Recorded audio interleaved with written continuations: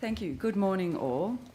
Welcome to the first hearing of the Committee's inquiry into the Climate Change Net Zero Future Bill 2023.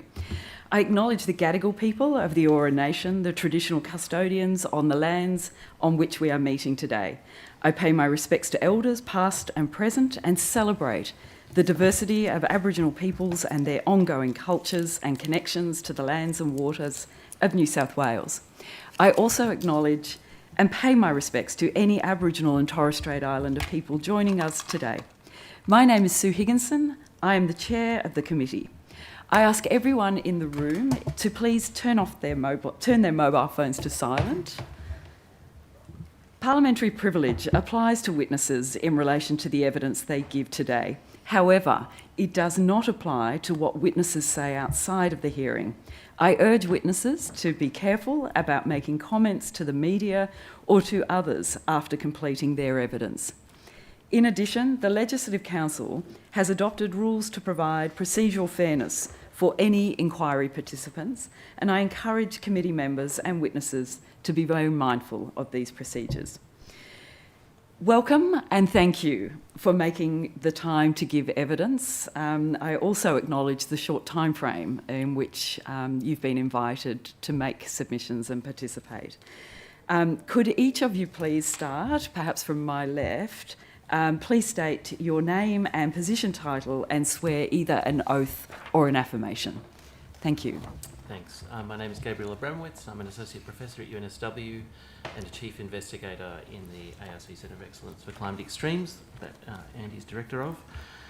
I solemnly, sincerely and truly declare and affirm that the evidence I'm now about to be given by me shall be the truth, the whole truth and nothing but the truth.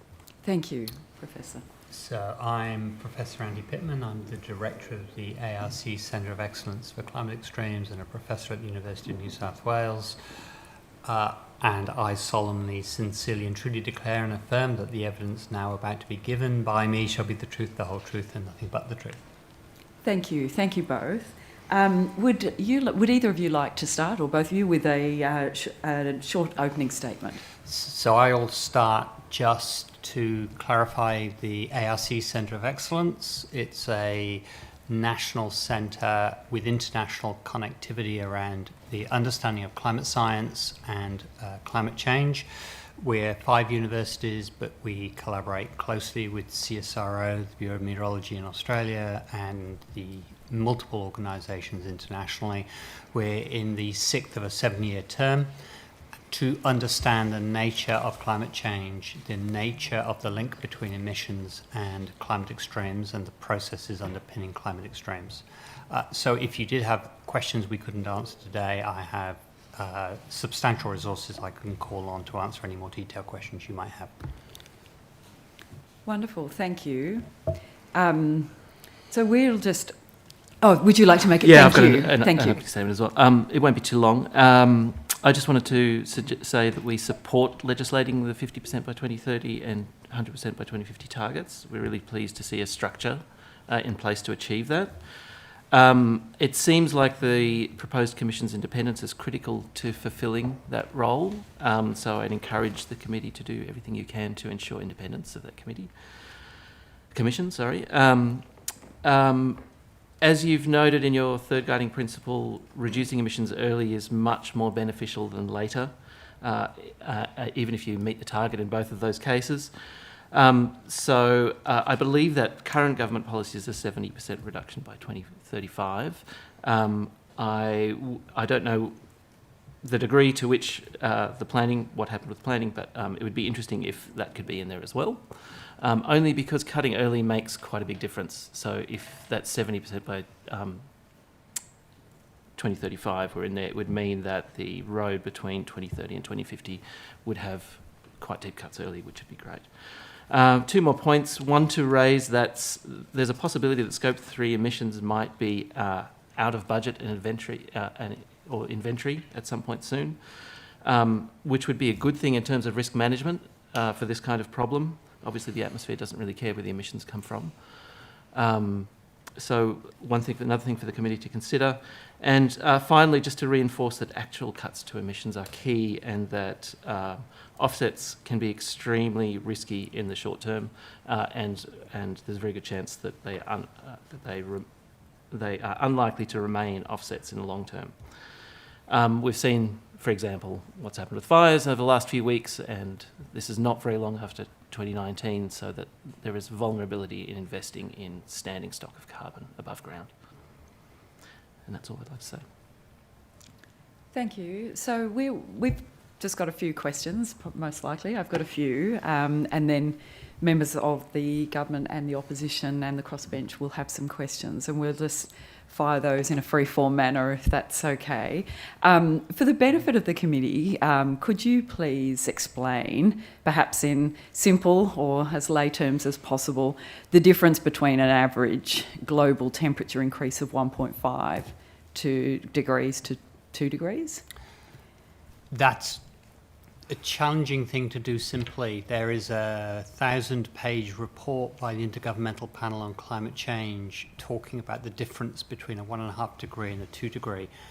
The short story is every tenth of a degree does harm, and if you could limit warming to 1.5 degrees, the scale of the extremes we are likely to experience will be substantially smaller on average over the Earth as a whole than if we warm to 2 degrees. But I'm afraid you're too late on 1.5 degrees.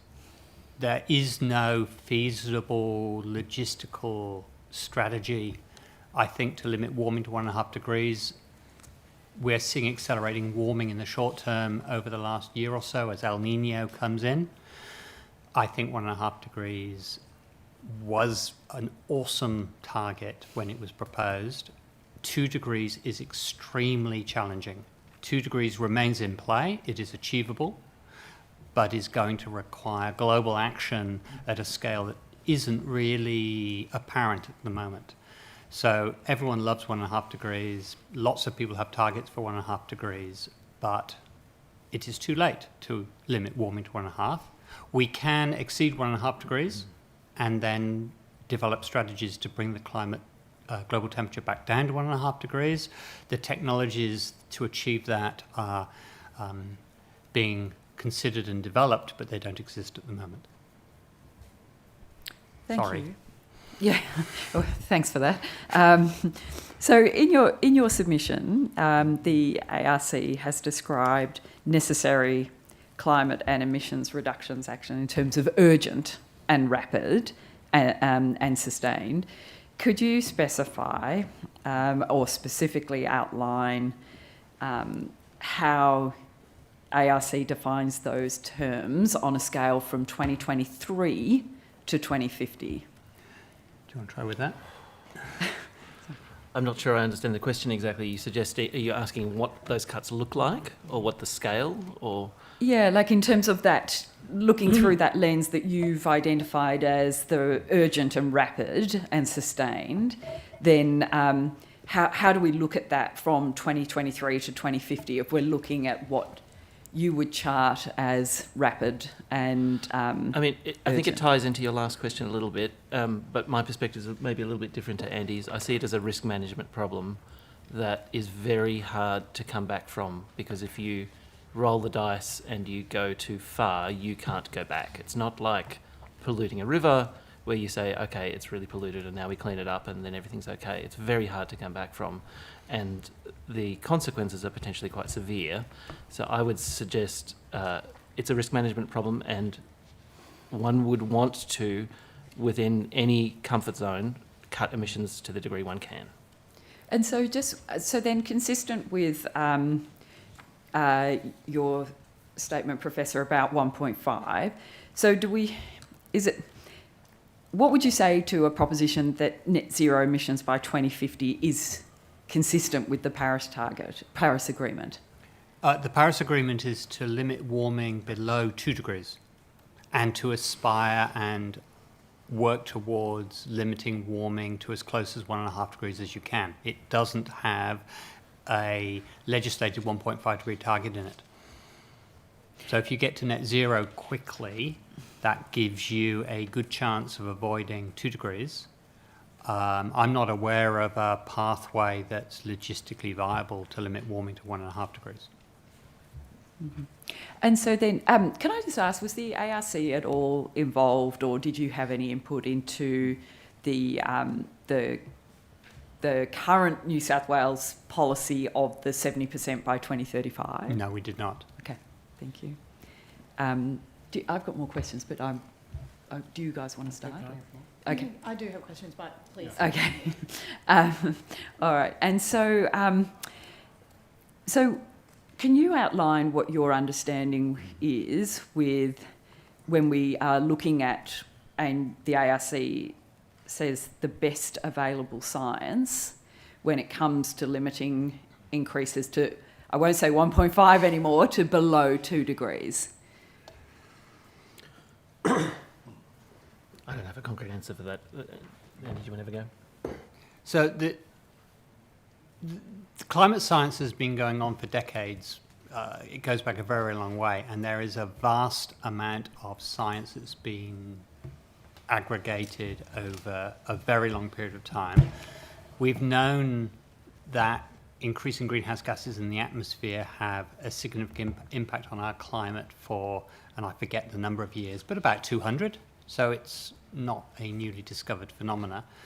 And over the last decades, there has been a vast amount of science done that all link increases in greenhouse gases in the atmosphere to both emergence of extreme events that have not been previously observed, amplified risk of tipping points, for instance, collapse of ice sheets, failure of ocean currents, vulnerability of reef systems, and so on. And the amount of evidence now is, it's not controversial at all. And that all points to the rationale behind the Paris Agreement, which is we have a clear and present danger from climate change, and the solution to that is to very urgently and deeply cut emissions. I have the view that a lot of the emission reductions targets are not necessarily scientifically directed. They are politically well informed. The science said in 1990 that we had to deeply cut emissions, and it's a really challenging problem, and it didn't really happen, and that leads to the consequence that as the clock ticks, the urgency and the depth of the emission reductions becomes more and more challenging. And we're now at the situation where it's literally all hands to the pump in trying to reduce emissions. Everybody has to pull their weight in reducing emissions, and it's really welcome that the New South Wales government is looking at doing that quite aggressively. And so then on that point, in your submission, I suppose it's going back to that initial premise of rapid and as quickly as possible. You make the point that you urge to make every effort to strengthen the cuts in emissions urgently, both in terms of timing and depth. Yes. So that's something that you would maintain. And I think you're suggesting that perhaps these targets are not science-based. They are more based on something perhaps ambitious or whatever that is, but something that's not scientific. The science would say you have to get to net zero in 2000. And we were saying that at the time. It's not that we've suddenly thought with hindsight we should be cutting emissions. The Intergovernmental Panel on Climate Change have brought out many reports with a roughly 6-year cycle and have just become increasingly precise in the urgency and the depth to which emissions have got to be reduced. So the reason we strongly support deep and urgent reductions is not a new thing. It's the language is becoming stronger because jurisdictions around the world have not urgently and deeply cut emissions. If that makes sense? It might also be worth going back to a point that I made in my opening statement there, that meeting a target, however you meet the target is quite important. If you were to meet a net zero 2050 target by cutting very early, that could be twice as beneficial in a risk mitigation sense as doing it all towards the end, because the amount of carbon that you've emitted is actually much less. Sure, by 2050 you're not emitting any more, but it's about the amount, the total that gets emitted, because it just joins the global pool. And so I suppose does that go to your evidence that the 70% by 2035 is actually an important... Yes. Yeah. Yep. So just on that interim target, do you think that in terms of marrying sort of legislative or political ambition with science, it is important to have those stage targets? I say it only because cutting earlier is always a good thing.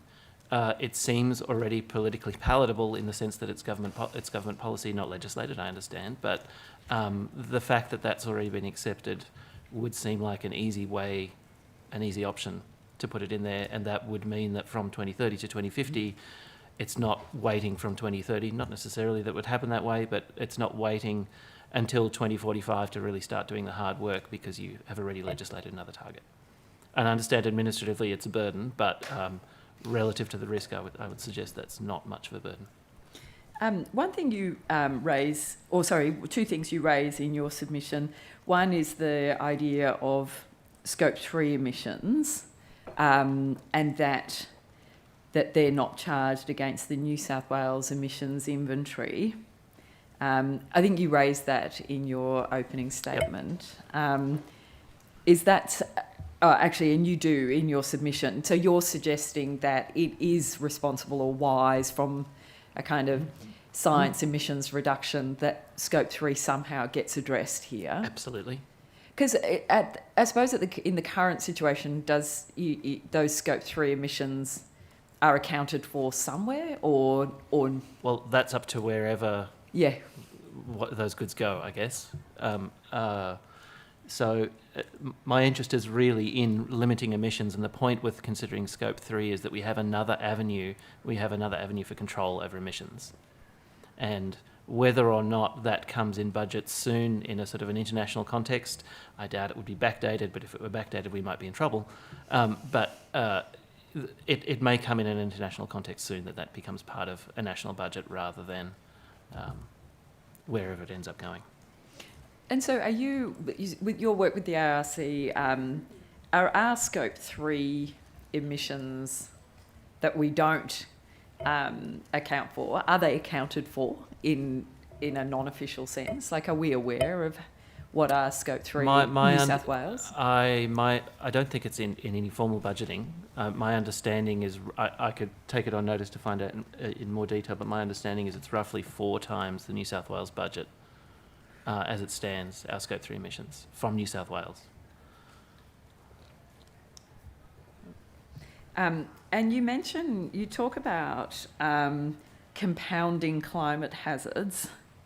Can you explain that a little bit, please? Apologies for the terminology.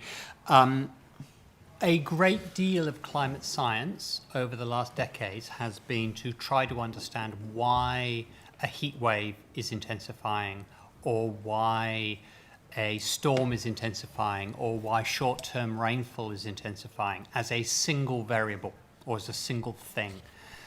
The insurance industry is very well aware that most catastrophic damage is caused when several of those things occur simultaneously. So classically, a major storm that generates a lot of rainfall has less effect than a major storm that generates a lot of rainfall simultaneously with extremely strong winds. And it's much, much more complex to understand how climate change is affecting the risks of co-occurring events in contrast to a single event. So a lot of work in climate science is now focused on how does climate change weight the dice towards more risk of coincident extremes. So heat waves co-occurring with drought, storm surge co-occurring with a king tide. These things compound the risk very dramatically to generate extremely negative outcomes. And for example, the Lismore flooding, it was a compound event because had the catchments not already been saturated, the scale of the consequence of the rainfall events would have been smaller. So for the poor climate scientists, we now have to understand the probability and magnitude of the rainfall event within the context of what the state of the catchment will be when those events occur. And that's a much more challenging problem. But those things are emerging globally rather dramatically. And so we are seeing a lot of really catastrophic extreme events that are the confluence of multiple extremes co-occurring in a location. Just to add to that, another way to think about that as well is the impact it can have on infrastructure. Is that you can imagine that most vulnerability assessments for particular pieces of infrastructure think about the risk of flooding and what that would do to a road network or something like that. But we have very little assessment of what would happen if the road network goes out and the phone network goes out and the power goes out, and how the probability of co-occurrence of these things changes. That's the point, really, in addition to what you raised, Andy. Yeah. Thank you. Yeah, I'm from Lismore. I lived the event was quite incredible, really. Just and understanding that compounding factor. Yes, the catchment was saturated, but the actual rainfall event in the coming extreme days was unbelievable. Oh, that event was off the charts for climate scientists. It wasn't just for the local people. It was a truly spectacular event from the perspective of a scientist sitting in a university office. It was absolutely There were a lot of text flying amazing. around about rainfall records in various locations. So do you, from your expertise, whilst that is continually described as an outlier, it's possible, probable, likely that we will see more events like that? So the evidence now exists from multiple lines of evidence that short duration rainfall is intensifying at about 20% per decade. If you stop and think about what 20% per decade means, you get very nervous about the design of stormwater and so forth. But that's short duration rainfall. The Lismore event was extremely complicated, and you won't want me to go into detail, but it was initiated by the breaking of atmospheric waves some 1,000 kilometres southwest of Perth. And it then connected in extraordinarily complex ways all the way up the East Coast to be expressed in the form of the event that you experienced. We do not know if climate change impacted that event. We do know that climate change has the capacity to influence the intensity of the rainfall and the amount of moisture in the atmosphere, but that particular event was the compounding of multiple processes, and it will take years to unpick those to tease out the role of climate change. It could be very substantial or it could be limited. And just to add more broadly, there's you may or may not be aware that if you look at projections that come out of models, there is not a very clear signal in many parts of Australia about what rainfall per se is going to do, but there seems to be a much clearer signal about changes in the variability of rainfall. So increased variability, there seems to be a signal, which means more high extremes and more periods of no rain, basically. So are you, is there a kind of scientific, like, is there an attribution science that is used in what we were just talking about? Is that something that's developed? Would you say that we're advanced with understanding an attribution science? There's two kinds of attribution science, and I can send you briefing notes we've written on this if you would like, because it takes a lot of time to write them in clear English. There is a form of attribution science that asks, can we demonstrate that there is a warming signal or a rainfall intensification signal on average as a consequence of increased CO2? And that science is absolutely robust. It has been for decades. And we can absolutely definitively say, yes, heat waves are getting worse. Yes, rainfall is intensifying, and so on as a consequence of increased CO2 in the atmosphere. Then there's something called event attribution, which is not do events on average change as a consequence of increased CO2, but did this singular event respond to the increased CO2? that is rocket science. There's a major paper coming out from the Australian research community very shortly assessing which phenomena we can make clear statements about and which we cannot. And an event of the form of the Lismore event isn't one that we can make definitive statements about, in contrast to heat waves or rainfall intensification in general. So it's a very complicated area. The Bureau of Meteorology is doing a lot of really nice work on trying to create what's called operational event attribution, and many researchers around the country are working on that, and it's a major international effort.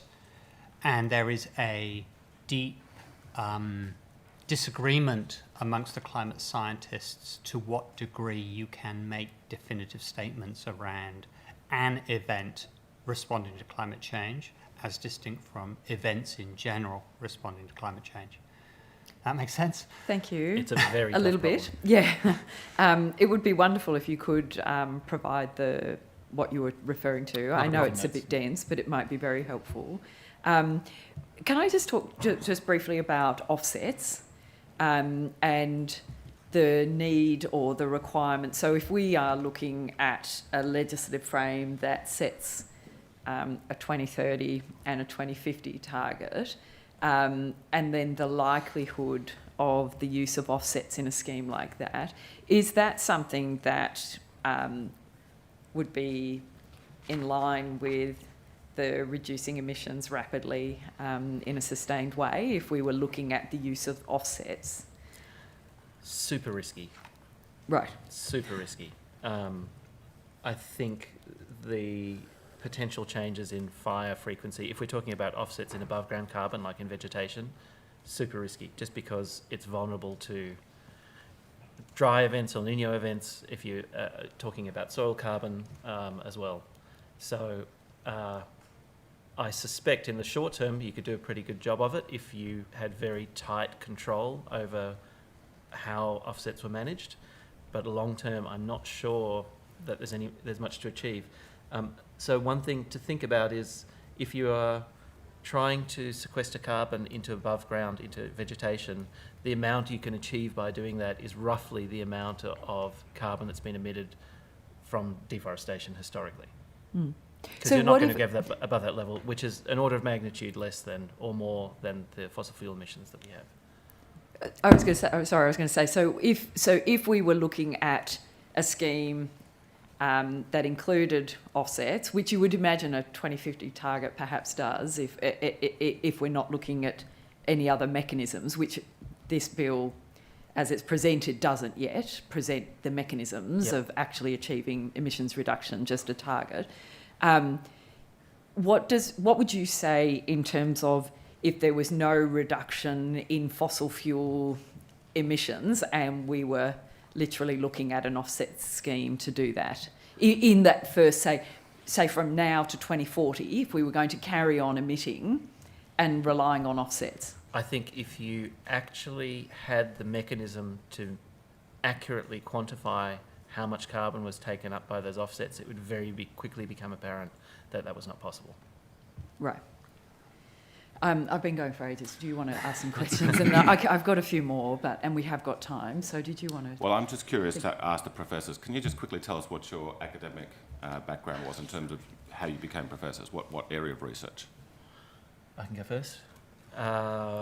So background undergraduate was many things. It was philosophy, then physics, then mathematics, postgraduate honours in mathematics, then a PhD in evaluating the land surface component of climate models. So trying to use a range of observational sources to try to understand when models actually give you inference about a natural system and when they just give you numbers. So that's sort of my background. Research has been broadly in evaluating models, not just climate models, but ecosystem models, hydrological models, trying to, again, understand the inference question, when you can use these models to understand the real world and when you can't. Thank you. I did a PhD in the mathematical modelling of terrestrial processes, so energy, water and carbon in land atmosphere processes, working within the climate modelling area. And then I've spent 30 years working on multiple aspects of climate, with an emerging interest in extremes for the last 7 years as the director of the Centre of Excellence. Prior to that, more average type processes when I was the director of a former Centre of Excellence. And now moving much more into trying to keep people honest in their use of climate information. There are some bad actors out there who are selling a lot of information to do with future climate that isn't defensible from a climate science perspective. Okay, thank you. So you write in your paper, the link between greenhouse gas emissions and global warming is unequivocal.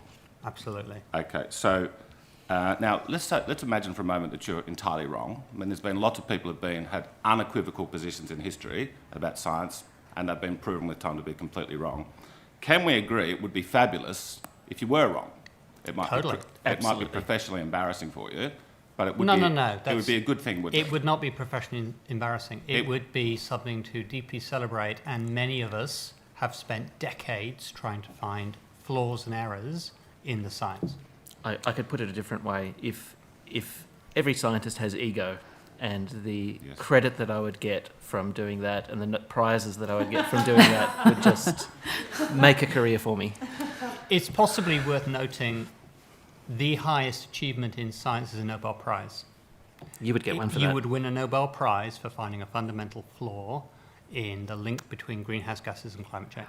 You don't think that the people who do have a sceptical view are suppressed? Absolutely not. In fact, quite the contrary. If you want to publish in elite journals, you cannot publish papers in elite journals that conform to the consensus. We all spend our time looking for flaws and errors in the standard paradigm. It's just you can't do that between carbon dioxide in the atmosphere and climate change because there isn't a flaw in that argument. And to go back a couple of points to what Andy was saying, it was actually, I think, 1896 that link was established between CO2 and warming. Well, like, I mean, my understanding, you gentlemen know more about this field than me, but the first person in the world to coin the term global warming was Roger Revelle from the Scripps Institute. Are you familiar with Roger Revelle? It may well have been, but Well, I mean, there have been several... Al Gore is the one that kicked this off as a political issue in the early 1990s, and he had no qualifications in atmospheric science. He said, I'm copying what Roger Revelle says. He quotes Roger Revelle endlessly in his movies and books. Roger Revelle did seriously look into this issue from 1957 onwards with cooperation from the US government, governments all around the world, including Australia.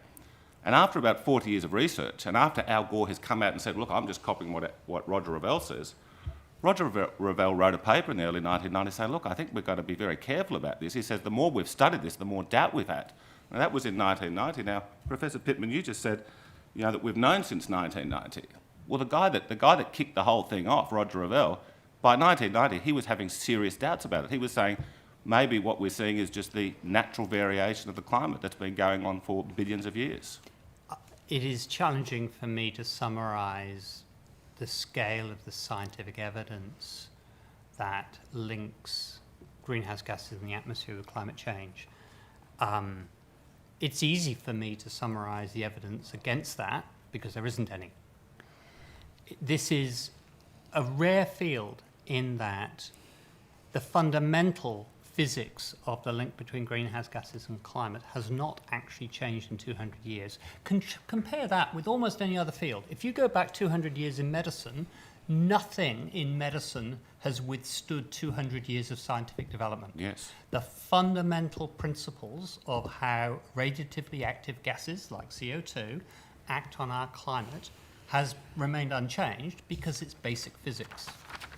And you might well be able to find individuals that have views that are nuanced, but you are truly on the wrong side of history if you want to prosecute that case. Okay, well, if you're right, and if the world is heading... This will be my last question, Chair. I was going to say, can it be a question, Yes. Mr Ruddock? Thank you.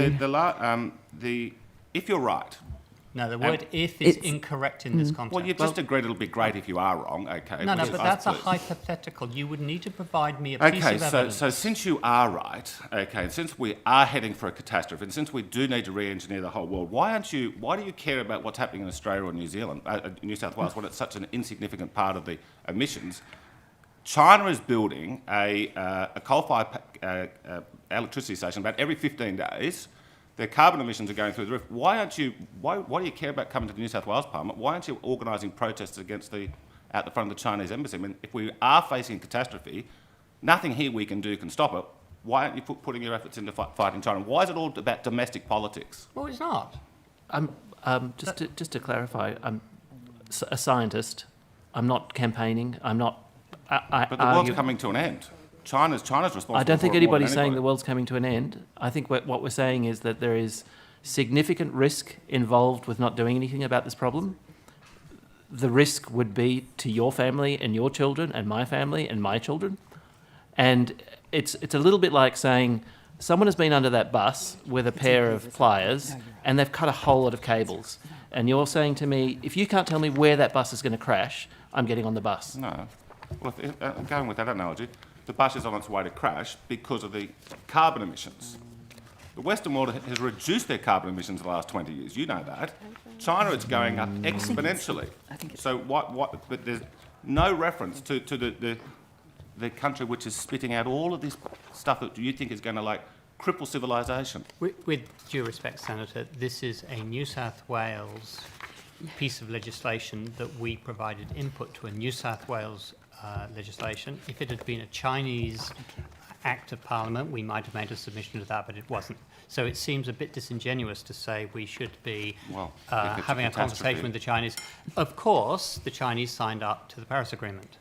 They're ignoring it. And I would suggest to you their investment in renewables to transition off fossil fuels is a really quite impressive engineering effort. That dwarfs our own. So it's not that they're ignoring this problem any more than the US. I think they're making a lot of money. Can I just, I'll finish. if it's okay, Thank thank you. Can I just please remind the members that under our rules we have a very clear statement that all witnesses will be treated with courtesy at all time, and I think that extends to really not badgering the witnesses. They're here on generous time through invitation, and thank you, Acting Professor and Professor. And do we have any other questions? I ask two hopefully courteous questions. Thank you. Thank you As a very New much. South Wales Thanks, Tom. parliamentarian, in terms of this New South Wales Act, can I simply say, Professor Abramovich, you raised initially in your opening statement a comment in relation to the guiding principles, Yes. Clause 8.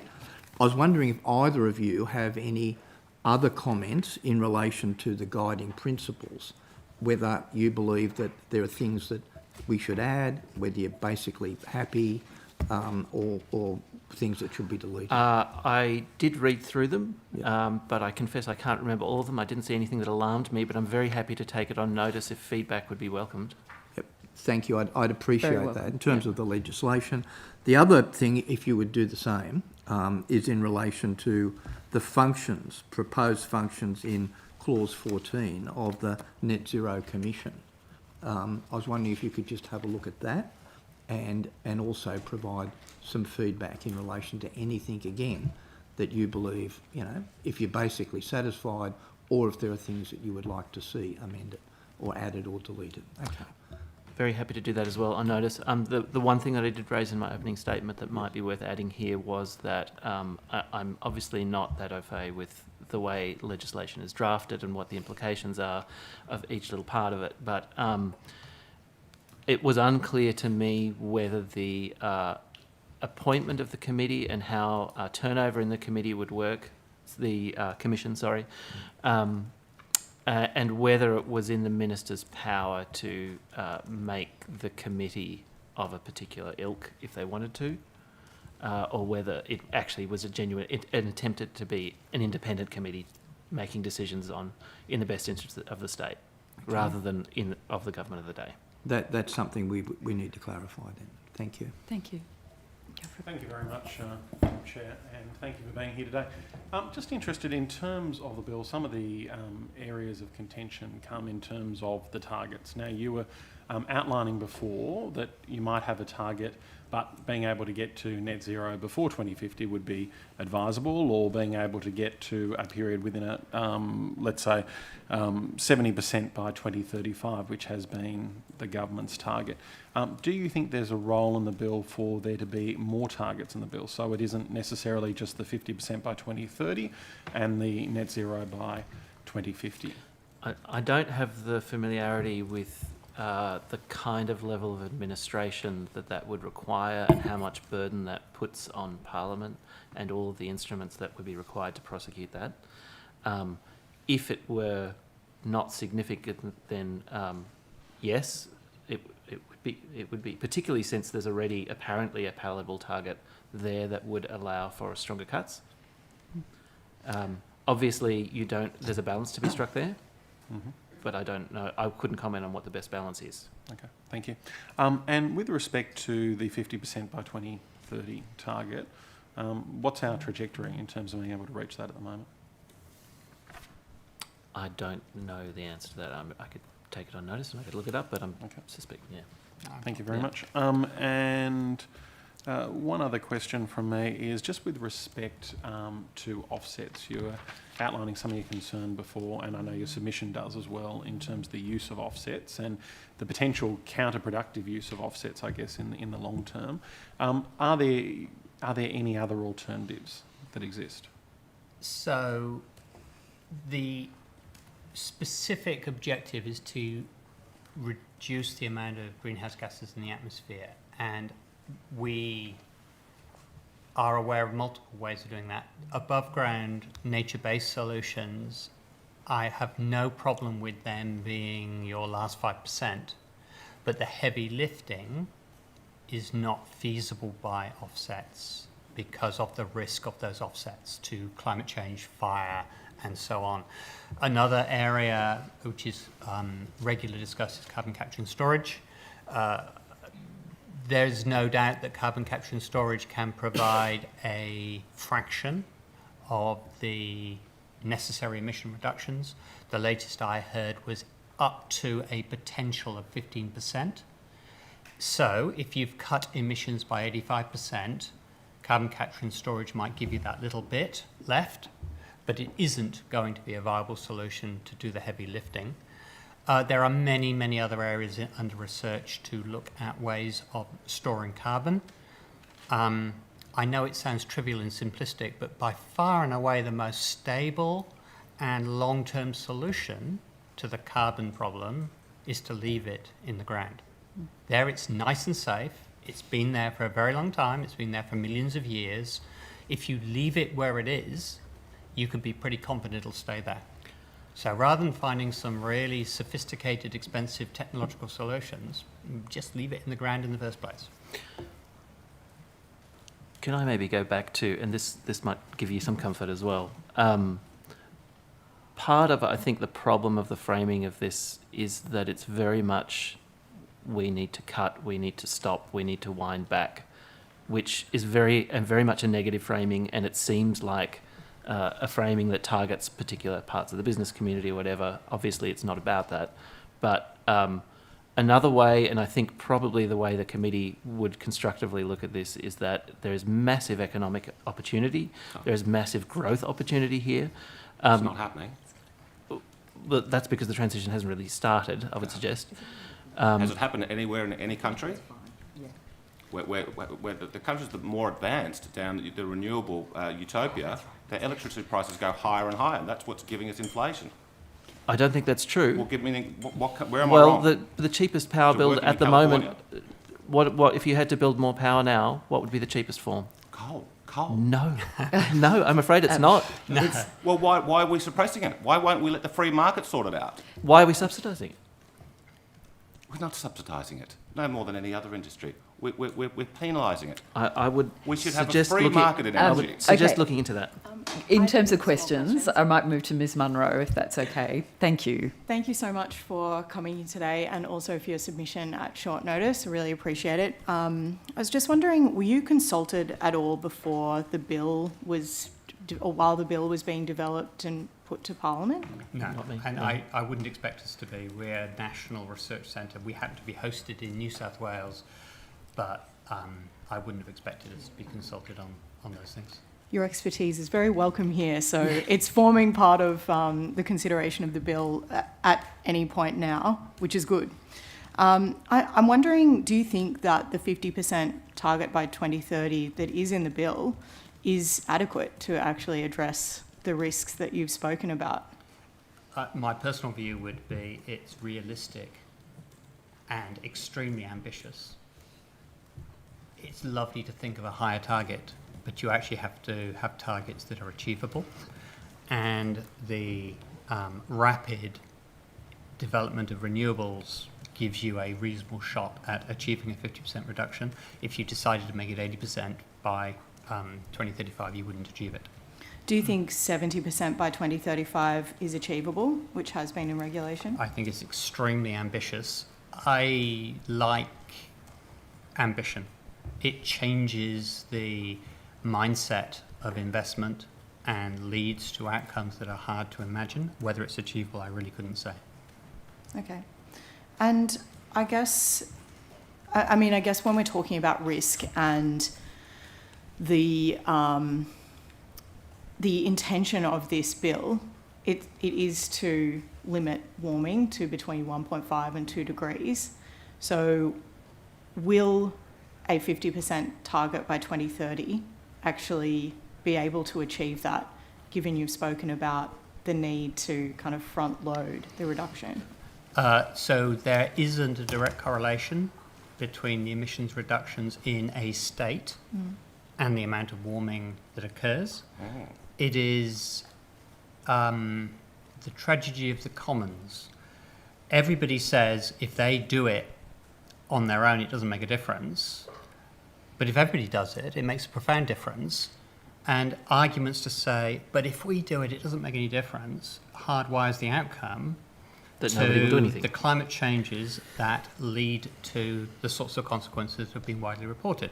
So it is disingenuous to say just because we do a little bit, it won't make any difference. If we use that argument, we would never have sent troops to Afghanistan, for instance. We are not a global heavy hitter, but we are an influential country, an influential state, and what New South Wales has done in terms of renewables has been noted globally and has led to a flow of capital into this state. Economically, it is hugely beneficial to the state to lead in these directions because it generates wealth and jobs. Do you think that we risk losing that lead if we are less ambitious and we're actually winding back the ambition that we sought? Absolutely. The flow of capital globally, the viability of the insurance industry, the viability of the reinsurance industry to insure the insurers, that is all a global market. And if the New South Wales government is lacking ambition and is seen to be not doing its part, there is a substantial risk around investment and the viability of insurance and reinsurance in the state. Thank you. I think Mr Buttigieg has a couple of questions from the WebEx. Can I just ask quickly though, are you aware that the 2035 70% target is in fact currently in regulation? It is actually a set target in New South Wales? I wasn't. No. Okay. Mr Buttigieg. Thank you, Chair. Can you hear me? Yes, thank you. Oh, good.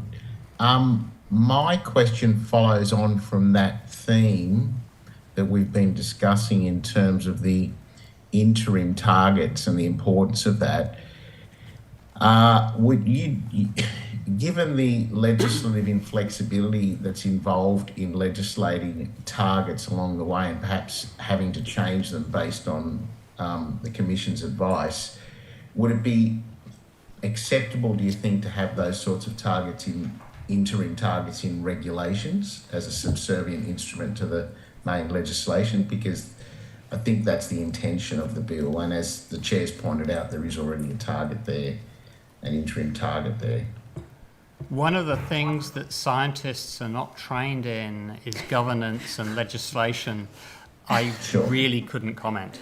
I did try to make sense of that. My understanding was that the Commission could be involved in setting interim targets. I could not tell you what that meant in terms of how binding that was, or whether that was just a recommendation. Yeah, I mean, the idea is that that we would take the advice of the Commission, put it in regulations which are enforceable, but the overall sort of long-term target would be enforced in legislation, but the regulations for the interim targets would be met, obviously. The other thing I wanted to ask you, just in relation to the discussion surrounding Mr. Ruddock's questioning, presumably there's been any number of independent studies which have collated the relative weight of evidence that climate change is in fact a real and present danger. I mean, there must have been studies just purely on data collation of the volume of evidence for and against. Could you maybe just enlighten us as to some of those? I'm going to answer that question outside of the scientific domain, just to try to give you a sense. The US national defence, the British national security, the Australian national security have all done a full-scale assessment on the science and have reacted to that by recognising there is substantial issues around national security to do with climate change. So it's not a bunch of scientists saying we have a problem. It is hardcore economists, financiers, the military. There were reports by the US military in the 1950s saying this is a substantial risk to our operations. It is woven into all elements of national risk assessment. There's been a very recent one done by Defence highlighting risks of climate change. These aren't greeny, touchy-feely environmentalists. When you have the military extremely concerned about the consequences of climate change, that's moved beyond a scientific discourse. But if you want the scientific discourse, the observational data is unequivocal in the ocean, the atmosphere, and on the land. And the scientific evidence from fundamental theory is unequivocal. And if we want to move to modelling, which we don't need to in this context, but the modelling is unequivocal too. You could also ask anyone who's hard-nosed in the insurance industry whether they think it's an issue, and why would they be spending huge amounts of money if they didn't think it was an issue. We've got a really good submission that sets out some of the risks and costs being made to this inquiry from the Insurance Council of Australia as well, which is... can I just ask, and we are running over time, we're really taxing you both here, but can I just ask, what do you, in terms of if we don't get to maintain 2 degrees, below 2 degrees, you know, what are some of the heaviest impacted industries and ecosystems and communities that we're looking at? What are the biggest impacts? Here in New South Wales in particular, if you could. So sea level rise is a major risk to many coastal communities and some coastal infrastructure, and that's kind of hardwired now. There's a limit to what we can do about that. That's going to cost the state a great deal of money. There are major consequences in terms of heat and heat stress that's going to require re-engineering of our communities, because people aren't very good when the temperatures exceed 50 Celsius, which they have already done in Western Sydney. So there are going to be multiple challenges around surviving and quality of life in our cities, especially with increasing humidity. And in fact, you may have heard speeches by Twiggy Forrest wandering around, very concerned about the relationship between heat, humidity, and economic productivity. Farming, the 1.5 or 2 degrees sounds unimportant to farming, except it's not a 1.5 degree on every temperature. It is a change in the variability. And you do not need very many days at 40 Celsius to kill a crop that is just germinating. So it's about the change in the nature of the weather in a warming planet that changes the economic feasibility of maintaining those systems. Fire is a substantive risk. Farmers can cope with drought if it occurs infrequently, but if it occurs frequently, the viability of some of those farming communities becomes challenging, which leads to an immediate impact on government, because you have to find solutions to those communities that were dependent on agriculture. There are many publications now demonstrating a direct correlation between heat and economic viability, particularly economic sectors that are outside.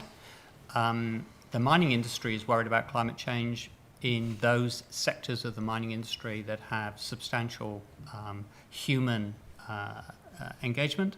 I could carry on. The short-term duration rainfall, for those of you who commute in Sydney, cause all kinds of trouble if you are getting much more intense downbursts. Insurance industry, there is no way, as far as I understand it, to run an economy if you don't have access to insurance and reinsurance.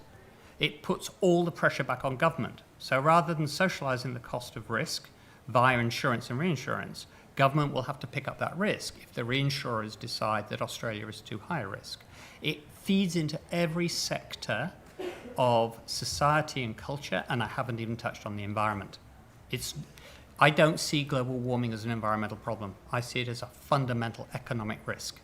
That is why the solutions need to be framed via legislation with a really careful eye onto the viability of an economy from a state that chooses not to act strongly in terms of emissions reductions. So, Professor Pittman, the chair asked you, what can we expect from global warming? I thought I kind of And covered the first thing you said was rising oceans. Now, we've been told that for 30 or 40 years. House prices on waterfront properties and beachfront properties have gone up exponentially. There's no hint that they're coming down. Would you recommend that people who have a property, a home near the waterline, would you recommend that they sell them? That depends on what you mean by on the waterline. If I'm on granite 3 metres above sea level, absolutely not. If I'm on a sand dune, yes, absolutely. But it's not happening. So those. Oh, it absolutely is happening. With due suggesting there's no respect, But the real estate prices aren't being affected. People want to live there more than ever. they are. So first of all, insurance typically doesn't cover action of the sea. Yet the insurance companies did pay out the damages in Coleroy, and that was almost certainly a major strategic error on the part of the insurance industry. So it is a myth that rising sea levels are not having impact on coastal properties. They certainly are around the world. I'd also suggest that's not a very good metric to measure whether sea level's rising. Property prices. Well, you've done modelling. You've both done lots of modelling. The modelling told us we were going to have much higher oceans than we've got right now. No, that's simply It's not factually incorrect. The rate of sea level rise that we are observing is first accelerating and is second consistent with the modelling that has been in the literature for 20 years. If it's so unequivocal, so how much has Bondi Beach risen since the year 2000? Now, that is a misunderstanding of the nature of global sea level rise. Well, there's only one ocean. Then It's all connected. It is all connected, but it does change. It does rise by different amounts in different places. Oh, okay. you may think of the ocean as a relatively flat surface. It is not. It has Yeah, I'm aware of that. orography like the land. So what you can easily see is an area of relatively high sea level move, or an area of low sea level move. And you have changes in atmospheric pressure because of changes in where synoptic systems happen, and you can actually have a mean sea level difference of tens of centimetres on average. So I take it that you're saying that Bondi Beach has not risen since 2000. No, so I'm where not- in the world has it risen? Half a foot or something. If you'd like me to take it on notice I would. and give you Yes. some information, it's I'd been like to take rising consistently for a long time. I would like to take you up on that, Professor. Excellent. It has Abramopoulos. mostly been thermal expansion. There has been some contribution from melting land ice, but it's mostly been thermal I'll expansion. look forward to But, your response. with due respect, Senator, the questions you're asking have been answered time and Well, that's time great. Well, and we can time answer it again. again. They were answered by the Australian Academy of Science. They were answered by the Royal Society. They were answered by the US National Science Foundation. They have been answered. I'm very happy to offer you personal briefings on the science. Yeah, let's do it. And we could take that up afterwards. Thank you. I'll take you up But, on that but offer. you and are asking my questions office that will have get in been contact with you, Professor answered Pittman. on the We'll have a record discussion, yes. many times. Thank you. And just to remind everybody, we all come to these sessions with very different views, perspectives, what and Parliament's about. levels of Not education Dorothy Dixit. and We've heard content. Dorothy Dixit from the other panellists. Parliament is about robust Thank debate. you, Mr. Alternative Thank you, views. Mr. Ruddock. Chair Shorley. Mr. Buttigieg, I think you had a final question. Look, Chair, I just wanted to clarify some ambiguity which may have been created by my previous line of questioning regarding the interaction of the regs with the parent instrument, the legislation. I think I may have misled the committee. The ambition is for the Commission to advise on the most appropriate interim targets, and then the legislation, the Act, will be amended to incorporate those targets. So it will be pulled up into the main legislation. I just wanted to clarify that for the purposes of the committee. Thanks, Mr. Buttigieg. All right. Do either of you have any final things you would like to say at this point? No.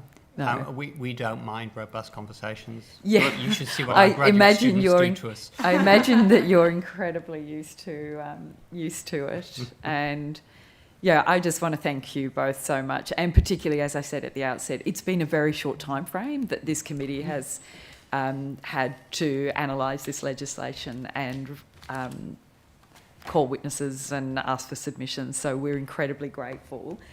Thank you for your evidence. The Secretariat will contact you in relation to the parts on notice that you've taken. And because it is a short turnaround, I think that there's a short time frame within which to respond. So I hope that that's not too inconvenient to both of you. And once again, we're incredibly grateful for your expertise and your time for attending today. Thank you. Thank you. Thank you.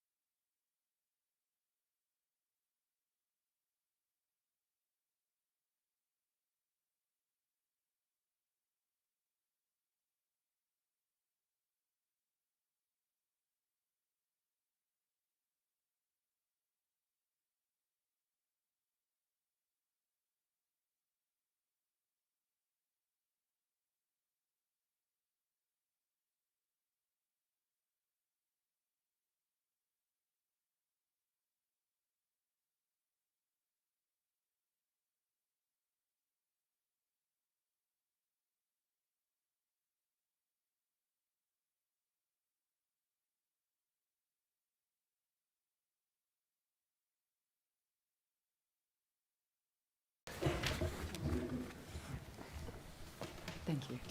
Welcome back, everybody. So welcome, and thank you for making the time today, Mr. Player, to give evidence. Could you please state your name and your position title and swear either the oath or affirmation? Yes, thank you. My name's Michael Player. I'm the New South Wales Policy Manager with the Property Council of Australia. I solemnly, sincerely and truly declare and affirm that the evidence now about to be given by me shall be the truth, the whole truth, and nothing but the truth. Fantastic, thank you. And would you like to start by making an opening short statement? Yes, I will. Thank you. Thank you. Good morning, Chair, Deputy Chair and Portfolio Committee members.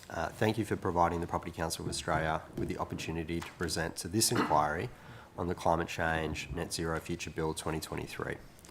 The Property Council and the Green Building Council of Australia have provided a joint submission in support of the Net Zero Future Bill, and together commend the New South Wales Government on taking action to decarbonise the state. The IPCC has made clear that climate governance is a key lever in the policy toolkit of governments to deliver greater emissions reductions. Enshrining a 50% reduction in net greenhouse gas emissions in New South Wales by 2030 and net zero by 2050 is central to achieving our commitments under the Paris Climate Agreement, and brings New South Wales into line with other comparable jurisdictions at a national and subnational level. The Property Council of Australia and the GBCA also welcome the establishment of the Net Zero Commission to independently monitor New South Wales's progress towards its emission reduction targets to ensure transparency and accountability. We understand the Net Zero Commission will provide advice on the emissions budgets for New South Wales, having regard to Commonwealth emission budgets and nationally determined contributions. It is our view that emission budgets in New South Wales should be set at an economy-wide level and sector level to ensure there is clarity over the scope and responsibility of the emissions reduction task ahead. We recommend the Net Zero Future Bill identify and define sectoral pathways to transition to net zero by 2050 in line with the Commonwealth Government's approach, covering electricity and energy, industry, resources, the built environment, agriculture and land, and transport. Setting emissions budgets by sector and defining sectoral pathways to transition to net zero will be critical in providing policy certainty to industry, government and the broader community, and help drive investments in low emissions and renewable technologies. Furthermore, creating alignment with the federal government's approach will ensure the Net Zero Commission's monitoring and reporting is consistent with a nationally harmonised framework. In line with the federal government's approach, extensive engagement should be undertaken with the Commonwealth, industry and experts to inform the development of the sector emission reduction plans. It's recommended the New South Wales Government, through the work of the Net Zero Commission, establish discrete sector-based advisory groups to ensure the emission reduction plans are robust, ambitious and achievable, with tangible actions for reducing emissions consistent with the state government's net zero target. This will also ensure that the sector strategies are accepted by the stakeholders they target. It's also critical that the appointment of the commissioners themselves provides appropriate sectoral coverage. Commissioners should have discrete sector knowledge and expertise to ensure practical and robust emissions budgets and transition pathways are developed for each sector. So thank you for the opportunity to provide an opening statement. I'm happy to answer any questions. Thank you very much, Mr. Player. So, yeah, look, the committee will just ask some questions, if that's okay, and we'll do it in a various random way.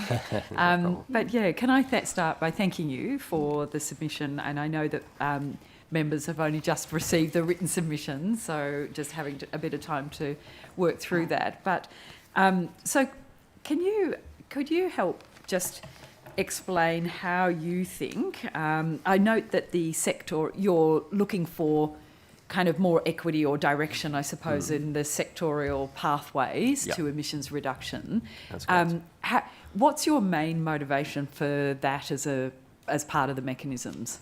It just provides a longer term certainty to the sector about what its role is and the national share of the emissions reduction task. I think what we've seen over the past is a lack of clear policy certainty from governments in general, not from this government, but a clear lack of policy certainty. Previously, both at the federal government level and at various state and territory government levels, and having a clear sort of enshrined target and then sector-based plans creates a clear signal to the investment sector, but also to the property sector specifically about what the trajectory needs to be. And then they can align their sort of plans with that trajectory. And does it concern you then if, say, if one sector is doing more heavy lifting in terms of emissions reduction, is that a concern for your sector? For example, if the fossil fuel sector didn't have to do a thing, or or agriculture and land didn't have to do emissions reductions, or got holidays from doing that for a certain period, would that concern your sector? Well, look, I'm not really in a position to, I guess, comment about other sectors. What I can say about the built environment is that it makes up 50% of, I think, what's the stat here? It makes up 50% of energy use and 25% of emissions in Australia, and really the buildings represent also some of the lowest cost emission reduction opportunities. So by prioritising the built environment, that frees up a national share of emissions for other sectors. And I think that's really what the focus of government needs to be, is moving actually to the targeted decarbonisation action plans for the built environment and other sectors.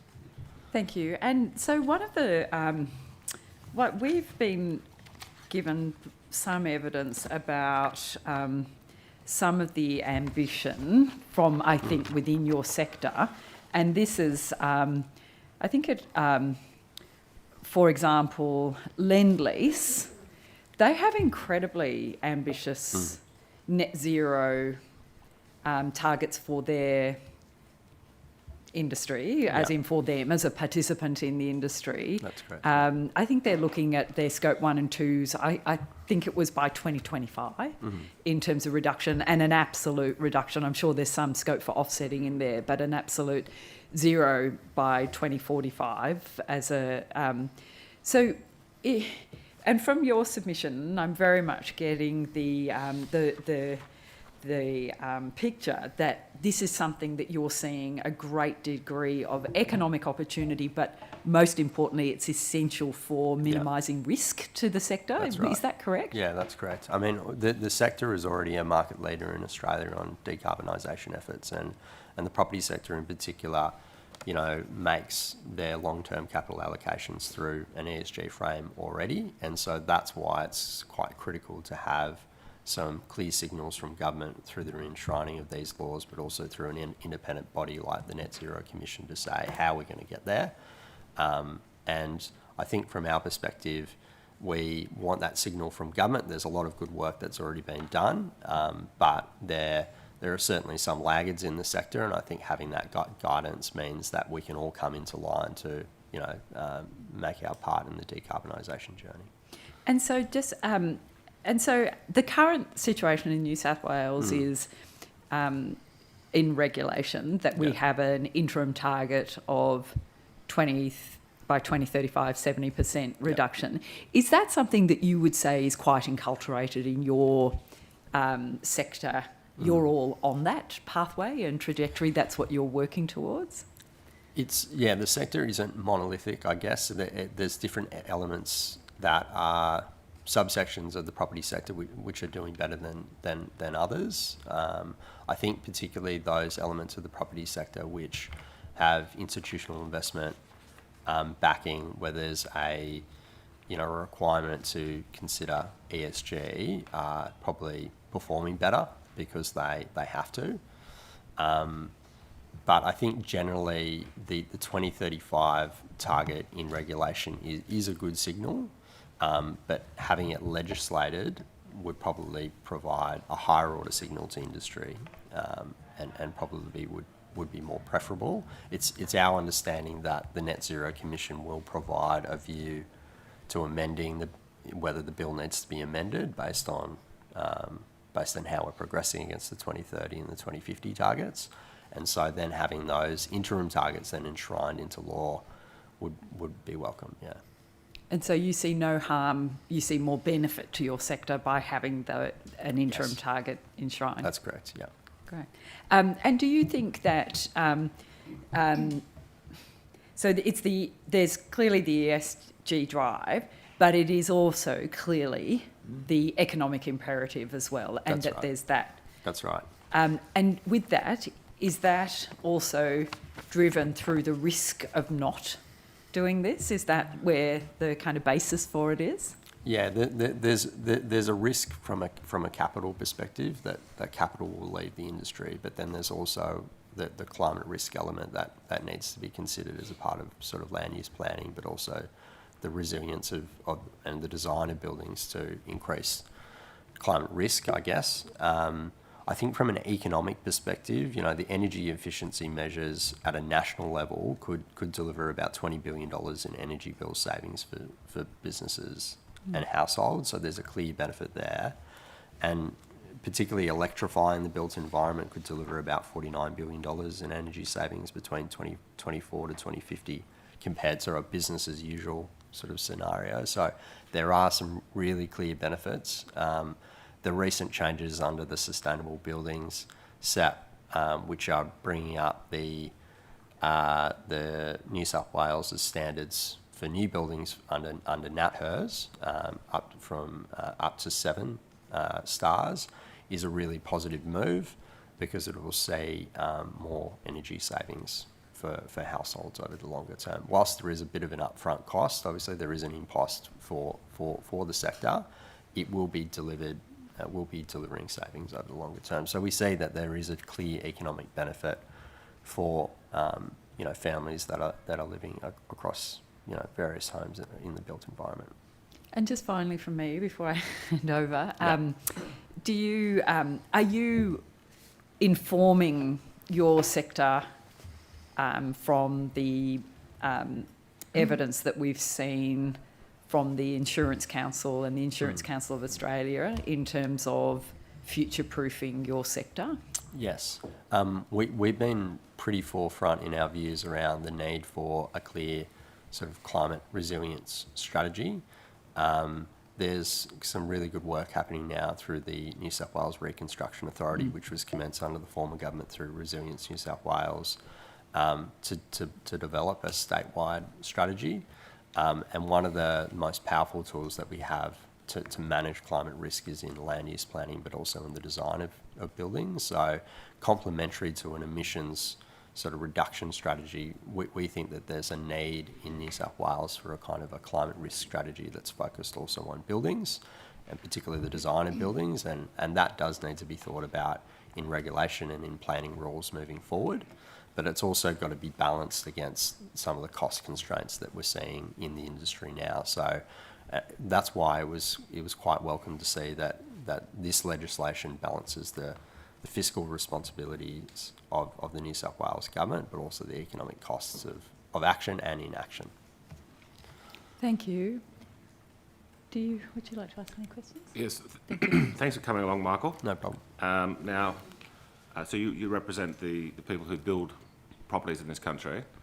Now, we have been told for 30 years that the oceans are going to rise because of global warming, but we're seeing in Australia and all around the world that coastal properties continue to go up very strongly in price. Do you think those people purchasing those properties are making a mistake? Look, there are probably people that are better suited to answer that question. Okay, but it is interesting that for 30 years we've been told that the oceans are going to rise, but the people don't seem to really care about it, do they? Which is interesting. Now you mentioned if let's imagine just hypothetically in the next 10 years that the consensus became that people didn't believe that carbon was actually posing any threat to the world and that it's junk science, and your sector could remove this decarbonisation program. How much do you think that would reduce the cost of new housing in this state? Look, again, I'm not a climate scientist. I'm not a climate scientist. No, sorry. But this is a building question. So, if you didn't have to worry about decarbonisation, if it just was not an issue, so because I know there's endless regulations that to build a new house, you have to do all these things. But if we didn't have to worry about it, surely the cost of housing would come down quite significantly. Look, again, either way, the energy efficiency standards that are being introduced for buildings actually deliver cost savings for families. You think and it's businesses. making houses cheaper? A house, the operational cost of running a home would still be cheaper, regardless of whether climate change would be real or not in this scenario, it would still But deliver what about savings. the building of the house? The upfront costs of building a house might be more expensive in the short term, but as those supply chains are developed and as those building practices are developed, those costs will come down because the supply will meet the demand. But it's pretty clear, the evidence is pretty clear that the energy efficiency savings that are delivered to households are, over the life of a mortgage, over a 25-year mortgage, will deliver quite significant savings. Okay, my final question is, you say that you want the New South Wales government to work with the federal government, the property and the finance sectors to accelerate the expansion of preferential financing mechanism, which includes products like green mortgages. What is a green mortgage? So things like green mortgages are where you get a discount essentially to the interest rate on a mortgage because your home is more energy efficient, and therefore because you're spending less on energy bills over the life of that mortgage, you essentially have more money to pay back on in servicing that debt. So it's recognising that it's actually cheaper to run a home which is more energy efficient, and so those are the types of sort of models that are being adopted overseas, and that we're seeing increasingly here in Australia as well. Thank you. Thank you, Mr. Player, for your attendance today and for your submission. Just interested in terms of, we've spent a little bit of time this morning on offsets. Yep. And with the property sector and construction, it's seen that anywhere between 35 to 40% of carbon emissions come out of construction. I know that cement accounts for about 8 to 10% of global emissions when it comes to carbon. So some of these are very hard to ameliorate, at least at this stage. How much in terms of your path to net zero relies on offsets for the property sector? Well, our view is that there's, the pathway is reduce, eliminate, compensate with offsets sort of at the end. Reducing carbon, embodied carbon in buildings is really your first step. So looking at the design of the building, looking at the materials that you're using, all those sorts of things are ways to reduce the embodied carbon. Then looking at the operational life cycle of the building, ensuring that it's powered by fully electric fossil fuel energy is the second, and then whatever else is left over you should offset. The embodied carbon piece is still very, very hard. There are still not the developed supply chains that we need to completely eliminate embodied carbon in buildings, and offsets is a way to deal with that. But I think thinking about how we design buildings definitely goes a long way to helping reduce the embodied carbon profile. I probably would say as well that the New South Wales government and many governments across Australia have a really important role to play in the embodied carbon space, particularly from an infrastructure perspective as well. They have a lot of purchasing power, so if they set a carbon baseline for the infrastructure that they're building and seek to get carbon through their competitive tender processes below a certain baseline, then that delivers a better outcome overall. And again, it's less carbon in the national share of the budget that we have to reduce later on. So it is a difficult task, but it's something that's not completely insurmountable, and with real focus on reducing upfront embodied carbon, I think we can go some way to getting there. But the New South Wales government, I think, has an important role to play in setting some leadership in the space. Thanks, Mr. Player. Yeah. Now, in terms of a submission made by one of your, I won't say competitor organisations, but one of your cousins, so to speak, in the peaks in the property sector. Yeah. So the EDAA called for a new clause, 88H, that recognises the basic human needs for food, water, air and housing in terms of the objects of the bill. And that, is that something the Property Council would support or sees as being needed as well? Look, I'd probably have to take that on notice. Sure. Happy for you to come back to us with your perspectives on that. Of course. And with respect to your submission, one of the things that you advocated for, and there was, and I quote, green door policies which would provide expedited or prioritised review and approval of development applications associated with more sustainable and higher performing buildings. Yeah. Just interested in you to outline how you would see that potentially working and what mechanisms in the planning system could be used to have that worked out. Well, I think particularly that alongside density bonuses as well, I think are particularly powerful incentives. So, there's a lot of, in the city of Sydney, for instance, there's a lot of buildings that, and even outside of the city itself, there are a lot of buildings that are built to a very high Green Star rating, except that's not necessarily recognised through planning policy, that they sit as higher order buildings in terms of their performance than others. So I think the way that you could do that is seeking to accelerate assessment of those projects, of those development applications. You could dedicate more resourcing potentially to assessment of those applications. You could have dedicated teams that look at those sorts of things. There's a number of different ways that you could kind of do it, but I think do you think this would require sort of a dedicated green building SEP or the like? Or you could potentially do it that way. Yes, I think it's more about recognising that. We're going to have applications of all sorts of plans that come through council and at a state level. So I think it's about prioritising resources towards those buildings that are delivering a higher sort of decarbonisation outcome for the sector would be my response, yeah. Thank you. Thank you so much for coming today and for the submission.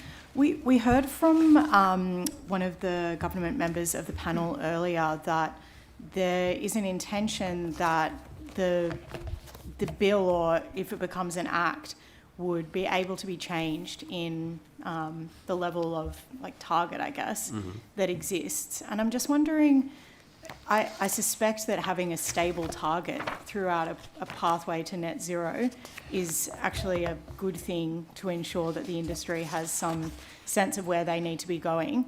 Do you think it would be, it would make your life and your members' lives more difficult if there was an opportunity to shift that target in the lead up to 2050? I think the regulation already exists for the 2035 70% target, so that there's that strong signal there already. I think there does need to be some flexibility there, I guess, for the Net Zero Commission to assess how we're performing against those targets and adjust them. But again, I'd go back to my point about certainty. If we're providing industry a clear signal that New South Wales is one of the leading jurisdictions to decarbonise, then that provides industry with confidence to invest. So I think translating the regulation into legislation when there is a degree of certainty from the Commission that we can meet those targets, I think is important.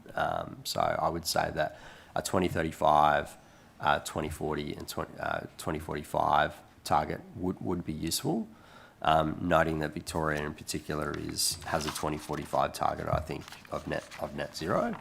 But I think, as far as I understand, it's pretty common practice around the world to start introducing legislated interim targets. So, yeah.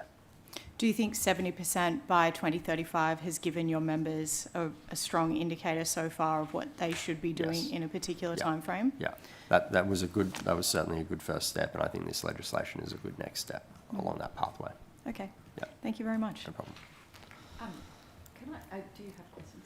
Oh, just two, if I can. You may wish to take them on notice, and I'm asking all witnesses this. Yep. The first one is, in terms of the Clause 8 relating to the guiding principles, are there any issues other than those that are here, or ones that are here that you may strongly disagree with, or are you basically satisfied with those guiding principles? Yeah, we're satisfied with the guiding principles. I think we detail in our submission that the guiding principles, and within the section that refers to the Net Zero Commission specifically, should identify the sectors that will be targeted and define the sectoral pathways for those in the legislation. We think that's quite important. Sorry, sorry to interrupt, but No, that's all right. I think that was my next question. Yeah, to you, and that was precisely that, in terms of the Net Zero Commission, the functions of the Commission, Clause 14. When you talk about for the sectorial emission reduction plans, do you think that for example, Section 2, it says that the Commission will advise and give recommendations to the Minister about how to give effect to the guiding principles of New South Wales, that the proposed, such as by sector emission reduction plans, that should be there, or do you think that should be in a regulation, or should it be acknowledged by the Minister in the House? How do you see that? It should be in the legislation, yes, yeah. And I note that at the federal government level, they've kind of defined those sectors. WA has defined their sectors in line with the Commonwealth as well. And so having that nationally harmonised approach through legislation, I think, is really, really important. And the more states and territories that sign on to that sector-based approach will just provide greater certainty to the Thank you. Do you mind if I just quickly add one thing? Yeah. I guess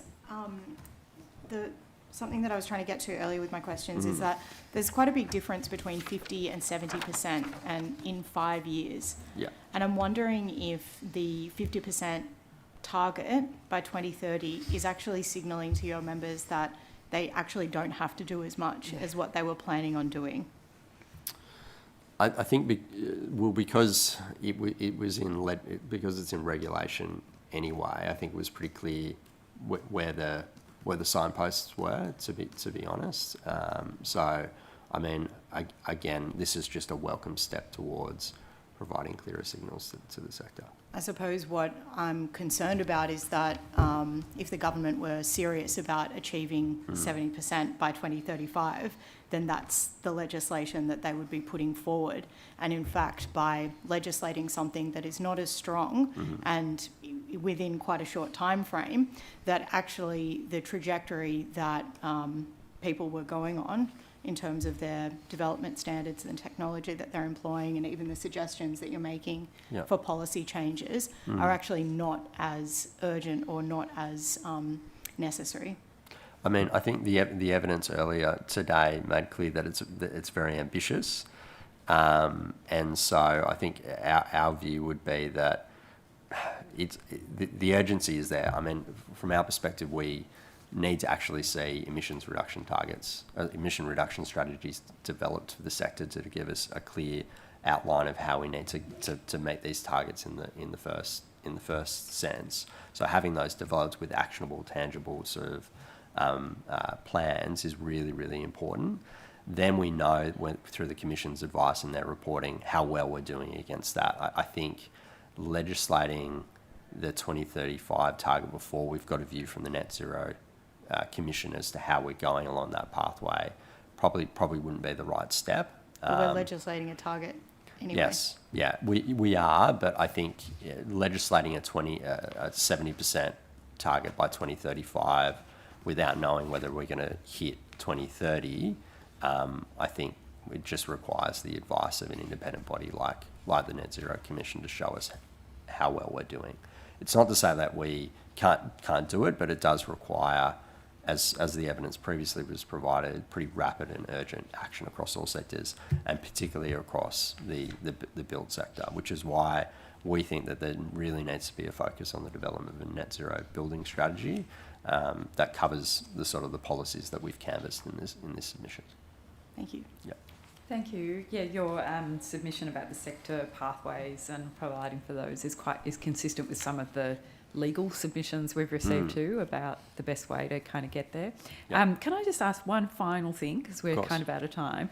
Just wanting to know about, do these targets, wherever they're set, but ambitious targets and getting there as furiously and fast as we can, does that have a relationship to the innovation in building technologies and building materials and those carbon negative type materials, whether it's hempcrete and those kind of things that we're hearing about? Yeah, it does insofar that it flows down into regulation, into planning policies, into construction codes, all those sorts of things, which then create conforming practice for the market to follow.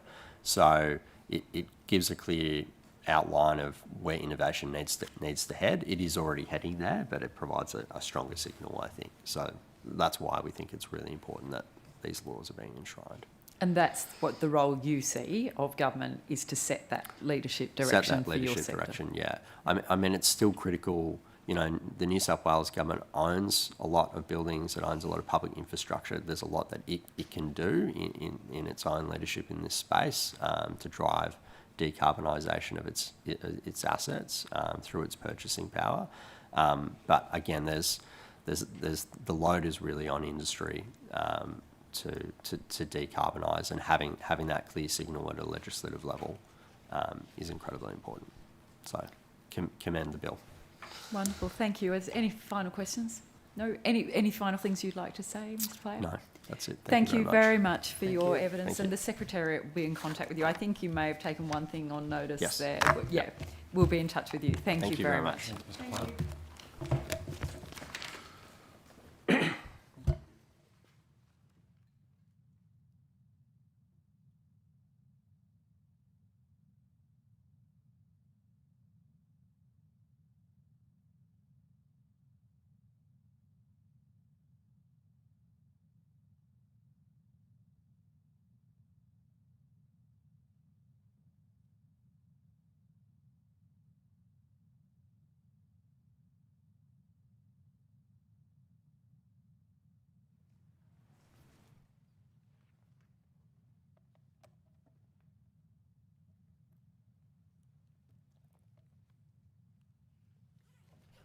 Right, are you ready to keep on?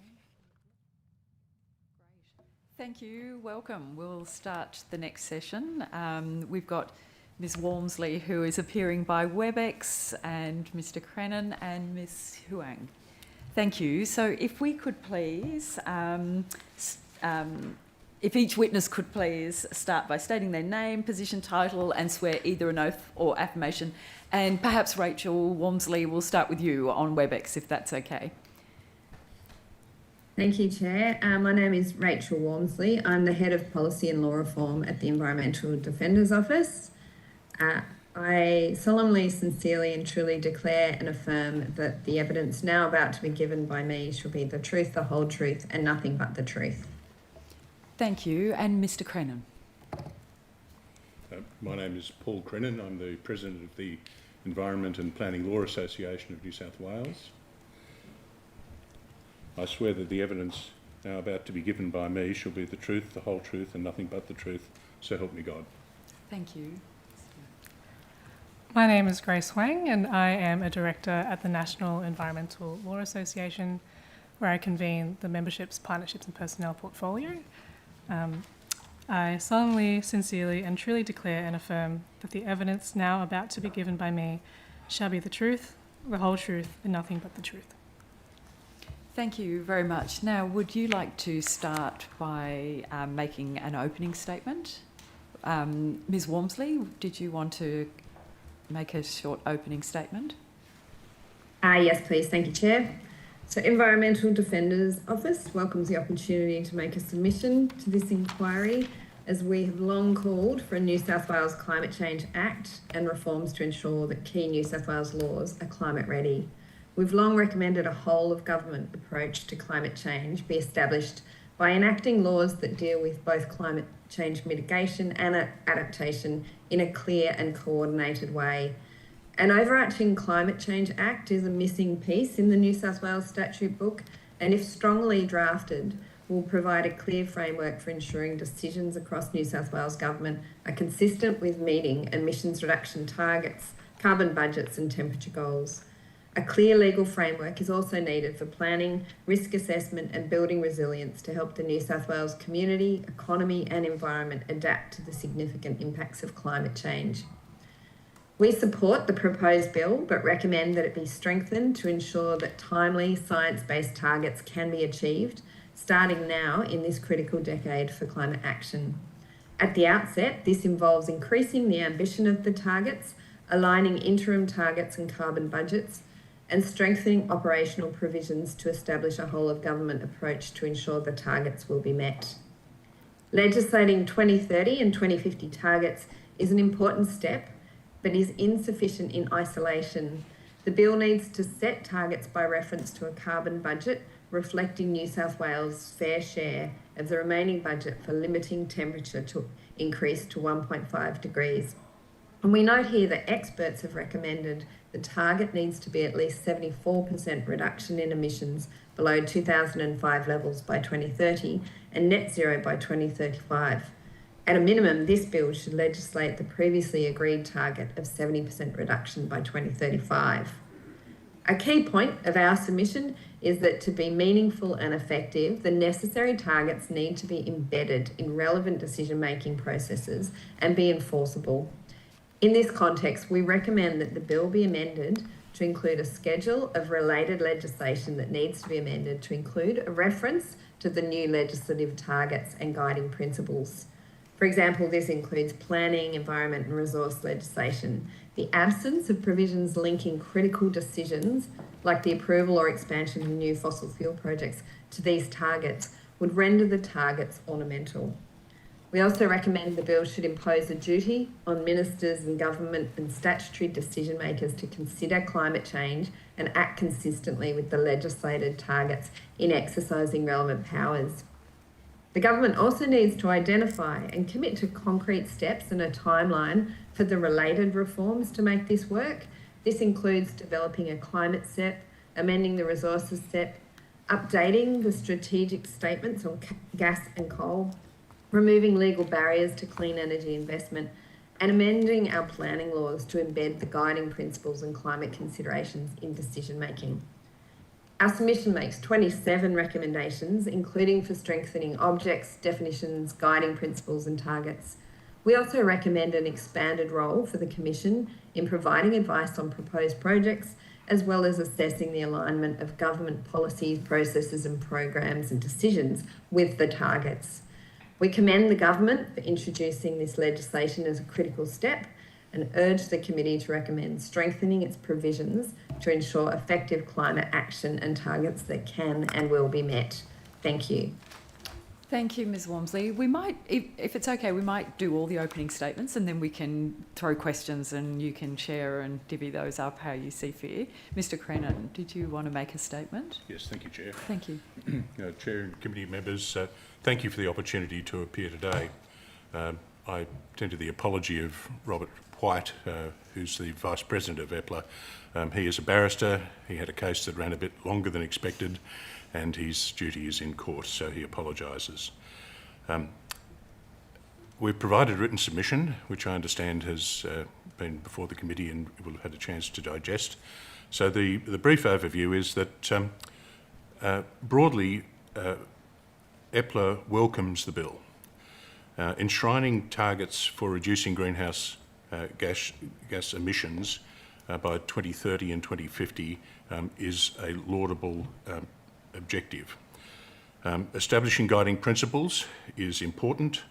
The creation of the Net Zero Commission, including skills-based appointments, and a substantial scientific and technical skills membership is also important.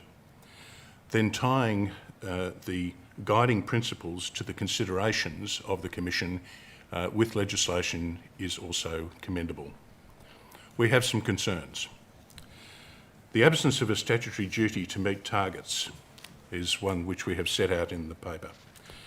EPLA suggests that specific duties be imposed upon the Minister and cites some examples of comparable legislation in the UK and in Victoria as opportunities.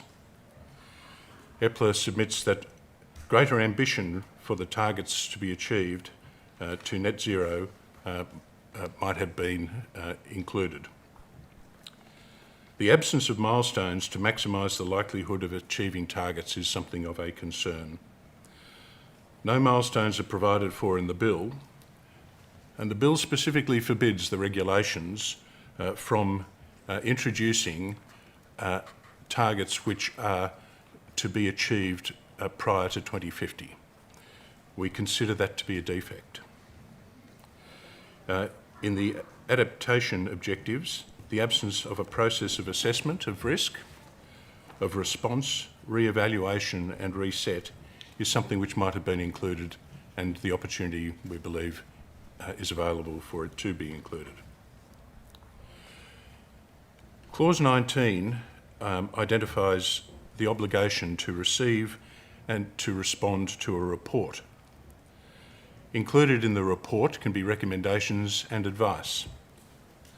The response is to be tabled to both Houses of Parliament, and it is to identify if a recommendation is accepted, what will be done about it, and if the recommendation is refused or noted, then reasons must be given.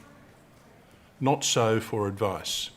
Now, we see that that is a missed opportunity, and there ought to be included the same obligation to deal with advice given to the Minister as recommendations are given. Having said those things, EPLA commends consideration of the bill. Thank you. Ms Yuan. Thank you, Chair. Overall, NELA is supportive of this bill. It's the first time that net zero targets have been enshrined in legislation in New South Wales. It establishes the Independent Net Zero Commission, which is going to be not subject to the control or direction of the Minister. And it also introduces, for the first time, innovative guiding principles into New South Wales law. However, NELA submits that the bill can and must be more ambitious. And in this respect, we would like to draw the committee's attention to two concepts. The first concept being that of planetary boundaries. So a 2023 update has reported that 6 of the 9 planetary boundaries are currently being exceeded. So these include climate change and biosphere integrity, which represent the 2 core planetary boundaries that essentially ensure the stability of the Earth system. But it also includes novel entities, land system change, freshwater change, and phosphorus and nitrogen flows. So that's the first concept, and I would refer the committee to the work of Rockstrom and others in that 2023 article. The second concept is this concept of the production gap. So by 2030, on current trajectories, governments are actually planning to produce 110% more fossil fuels than is consistent with a 1.5 degree warming pathway. So that's more than twice the amount. And by 2030, this would lead to 240% more coal, 57% more oil, and 71% more gas than is consistent with that 1.5 degree pathway. By 2040, this production gap will increase. So the fossil fuels excess will grow to 190%. So against this context, this bill presents actually quite a remarkable opportunity in New South Wales history to meet these challenges. NELA wants to help the committee make this bill a leading climate change act, not only in Australia, but also in the world. At this time of unprecedented change, we must expand our political and legal imaginations. So in our submission, which we have provided to the committee, we've made 6 recommendations and grouped our sub-recommendations under those 6 key themes. The first theme is that the bill must operationalise climate change considerations across government and also align government decision-making with the net zero targets that it seeks to legislate. Secondly, the bill needs to increase the ambition of the net zero targets that are currently proposed. And in this respect, we invite the committee to consider not just the percentage amount included in those targets, but also the temporal targets. For example, the IEA has suggested that advanced economies need to bring forward the net zero targets to 2045 rather than 2050 as currently proposed. And other organisations, for example, the Climate Targets Panel, which also included the late Professor Will Steffen, they have suggested bringing the net zero target to 2035, which is even further. The third recommendation we make is the bill should recognise the intersecting nature of the climate and biodiversity crises. And this is something that has been recognised internationally, and we submit that the bill should recognise this in order to bring it into line with the leading edge of this debate. Fourthly, NELA submits that the bill should recognise addressing climate loss and damage as an objective and priority of the bill, in addition to the climate adaptation objective, which has already been included. The work on loss and damage is certainly still emerging. However, in order to prepare New South Wales for the challenges that lie ahead, we submit that this should be explicitly included as an objective of the bill. Fifthly, we make recommendations targeted to strengthening the Net Zero Commission, including by adding extra prescriptions as to how the Commission will be constituted to ensure that it really captures a broad range of expertise. And finally, NELA recommends that in the exercise of its functions, the Commission be required to consider a greater diversity of perspectives. These include those of non-human communities, youth, and First Nations knowledges. Overall, NELA thinks that the bill is a really great step forward, but we just want to help make sure that it can become as innovative and leading as it can be. Thank you, and thank you all. Like, your submissions are incredibly helpful and very comprehensive, and provide some great guidance and very specific guidance. Can I just ask a few questions? One, I just want to posit this. We heard from some pretty heavy-hitting climate experts this morning that 1.5 degree is just not there. It's not possible. That keeping temperatures to that increase is actually just not something we can achieve, and that the ambition really now is maintaining below 2 degrees or 2 degrees and below.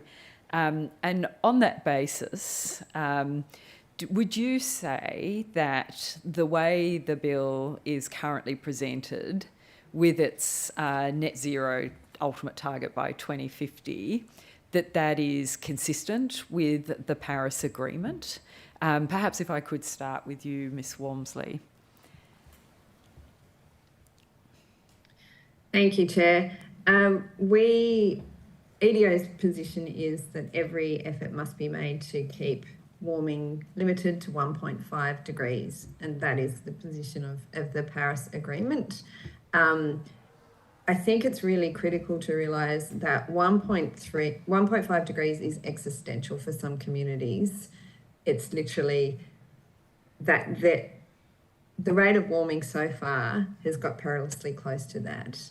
And just because we're on a trajectory because of previous decisions doesn't mean we shouldn't be doing everything we can now to still aim for 1.5 degrees. I think it would compromise the strength of this bill to start saying, oh, well, maybe we can't achieve that, so let's weaken standards now. What we need to do in this bill is set out ambitious standards for action in this critical decade until 2030. And that is still focusing on all efforts for 1.5 degrees. If you look at the IPCC special reports on what 1.5 actually means, we're already living that. New South Wales communities have already been ravaged by bushfire and storm events.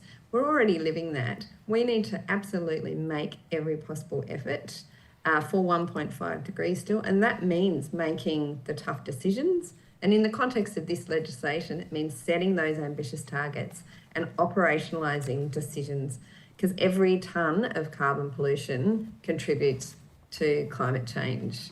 So we need to have brave, courageous, world-leading legislation that actually links all those decisions.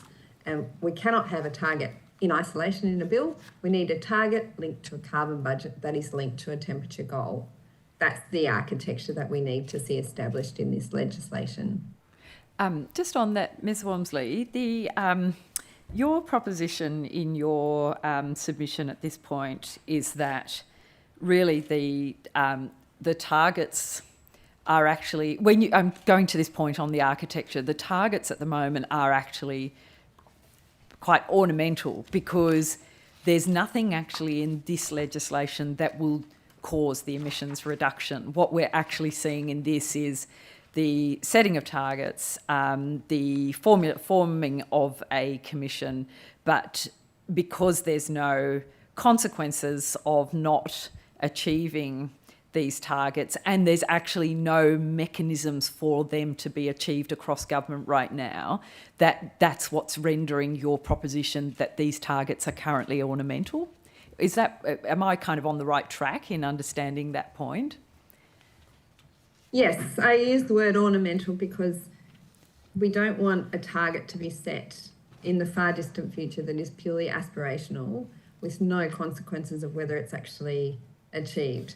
So when I say, this issue is existential for communities, it really is. So what we need is for targets to be operationalised.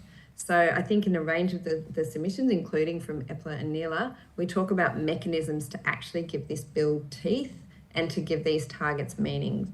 So they include things like a schedule of related legislation where decisions have to be consistent with the targets, and particularly duties on decision makers, duties on ministers to make sure these targets are met. There are also recommendations to strengthen the Commission in terms of their advice role, their review role, and many submissions have suggested, a review trigger to help ratchet up targets if needed. Because what we don't want is just to have a Climate Act passed for New South Wales that has a 2030 and a 2050 target, and for the government to think, okay, tick, that's done. That won't have meaning unless it is really embedded across government in decision making, and those targets are operationalised through duties, through related reforms. We need to really give this bill teeth. Thank you. Just on the point of... Sorry. Yep, I see you there, Mr. D. Adams. Do you want to go? Yeah, I just wanted to explore that idea around duties. Could you perhaps, how does that actually work? What's the implications of putting a duty obligation on the Minister for Environment and the Minister for Planning into the legislation? How does that create an enforcement mechanism? Can I suggest, Mr. D. Adam, perhaps Mr. Crennan wants to go to that point because he specifies the examples of the Victorian legislation and the UK legislation and can provide perhaps a bit more detail about that. Sure. The approach that we suggest is that it is a ministerial responsibility, and within the Westminster system, it is the obligation of the minister to perform. The failure of a minister to perform has a consequence, and that would be solid encouragement to ministers of government to ensure performance. There are plenty of mechanisms available to them within the use of the Commission, and the scientific background that is available to them with that will surely provide them with the tools that they need to enable them to discharge that duty. That's where we see the consequence. So does the duty give rise to, I suppose, an opportunity for there to be litigation by third parties to enforce the duty in the courts? No, it would be The approach of the obligation of the Westminster system. The way I see it, and it's spelled out quite clearly in the submissions, is that I can't remember whether it was in NELA's or EDO's now or EPLA's, but it was in one of the legal submissions around providing a mandatory obligation to consider, and therefore the duty kind of begins and ends and is provided to the minister at that point. Naturally, if the minister fails to comply with the mandatory obligation, then there's a litigation exposure, but that is completely and utterly guarded by the minister simply performing the nature of the duty. Am I grasping that correctly, Mr. Crennan, in terms of how that's been spelled out?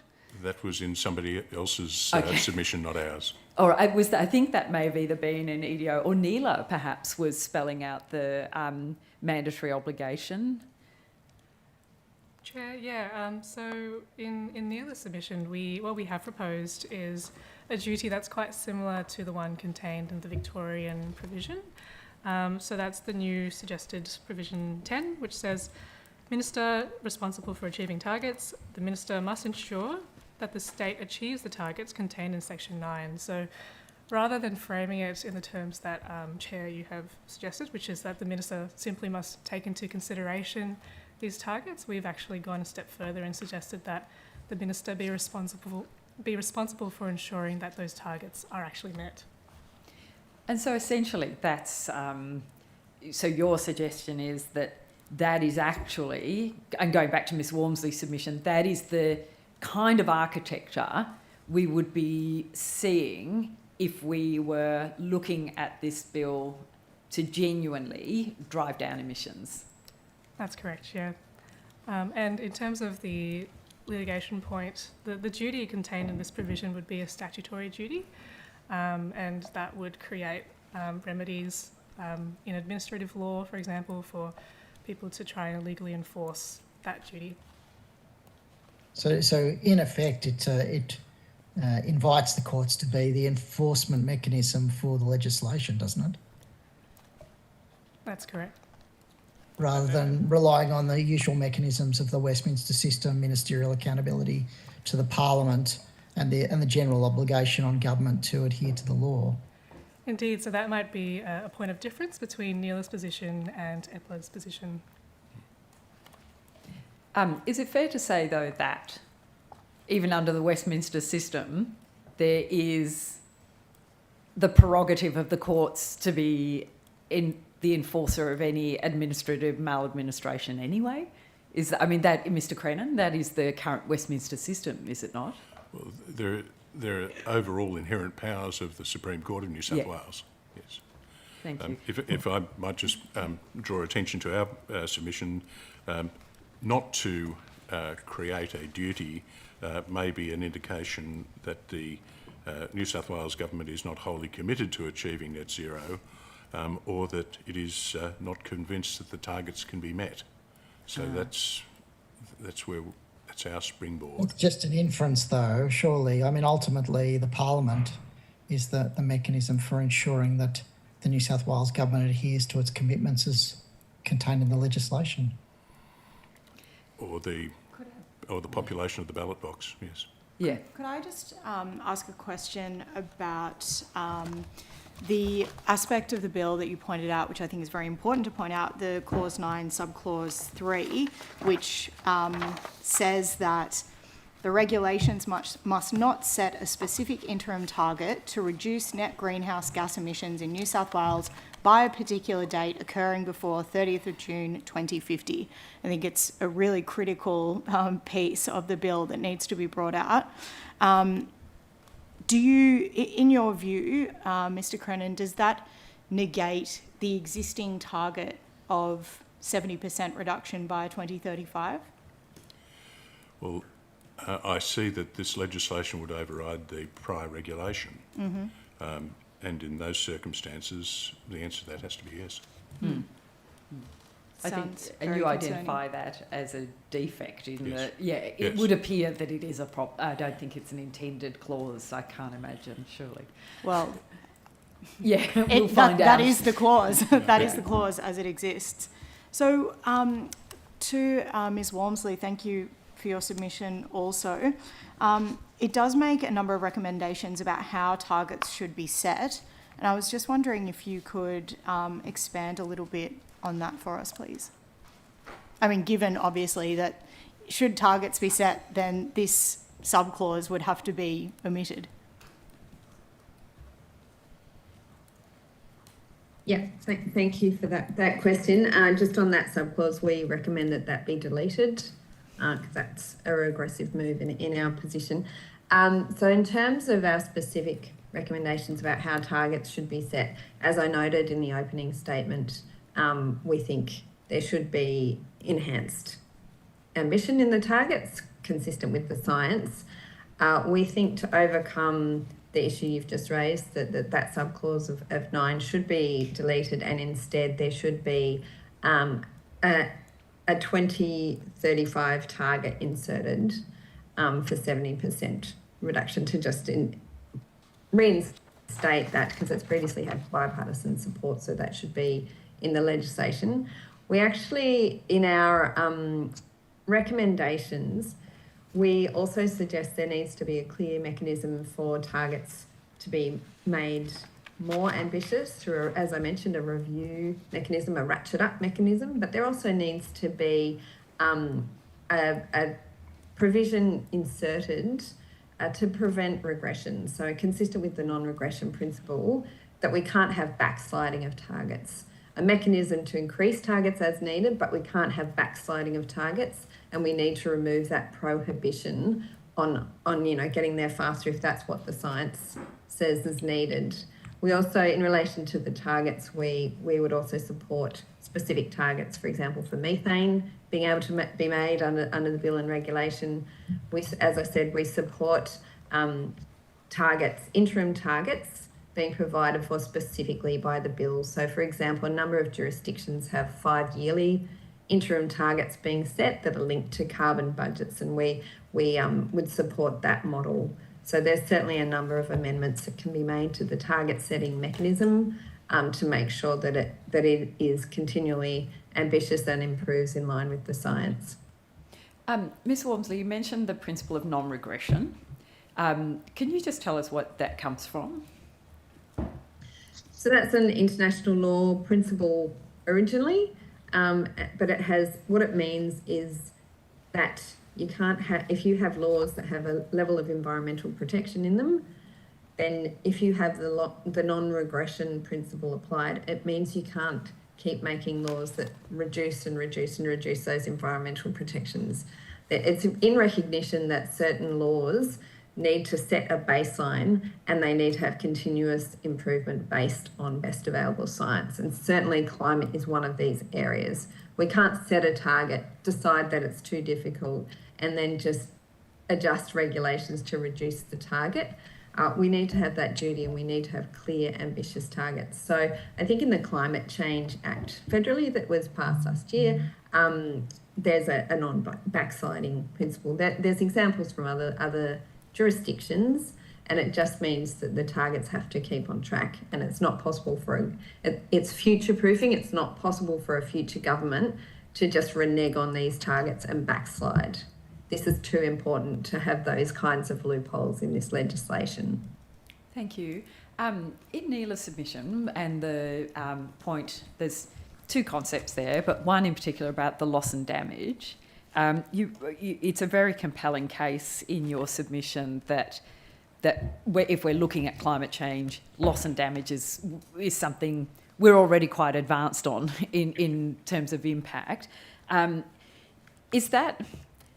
You also reference the loss and damage to the adaptation principles, and am I understanding that comes from the IPCC material that talks about the hard edges of adaptation, where you actually can't, there's certain things that you can't feed through an adaptation lens, and we're already kind of experiencing this in New South Wales now. Is that where that principle of loss and damage is derived from? Yes, that's right, Chair. So the principle of loss and damage comes into play when you recognise that climate adaptation efforts may not be enough to stop loss and damage from being suffered from climate change already, and these impacts have already been felt. The way that adaptation efforts have been carried out to date in New South Wales has also been primarily focused on damage to property without recognising other things, for example, connection to place and non-property related aspects. So the concept of loss and damage is supposed to go beyond this concept of climate adaptation, and it's essentially the reason we included it in our submission was because we consider that this bill should really create a multi-pronged approach to addressing the challenge that's raised by climate change. Part of that challenge is mitigating climate change, part of it is adapting to it, but part of it is also recognising where certain communities may not necessarily be able to adapt to climate change, and in that case there should be mechanisms to address that. And is that based, so was your, does that come from the fact that the bill seeks to have targets to reduce, to mitigate, but it also has that adaptation objective? So without the other piece of the work where we're failing on one part of the architecture. Is that kind of that? Yeah, thank that's you. exactly right, Chair. Sorry, and I noticed Mr. D-Adams, but I'll just go to Mr. Farlow first, if that's okay. I'm actually going to pick up on Mr. D-Adams' previous questioning with respect to the Victorian experience in particular, in terms of litigation that's arisen out of the ministerial obligation there. Do you have any insight in terms of what litigation has arisen out of the Victorian obligation under the Climate Change Act of 2017? That's something that I would probably take on notice. Okay. Thank you. Mr. Crennan, have you got any insights there? Or? No, I don't have Okay. feedback. If you could take that on notice, I'd appreciate it. Mr. Diana. I just wanted to address the question around carbon offsets. I think there's Ms. Walmsley, in your submission, you're pretty down on offsets. I wonder perhaps if you could just elaborate on the case for not counting carbon offsets, and in the absence of having carbon offsets as a tool, that would severely constrain the sort of market mechanisms that might be available to achieve overall emissions reductions, wouldn't it? Thanks. Happy to talk about offsets. So a lot of the discussions about net zero targets, a lot of people would prefer the term real net zero because a lot of work has been done and analysis has been done on how net zero targets are achieved. For example, at EDO, we've got a Safe Climate corporate team that looks at greenwashing in relation to net zero claims. And if you dig into some of the net zero plans of companies, they actually involve an increase in emissions, an increase in real emissions, but because they have a commitment to look into carbon capture and storage or do an offset elsewhere, they're claiming that it's actually net zero because they're, on a promise of doing something elsewhere. And even within the regulatory system now, we have approvals where there's a condition that post-approval, a fossil fuel company will invest in CCS. Those aren't actual emissions. That's not direct emissions reductions. So if we're setting up a system where we want to meet a target, but we allow these enormous loopholes, which might not actually result in actual emissions reduction, then we're kind of setting ourselves up to fail. That's why we've made recommendations about really clarifying the definitions to make sure what we mean by real direct emissions reduction. Because if we have loopholes on unproven technologies or problematic technologies such as carbon capture and storage, we're not going to actually meet our goals. For some hard to abate sectors, there's a lot of really good analysis came out during the safeguard mechanism debates at the federal level on this. There can be direct emissions reductions for scope 1. There can be certain direct offsets that can be done within certain projects. But once you get to the hypothetical future offsets, there are some real integrity problems. And the Chubb review of the carbon market at the federal level really exposed some governance problems and problems in terms of outcomes, like are these carbon offset projects actually delivering the outcomes promised? And in many of the cases, they weren't. So I think there's a real piece to look at integrity and outcomes in this context. We don't want to have legislation that allows such a big loophole, and that would again undermine our ability to meet these really important emissions reduction targets. Can I just ask about the guiding principles and is there a case, and I think I can't remember where I read it, but I think it was posited that there should be a kind of paramount duty or their primacy in the guiding principles that was linked to the duty. Is that something that was explored in terms of what or should these principles all just be equal weighted? How does anybody have a view on that from the architecture perspective? There does not appear to be a hierarchy set out within the legislation, and there's certainly no statement of there being a hierarchy, in which case one would give equal weight to each of those guiding principles.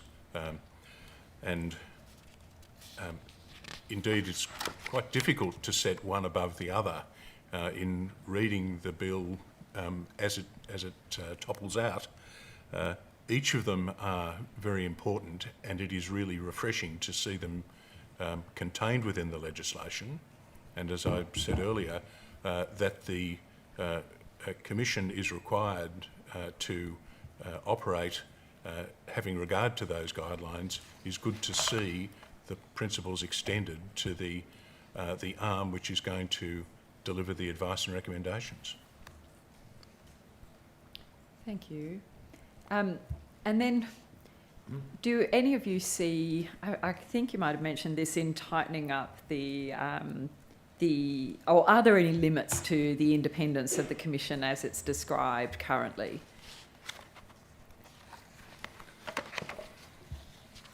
Or were there better ways? I think I might have seen some suggestions in ways of tightening up the constitution or the Commission. Yes, we've made a number of recommendations about the Commission. For example, that the majority of commissioners be independent and not associated or affiliated with the fossil fuel industry. Also, we've recommended amendments to Clause 12 to make it clear there should be an even spread to the extent practicable of the skills and qualifications, so we don't end up with a commission that just has one kind of industry skill represented, for example. We think expertise of lived experience of climate impacted communities could be involved. We also think, as I said in the opening statement, that the scope of the body could be extended in its review and advice role. And also we suggest that once the Commission is in place and it starts making climate plans, it should report to the Minister within 6 months of its constitution, and then at yearly intervals, to just make sure it's giving that regular advice. But certainly independence and integrity of the Commission will be really, really important for objectivity. And just going to, thank you, Ms. Walmsley, and just going to Neela's submission, if there was the linkage that you're suggesting would be very beneficial to this kind of law, to the climate and ecological link between achieving emissions reduction, would it be, would we need that kind of expertise on the Commission? That would be a good idea, yeah, to, set aside one or a number of positions which where commissioners could have expertise in how climate change might relate to biodiversity impacts or the inverse. It's not something that we've canvassed in our submission specifically, but we would support that. Yeah, thank you. Chair, if I might add to what Ms Walmsley said, an observation that I've made in relation to Schedule 1, where a Commissioner is to hold office for a term not exceeding 5 years, and the Commissioner is not eligible for reappointment. One can see the importance of refreshing commissions along the way, but it would be sad to lose expertise that might be well and truly harnessed, and perhaps that is a prohibition that ought to be removed. Right, thank you. And just to add, Chair, to Ms Walmsley and Mr Crannon's comments, Neela has also suggested some amendments that would tighten the constitution of the Commission. For example, at Clause 12.3, we've suggested that instead of the, we consider that these skills, qualifications and experience are all quite important, and we don't, we believe that these should be made, that the members of the Commission should comprise this expertise, instead of this expertise simply being a consideration for the Minister to take into account when recommending that a Commissioner be appointed. We've also suggested an additional subclause 4, which is targeted towards ensuring a diversity of perspectives to comprise the Commission. So this clause is based on the South Australian provision, where they provide that their authority needs to comprise a reasonable range of persons from different backgrounds. So that's the intention behind that suggestion. And then finally, at subclause, we've suggested new subclause 6, which goes towards First Nations knowledges and the recognition of First Nations knowledges in our New South Wales legislation. So in Neela's submission, the person that is appointed to represent Aboriginal interests should have that Aboriginal knowledge recognised in accordance with their own Aboriginal cultural laws, and we consider this to be quite important, and it's something that's already been done before in the legislation that establishes the EPA and the selection of board members there. Just on that point then, where you've put the your suggested amendment to 3G there, are they words that are you saying they have been used before? Because they seem like words that I've probably looked for in the past myself, and there they are. Are they from words derived from another place? So in terms of subsection 3G, I'm happy to take that on notice. I'm currently not aware of other examples where that has been implemented, but what I was referring to earlier was what we've suggested at subsection 6, which is the minister must not recommend a person for appointment, blah, blah, blah, unless the person is an Aboriginal person within the meaning of the Aboriginal Land Rights Act, 1983, recognised as a cultural knowledge holder and also willing to represent Aboriginal cultural values. So this is modelled on the EPA's, the provision that sets up the EPA board. Great, thank you. And I suppose that drives the 3G as giving real effect to that, if that's... Yeah, that's right. Thank you. Can I just ask, I know we're out of time, can I just ask also, we haven't mentioned Scope 3 emissions at all, and New South Wales and the scheme and the design and the architecture of this. How do you see that in terms of the role? Is that just something that, I can't recall now whether you had addressed it, but there might have been a suggestion that we should be looking at Scope 3 emissions in any New South Wales climate regulatory scheme. Does somebody want to comment on that? Thanks, Chair. I'm happy to. It's quite clear that it's very artificial to talk about Scope 1, 2 and 3 really, because as the former Chief Scientist Penny Sackett has said, and the court's accepted, that every tonne of carbon pollution contributes to this problem of climate change, which is impacting New South Wales and our communities. So absolutely, that's why we need to bring in temperature goals into this architecture. This is a global problem that needs local solution, and again, the court has recognised that very fact. So it's very artificial and unhelpful to say, oh, there's a whole range of emissions that we actually don't need to consider. We absolutely do need to consider all emissions, and I think there's ways to develop this architecture to ensure that all emissions can and should be considered by relevant decision makers. So, do you have any comments on that? I see you nodding there. You're in agreement with that proposition about Scope 3? Neela is supportive of Ms. Walmsley's comments. I think, in addition to that, we would note that I think under the current bill, the carbon accounting. The provisions for carbon accounting are going to be provided for in the regulations.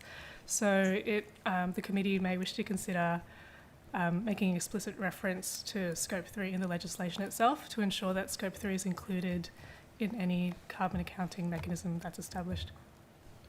Thank you. Do you have any further questions, anybody? No. Can I just finish though on, I think this may be where I started. Is it fair to say Without those suggested amendments, particularly the schedule that touches on the other legislation, this bill in and of itself will not actually touch emissions reduction through its architecture. In other words, what I gather is that the bill actually is just sort of assumes that through the Commission and advice, someone somewhere else will be reducing emissions, and this bill actually doesn't do that or touch that in its current form and architecture. Perhaps Ms. Walmsley? I think that is a critical issue that needs to be addressed in the bill, because as it's drafted at the moment, we'll have a 2030 and a 2050 target, but they're not actually linked. There's a real disconnect in the bill. Those targets will be out there written in legislation. There'll be a commission providing advice on those targets in quite a narrow way, but as it stands, we'll have come to a 5-year review of the legislation to see whether it's working or not.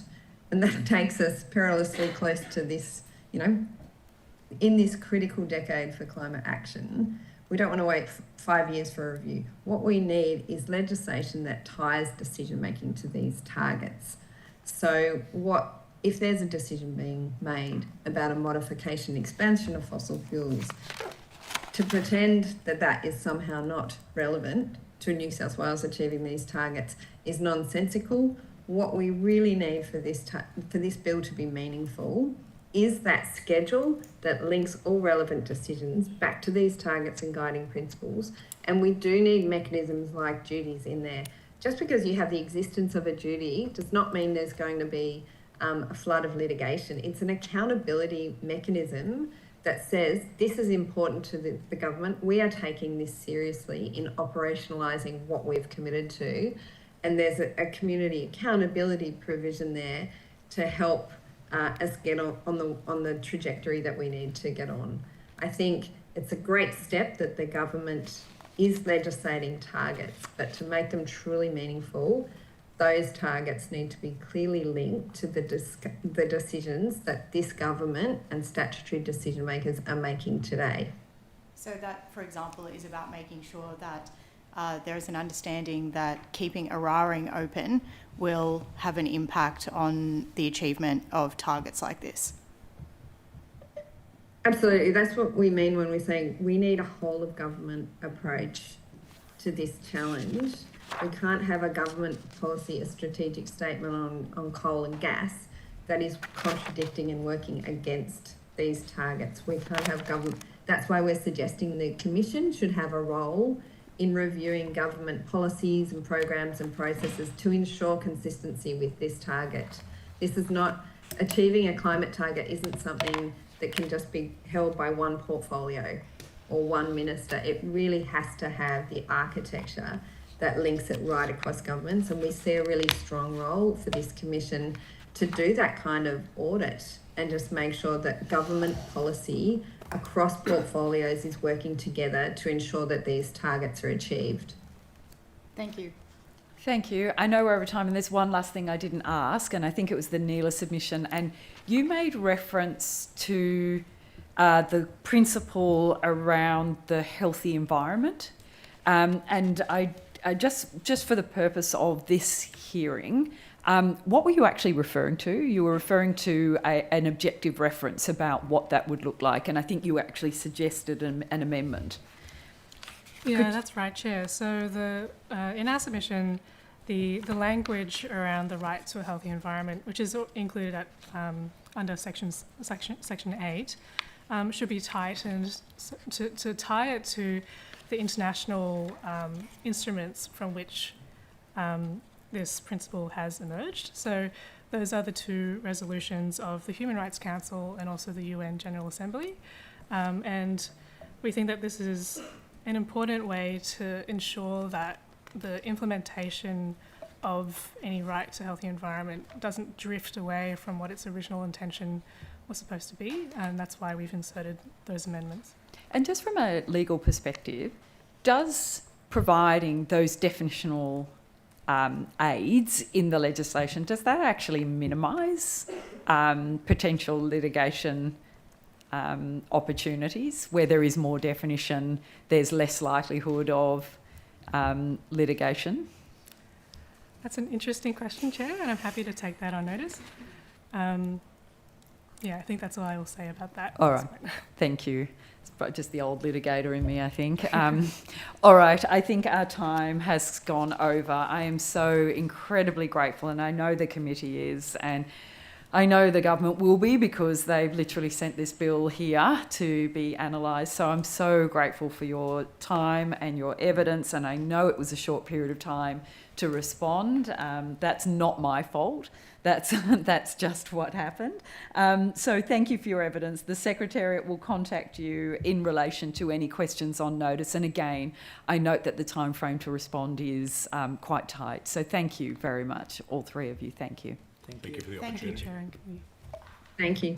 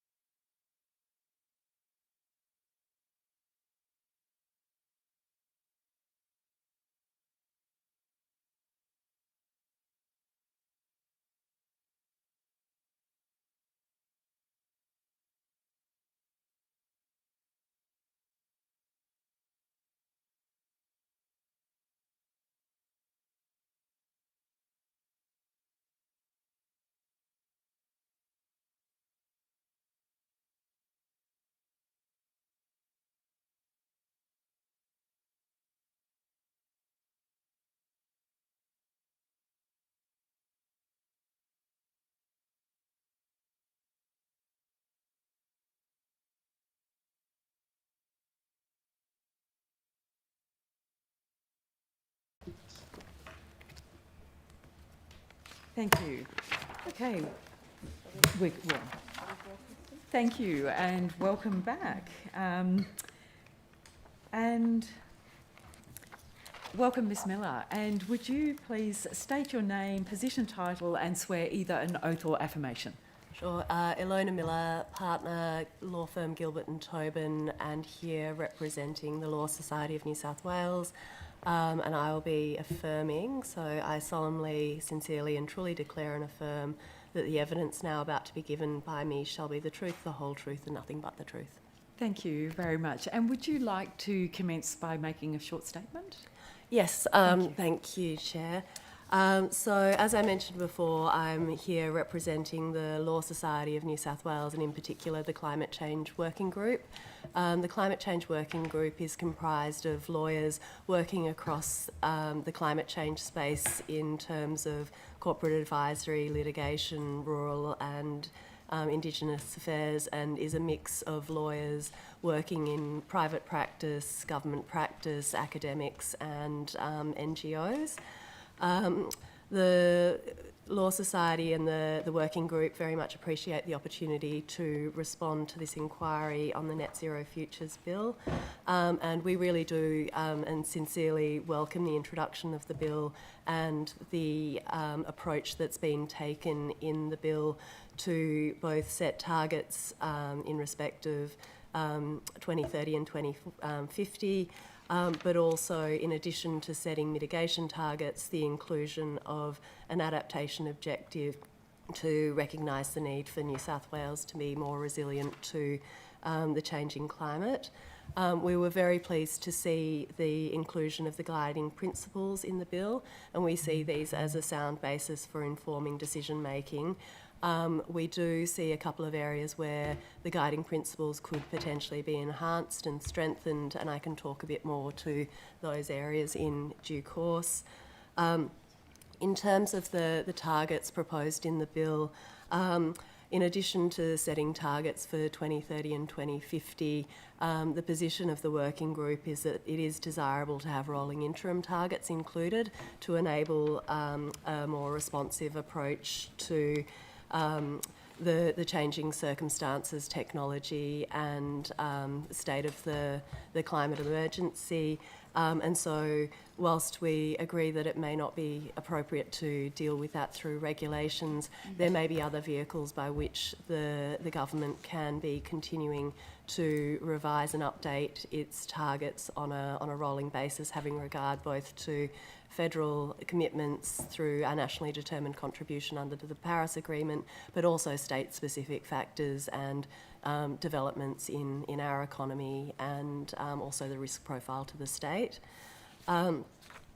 We were very pleased to see the establishment of an independent advisory body in the form of the Net Zero Commission, and we see its function to independently review and monitor progress on the targets and to recommend action to address climate change as, you know, a really important function that also reflects what we see as best practice in sort of setting up the framework to assess and manage climate change by governments.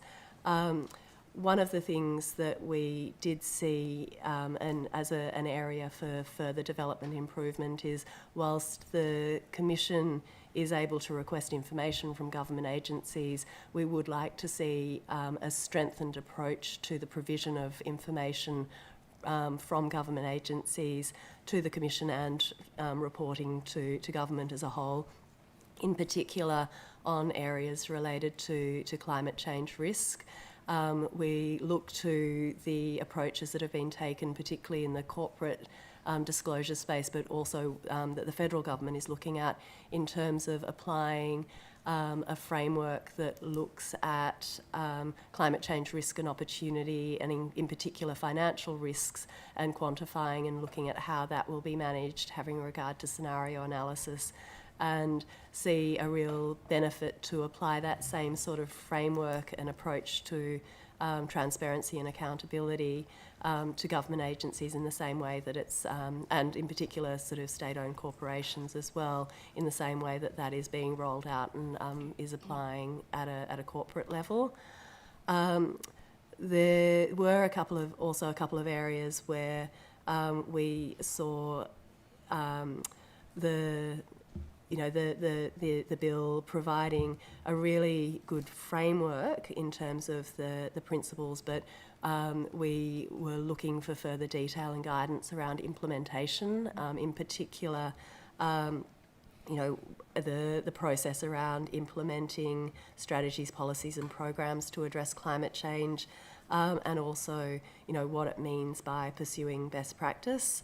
And this links back to the point I made earlier around, at present the bill doesn't propose any specific obligations for government agencies to address climate change in their decision making, for example, or to be undertaking that risk assessment and developing sort of transition plans to align with the government's stated targets. And that would be an area where we would see an opportunity to enhance the bill as well.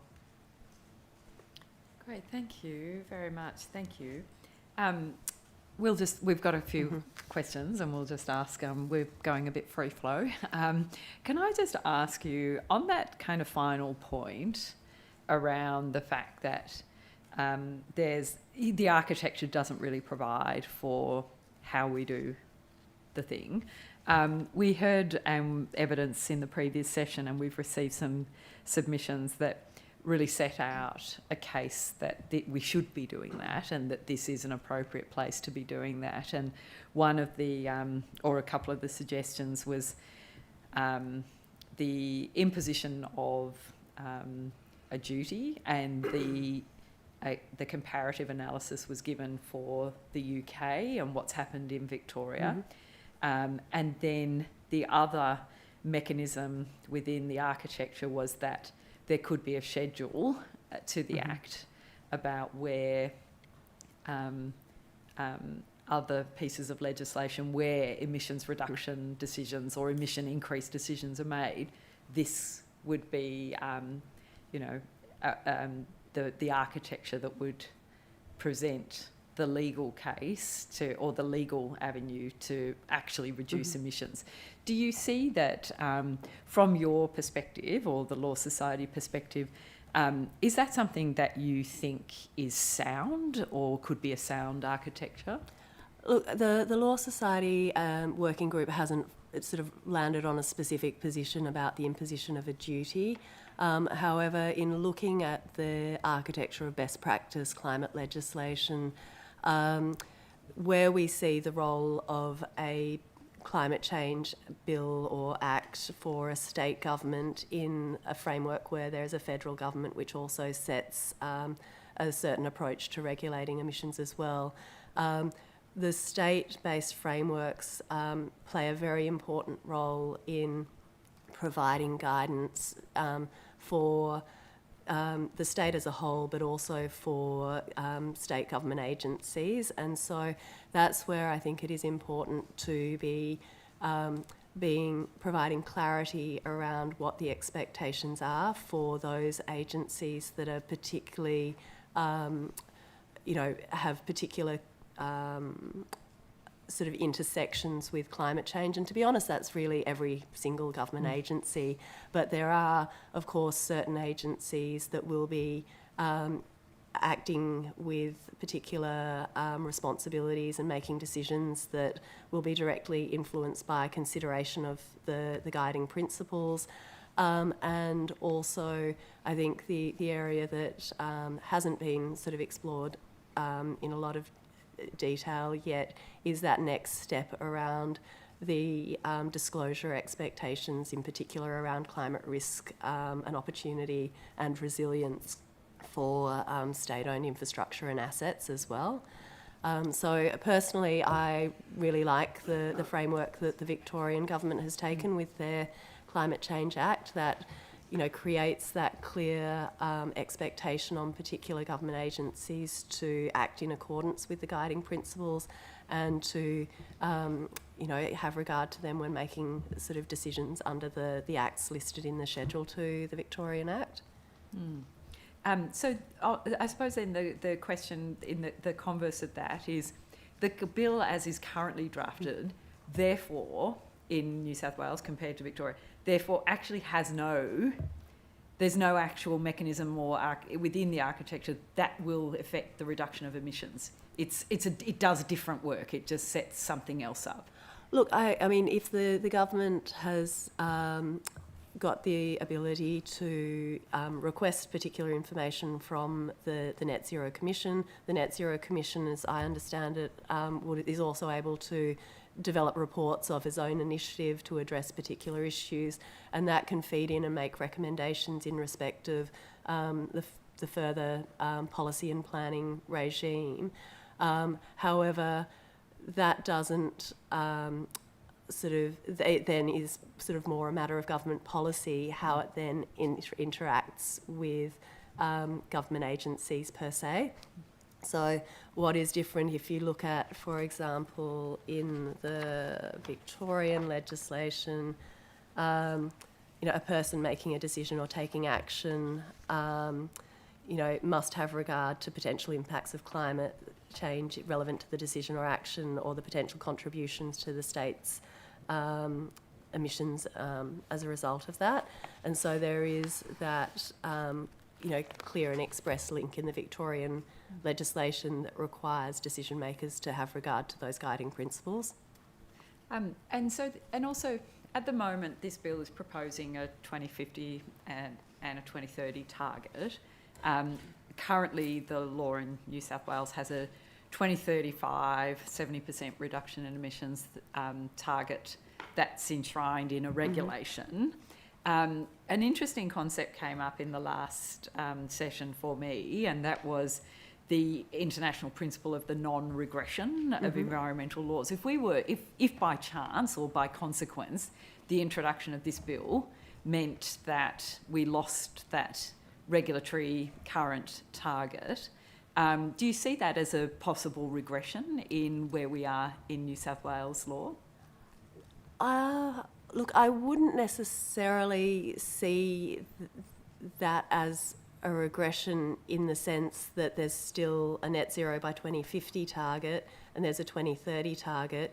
You would expect that the 2030 target to be ratcheted up and every subsequent target that is legislated to be ratcheted up. In terms of regression, it would only be a regression if you then sort of said that the 2035 target is going to be, less than the 2030 target. And do you see, with the current draft, do you see that there is a ratchet in there at this point in time, or do you think that's an area we should be looking at more? Look, I think you could be more explicit to say that any... I mean, the first thing is I think we would like to see a process for setting interim targets that is, more express in the legislation, that that the Commission will report and the government will set interim targets. I mean, the federal government is setting 5-yearly targets based on the ratcheting mechanism in the Paris Agreement and, reflecting enhanced ambition under the nationally determined contribution. And again, that's also based on the non-regression principle. But you also see other states expressly having those processes to set interim targets. That's in a number of the other state climate acts and bills. And WA, for example, is also sort of running their proposed bill is looking at setting those interim targets. And interestingly, for WA, they're proposing that they do it through a gazettal process of updating targets. So I guess that there is a question of where is the target best located. Clearly, having it in an act gives it, a greater sort of force of law and more difficult to repeal and change. But I think the principle is that best practice would see a regular progress towards the 2050 target, with interim targets being set along the way, so that essentially a transition plan can be developed to then track and measure progress against those targets. Thank you. Yeah, if I could just ask In terms of the WA process and the updating by gazettal, how often is that envisaged to occur? Look, I think again, I think it's a 5-yearly process, having regard to the updated NDCs and the updated federal targets. But one of the things that's noted in the commentary that's provided on the WA bill is that it will take into account WA specific context, and so that may mean that the targets are not directly aligned with a linear progression against the federal targets as well. So, and I think that it's important that in developing and setting interim targets for a state, it needs to be in the context of the the particular circumstances of the state, its economy, its commitment to society and the environment. Thank you. Do you see, we've had, there's some, submissions that suggest that to have a legal framework that, like what is proposed, but that allows the current trajectory with fossil fuel development in New South Wales is, there were some pretty strong words.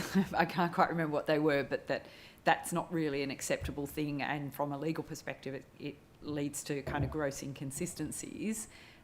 Is that something that you can see in this framework? I suppose it's going back to that initial point of the architecture and the framework, but if there is no reach within this legislation, does that provide a legal inconsistency in the framework?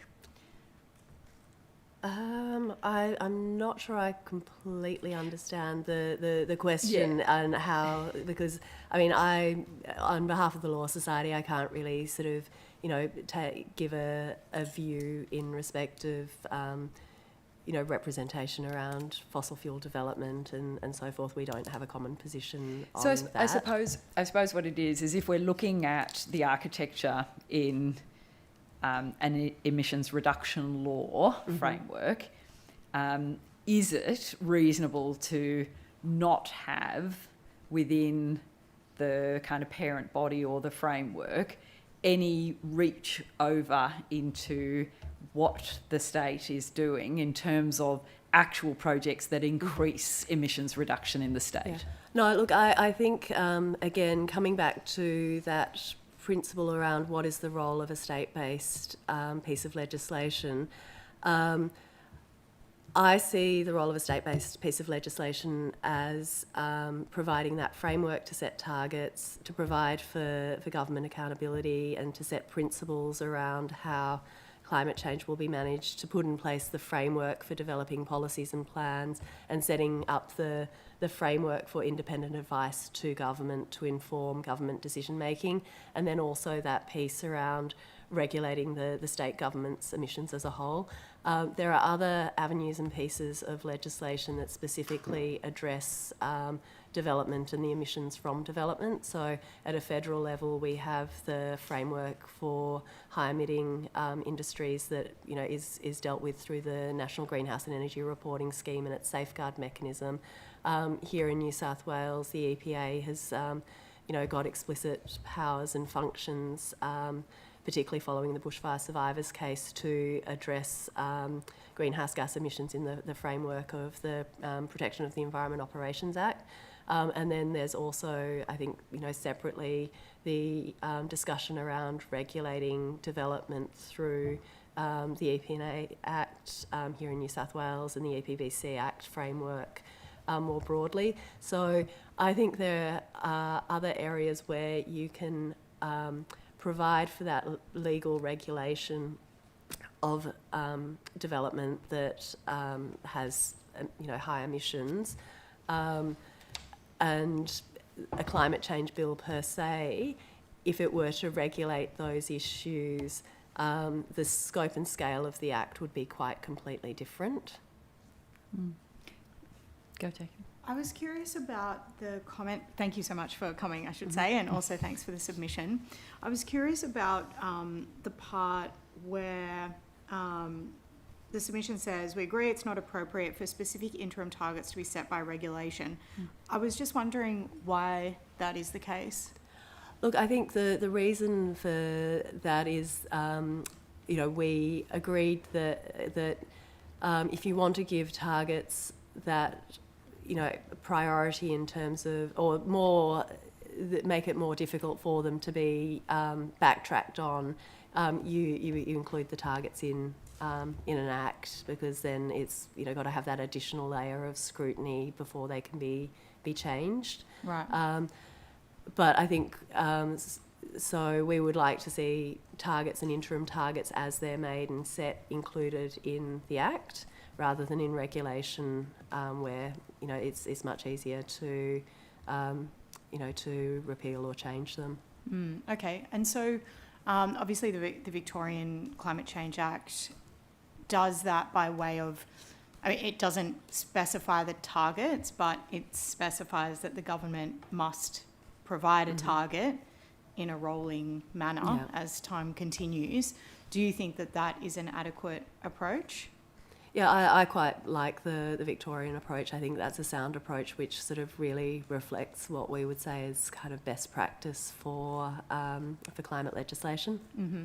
And would you say that in Clause 9, Subclause 3, where the bill speaks about that regulations must not set a specific interim target, that would mean that the existing target in regulation, that's 70% by 2035 reduction, that would essentially be made void? That would be inconsistent with that. The legislation. So, it's then a matter of how the government deals with that inconsistency. Mm-hmm.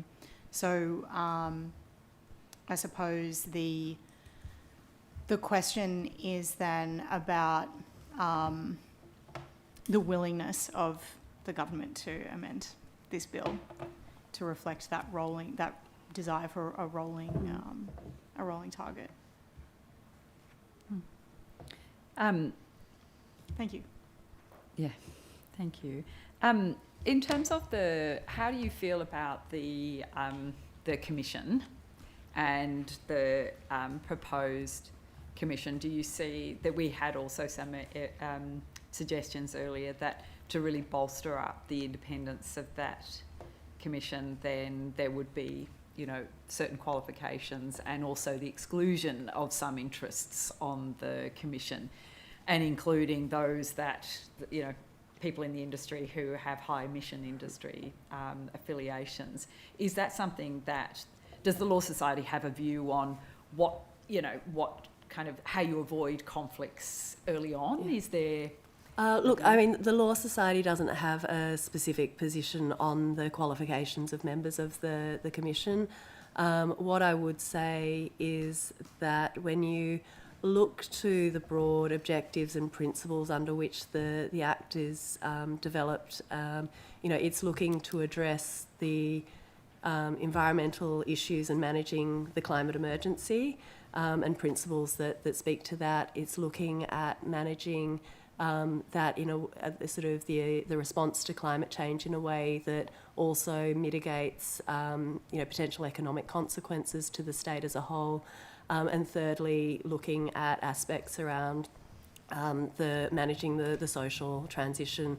And I think when we look at addressing climate change, and this comes through from the international frameworks, but also specifically looking at aspects of just transition, it's important to be inclusive of stakeholders to enable the right sort of level of engagement and debate on all of those aspects. So on the climate science, on the broader economic consequences of particular actions, but also on the community and stakeholder impacts of decisions and actions as well. So I would have, this is probably my personal view, I think having a broad base in terms of commission membership to share a range of perspectives of views that cover expertise across those areas is important. And so, I wouldn't necessarily advocate for excluding any particular person or body from that. Because in particular, when you look at that component of just transition, you have to be engaging with industry. Great, thank you. Do you think there's, with the guiding principles, do you think it's good design to have all principles equally weighted in a bill that's seeking to reach a target or, that is seeking to achieve a particular purpose? Like, do you think there should be, is it good to have them all equally weighted, or should we be looking at having paramount principles? What's your view? Yeah, so I think the Law Society, as I mentioned before, sort of welcomed the inclusion of the principles. We thought they were a sort of fairly comprehensive list of principles. As I mentioned, I think there are some areas where you could also look to add some additional elements to those principles. To your question of weighting, I think it's quite difficult to go through and rank and weight all of these principles, and it may lead to unintended consequences if you did do that. Thank you. Do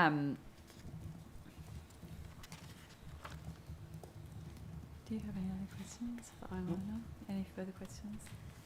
Is there anything else you'd like to add? Is there anything? Look, I think just in respect of the guiding principles, where we did see, perhaps a gap was linking these principles to also pursuing nature and biodiversity repair, and also looking at maximising opportunities to deliver on co-benefits, be they environmental or social co-benefits. Great, thank you. Actually, and there was something else that was raised in another legal session about loss and damage, and the fact that with the adaptation principle, and at the moment the adaptation principle is that New South Wales be more resilient. But there was a really amazing analysis in the NELA submission that looked at. To be complete, we should perhaps, when you look at the IPCC reports and you're looking at adaptation and then you get to the hard edge of adaptation, well, in some circumstances, resilience just can't do it. You can't make something more resilience in the face of some climate impacts. Do you think this bill could benefit from addressing, from having at least a kind of facing view towards the fact that loss and damage is something that we need to deal with?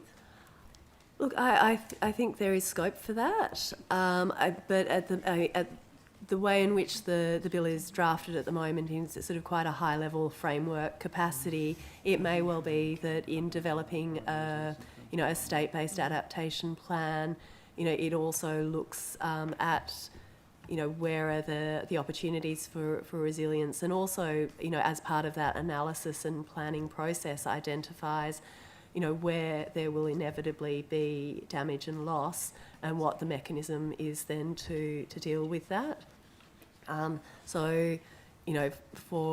example, the loss and damage is typically something that comes up in the context of impacts on small island developing states, and looking at that point at where people will ultimately be displaced as a result of climate change impacts because they can no longer inhabit the area that they're on for various reasons. Whether there are circumstances where climate change impacts will get to a point where people can no longer live in a particular area, or do you think we're possibly there already? I'm thinking of my community of Lismore and Cabbage Tree Island, for example. The First Nations community are being advised not to rebuild there and live there, yet they've been there for years. So I think there is scope to look at that. In the bill itself, it's sort of would be at a higher level in terms of a recognition that some communities may face adverse consequences as a result of climate change. But it's then, I think, important to make sure that the Commission or other government bodies with responsibility for adaptation planning are thinking about this in the context of their work, And then this also then feeds back into the role of government agencies in making decisions about climate change. For example, a planning authority or a local council ultimately making decisions about, planned relocation, no longer allowing building in particular areas as a result of, climate threat. So it is something that I think is important to be looking at in that context of resilience and adaptation planning. Thank you. Any other questions? No? I think that's all. And I don't think we gave you any homework either. I don't think, all right. So, thank you very much. There were no questions taken on notice even. Yeah. Thank you very much, Ms Miller, for your evidence and your assistance. And we acknowledge the short time frame that this inquiry has had as well. So very grateful for your participation. Thank you. No, our pleasure. Thank you. Thank you.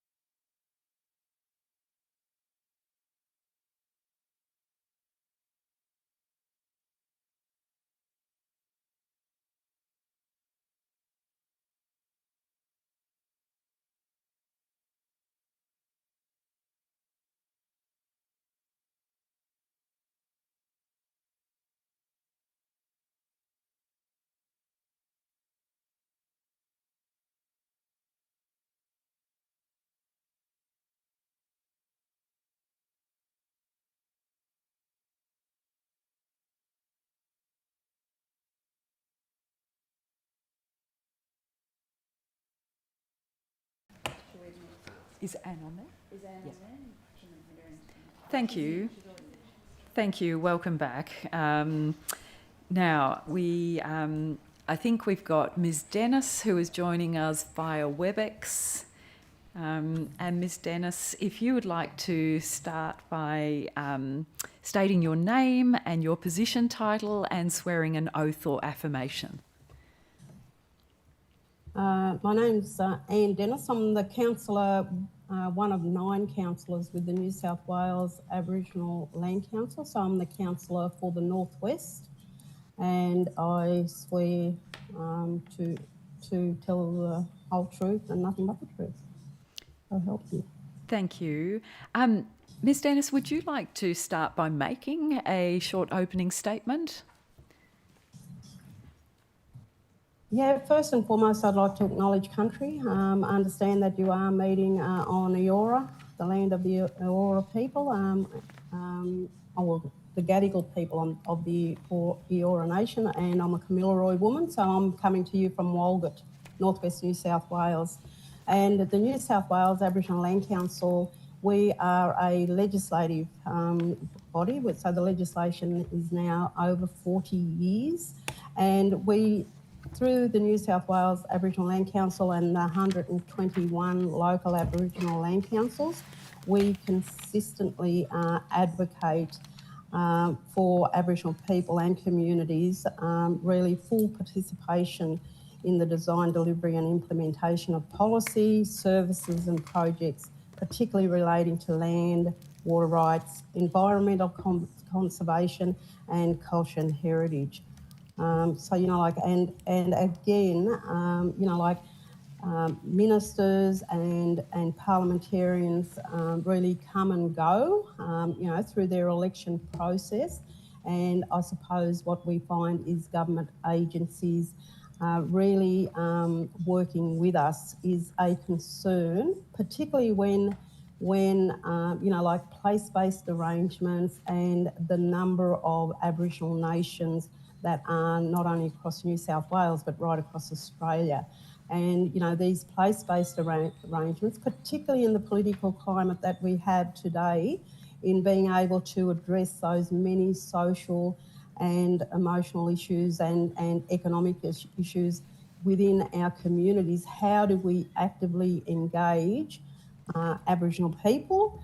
And, you know, like really through the network, through Aboriginal community-controlled organisations and place-based arrangements, you know, I think this is really probably, you know, the best way we can actually build those partnerships to be able to work together and address those many issues of concerns that we're hearing about today, particularly in the media.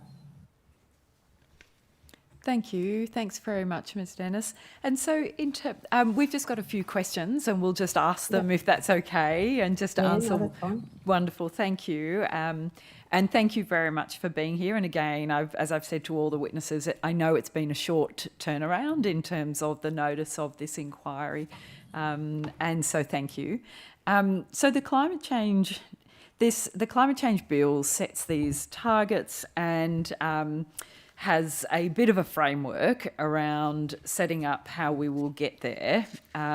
One of the particular components of the bill talks about the need to ensure that First Nations people and knowledge are, and the interests of Aboriginal communities are considered. And also there's the commission that gets set up that requires the commission to have skills on there that includes the understanding of interests of Aboriginal communities. Can I ask, do you think that goes far enough in terms of what's being proposed? Look, really, when you say, you know, the short turnaround and the timeframes now, really, as I say, we've been doing this I've been doing this all of my life, and the New South Wales Aboriginal Land Council legislation has been around for 40 years. And, you know, like as I say, you know, there's 120 local Aboriginal land councils, 28,000 members. And really, you know, like we have worked tirelessly with government, whether it's around the culture and heritage legislation, which really there is none at the moment, like it actually sits in the National Parks and Wildlife legislation. So in principle, NewsWalk broadly supports the bill in its current forms because, you know, like really it's about working those partnerships and really maximising the outcomes that we want for our people, for our young people and for our elders to be able to use their knowledge, feel valued and respected in how we can actually work together. But really the targets are not ambitious enough. And we hope to see that the government, you know, will raise these targets, but we know that the government, once it is passed, it will take another 40, 50 years before government actually look at whether or not they raise the bar of the target. So you know, to us, it's not ambitious enough, but we hope that the government will actually work with us to be able to, you know, really work together to be able to get maximise outcomes. And I suppose, you know, like when we look at Australia, like and New South Wales, well, you know, nationally and internationally, really, you know, it's quite disappointing around the legislation of emission targets. So, you know, like you know, so really the government really need to be more ambitious about that. We're also concerned that, you know, really I suppose the delaying of, you know, coal mines or the commencement of new coal projects, you know, really probably undermine, you know, the proposed targets in the bill because, you know, like there's not enough information around that. We actually support and we'll continue to support, you know, that Aboriginal perspectives to be embedded within, you know, the proposed commission. However, you know, like the bill should be amended to legislate, you know, an Aboriginal identified position on the commission, having skills, qualifications and experience in relation, you know, to the interest of Aboriginal communities. Really, you know, like because at the moment it's not sufficient. And given, you know, the recent, the disaster, the natural disasters, you know, brought about by climate change, you know, the droughts, you know, bushfires, you know, and the floods that really significantly impacts on all of our communities and you know, the knowledge of Aboriginal people right across New South Wales, you know, like really, you know, like we've got it, you know, we've got that, you know, reciprocal obligation really to care for country. And I think, you know, like, and that's around, you know, the planting of trees, you know, plants, animals, you know, it's intensively significant, but really living out in, you know, like the area where I live, the continual clearing of land, you know, it's becoming a dust bowl in you know, the clearing of land across our communities. Can I ask, Ms Dennis, just on that, in terms of the impacts on First Nations communities, we've seen, I know your community I visited in the 2019 drought and the absence of drinking water and the conditions that were caused from that prolonged drought. And then over near my own community, over at near Lismore and Cabbage Tree Island, is it your perception that, you know, First Nations communities are impacted drastically through these events? Is that what you were saying with the impacts of these disasters?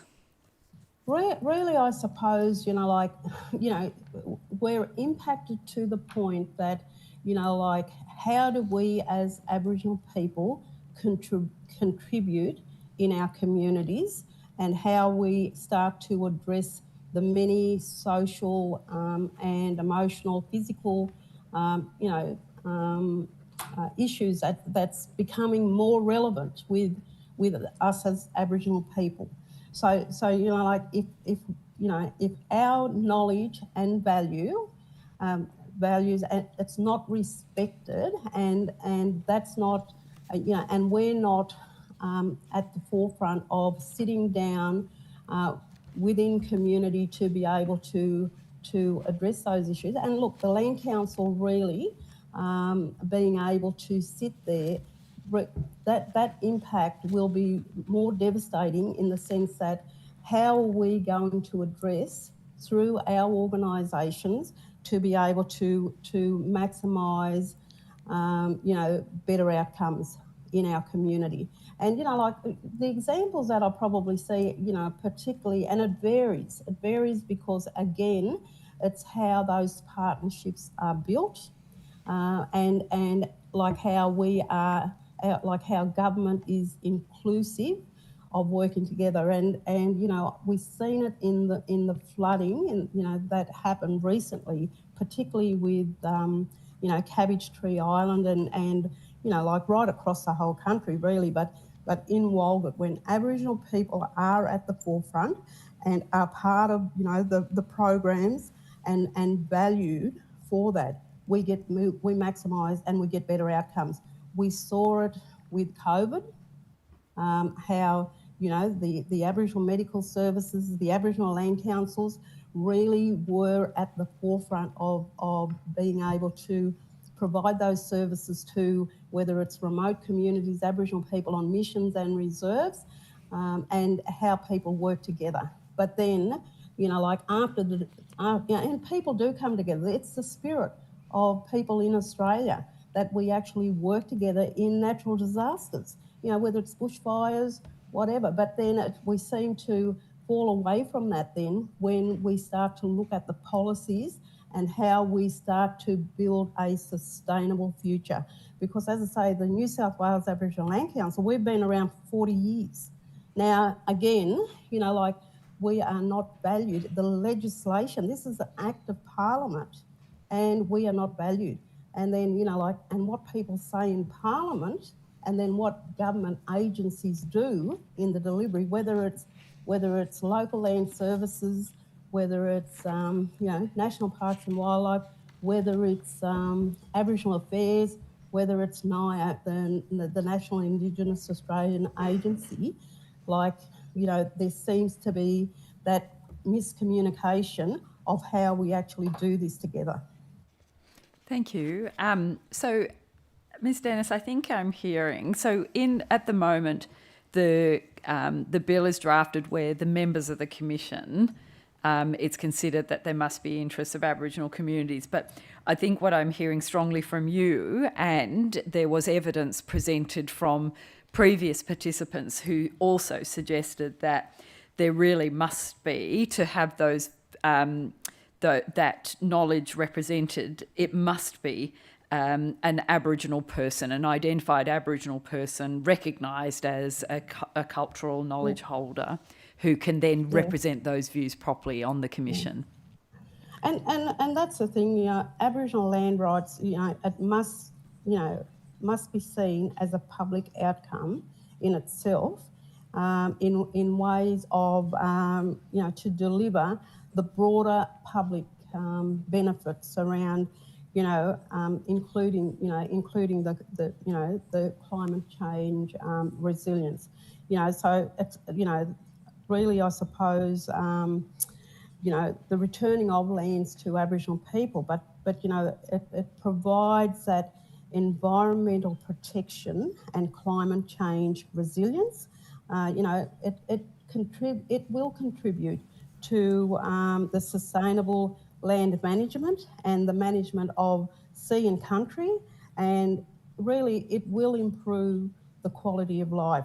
You know, so it, you know, it supports you know, the economic development, you know, the tourism initiatives, and it stimulates really, I suppose, the local and regional economies, and provides input and training opportunities, you know, not only for our young people, but valuing our elders' knowledge and respecting that.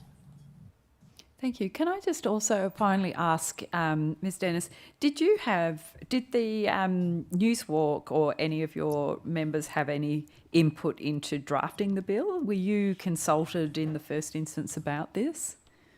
Really, I suppose the drafting of a bill, like, and we work tirelessly, particularly around, I talk about the Culture and Heritage Bill, and again, like the divisive nature of, the different groups it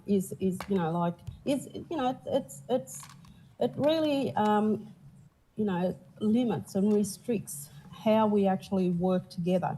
And so, like really, not, our input into the bill is probably minimal in the sense, and then, like, as I say, we work tirelessly to be able to maximise those outcomes, because, what's good for us is good for the whole community, and we see that in, particularly, the clearing of land, the dust bowls, and eventually, it doesn't rain in the desert, So, our input is quite minimal because, again,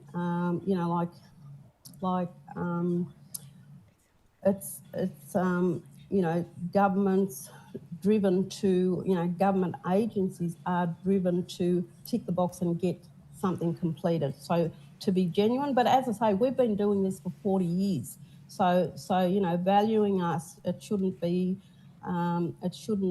restrictive, because we've already been a part of this process, and now we're coming to you through this inquiry to put forward our cases.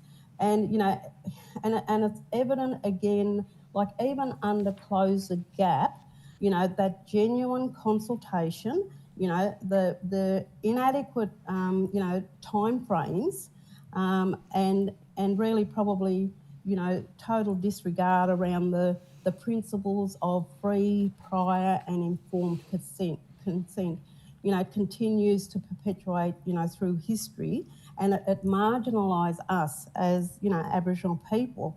So, but as I say, the Parliament, is respectful. I'm not sure if they actually understand totally the land rights legislation, but government agencies should, and they're the gatekeepers that actually really are not not genuine about that consultation. Thank you, Ms Dennis. Do you have any questions you'd like to ask? Look, the only question from me, Ms Dennis, is with respect to the inclusion of a First Nations person or an identified Aboriginal person on the committee, just in terms of, do you think that should be an additional position? And sorry, I'm just coming to the members section as we're speaking. Or do you think it should be included in the current positions?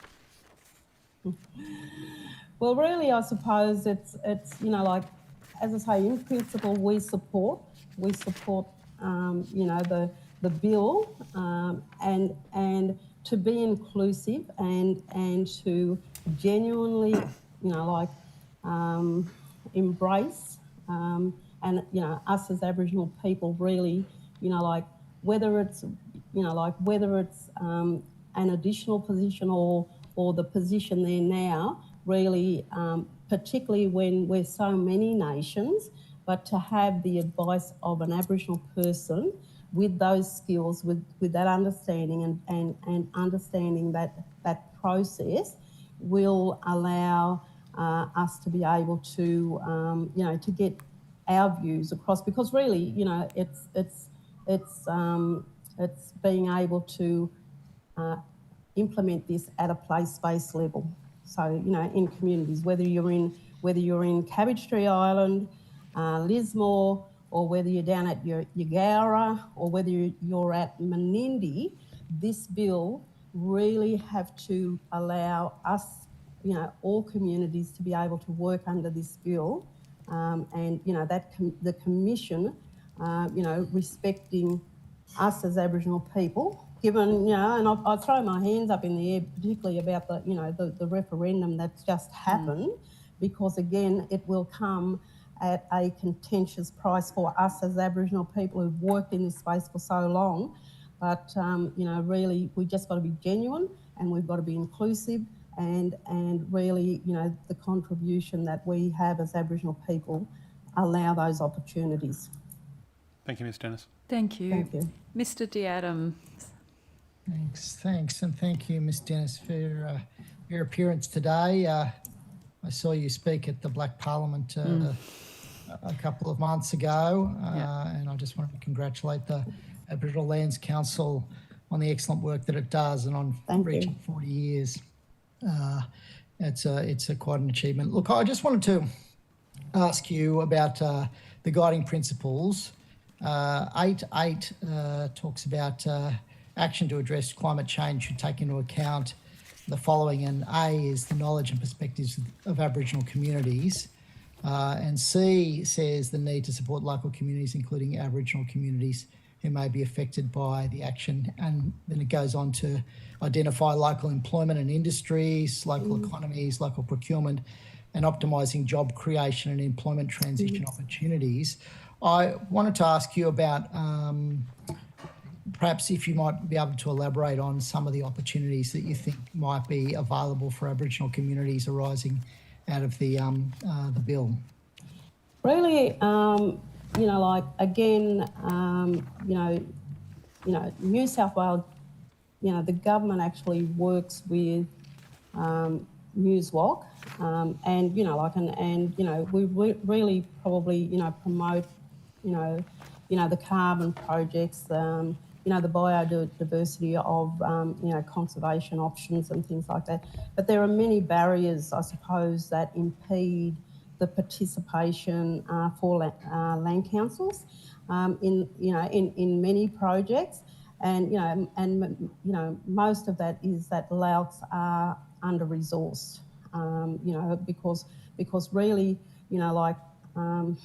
New South Wales Aboriginal Land Council, we've got a statute fund which we can't spend. We've got to live off the interest. Really since COVID, the interest hasn't been very good. So again, but yet we put out $22 million into local Aboriginal land councils, and really that covers the administration costs. That's that employs one person in the community, and then it's looking at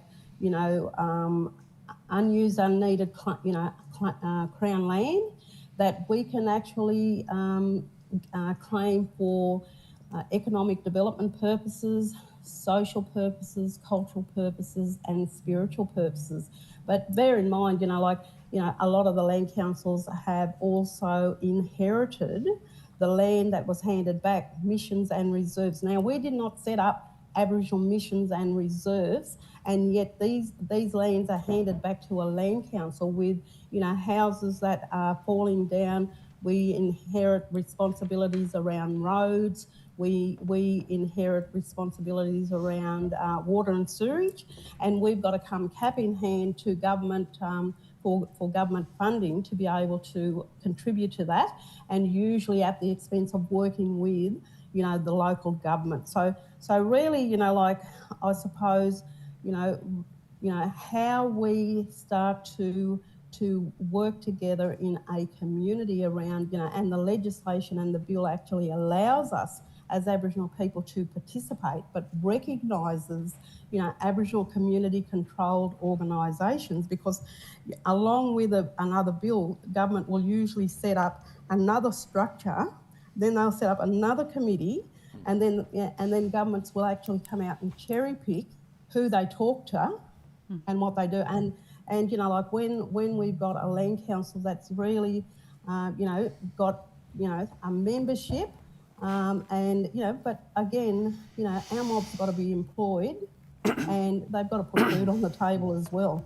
So, and this is a real opportunity for us to be able to look at how we can move forward in the future around this bill, to be able to really engage with local Aboriginal land councils and also,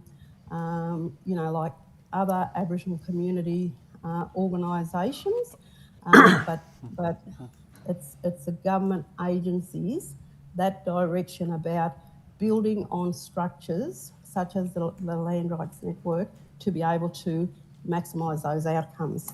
And I don't know if I answered your question, but... Yeah, no, that was good. So I just would follow up with that. I mean, the proposed section 21 talks about advisory committees, but would it be your suggestion that that rather than, you know, having a specific Aboriginal advisory committee, that there be some formal acknowledgement of the Aboriginal Lands Council network to provide that advisory function to support the work of the... Oh, that'd be a great idea. That would actually be a great opportunity because, you know, like, as I say, you know, the Land Rights Network, we've been around for 40 odd years, and to actually start to look at and recognise the network, I think that's an amazing idea, because, you know, like, we can look at an advisory structure, but, like, as you know, the government actually implemented OCA,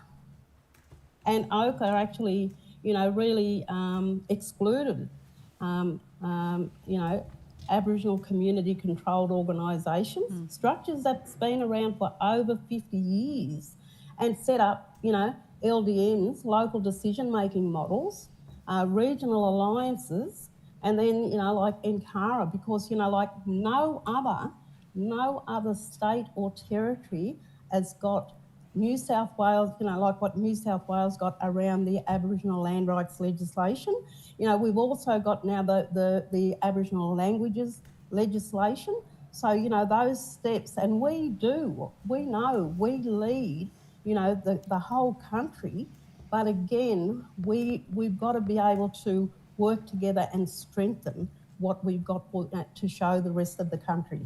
So we've got an existing network of for consultation there in the Lands Council. Yes. We should be drawing on that rather than trying to create duplicative structures. That's right. And we've got 9 regions. So I'm you know, I always say I'm the 9th councillor, but, you know, like, I'm the councillor for the Northwest, and you know, so there's 9 regions, and, you know, like, and we have an election process. So you know, like, utilising this structure, it would be an amazing result if we can actually pull that off.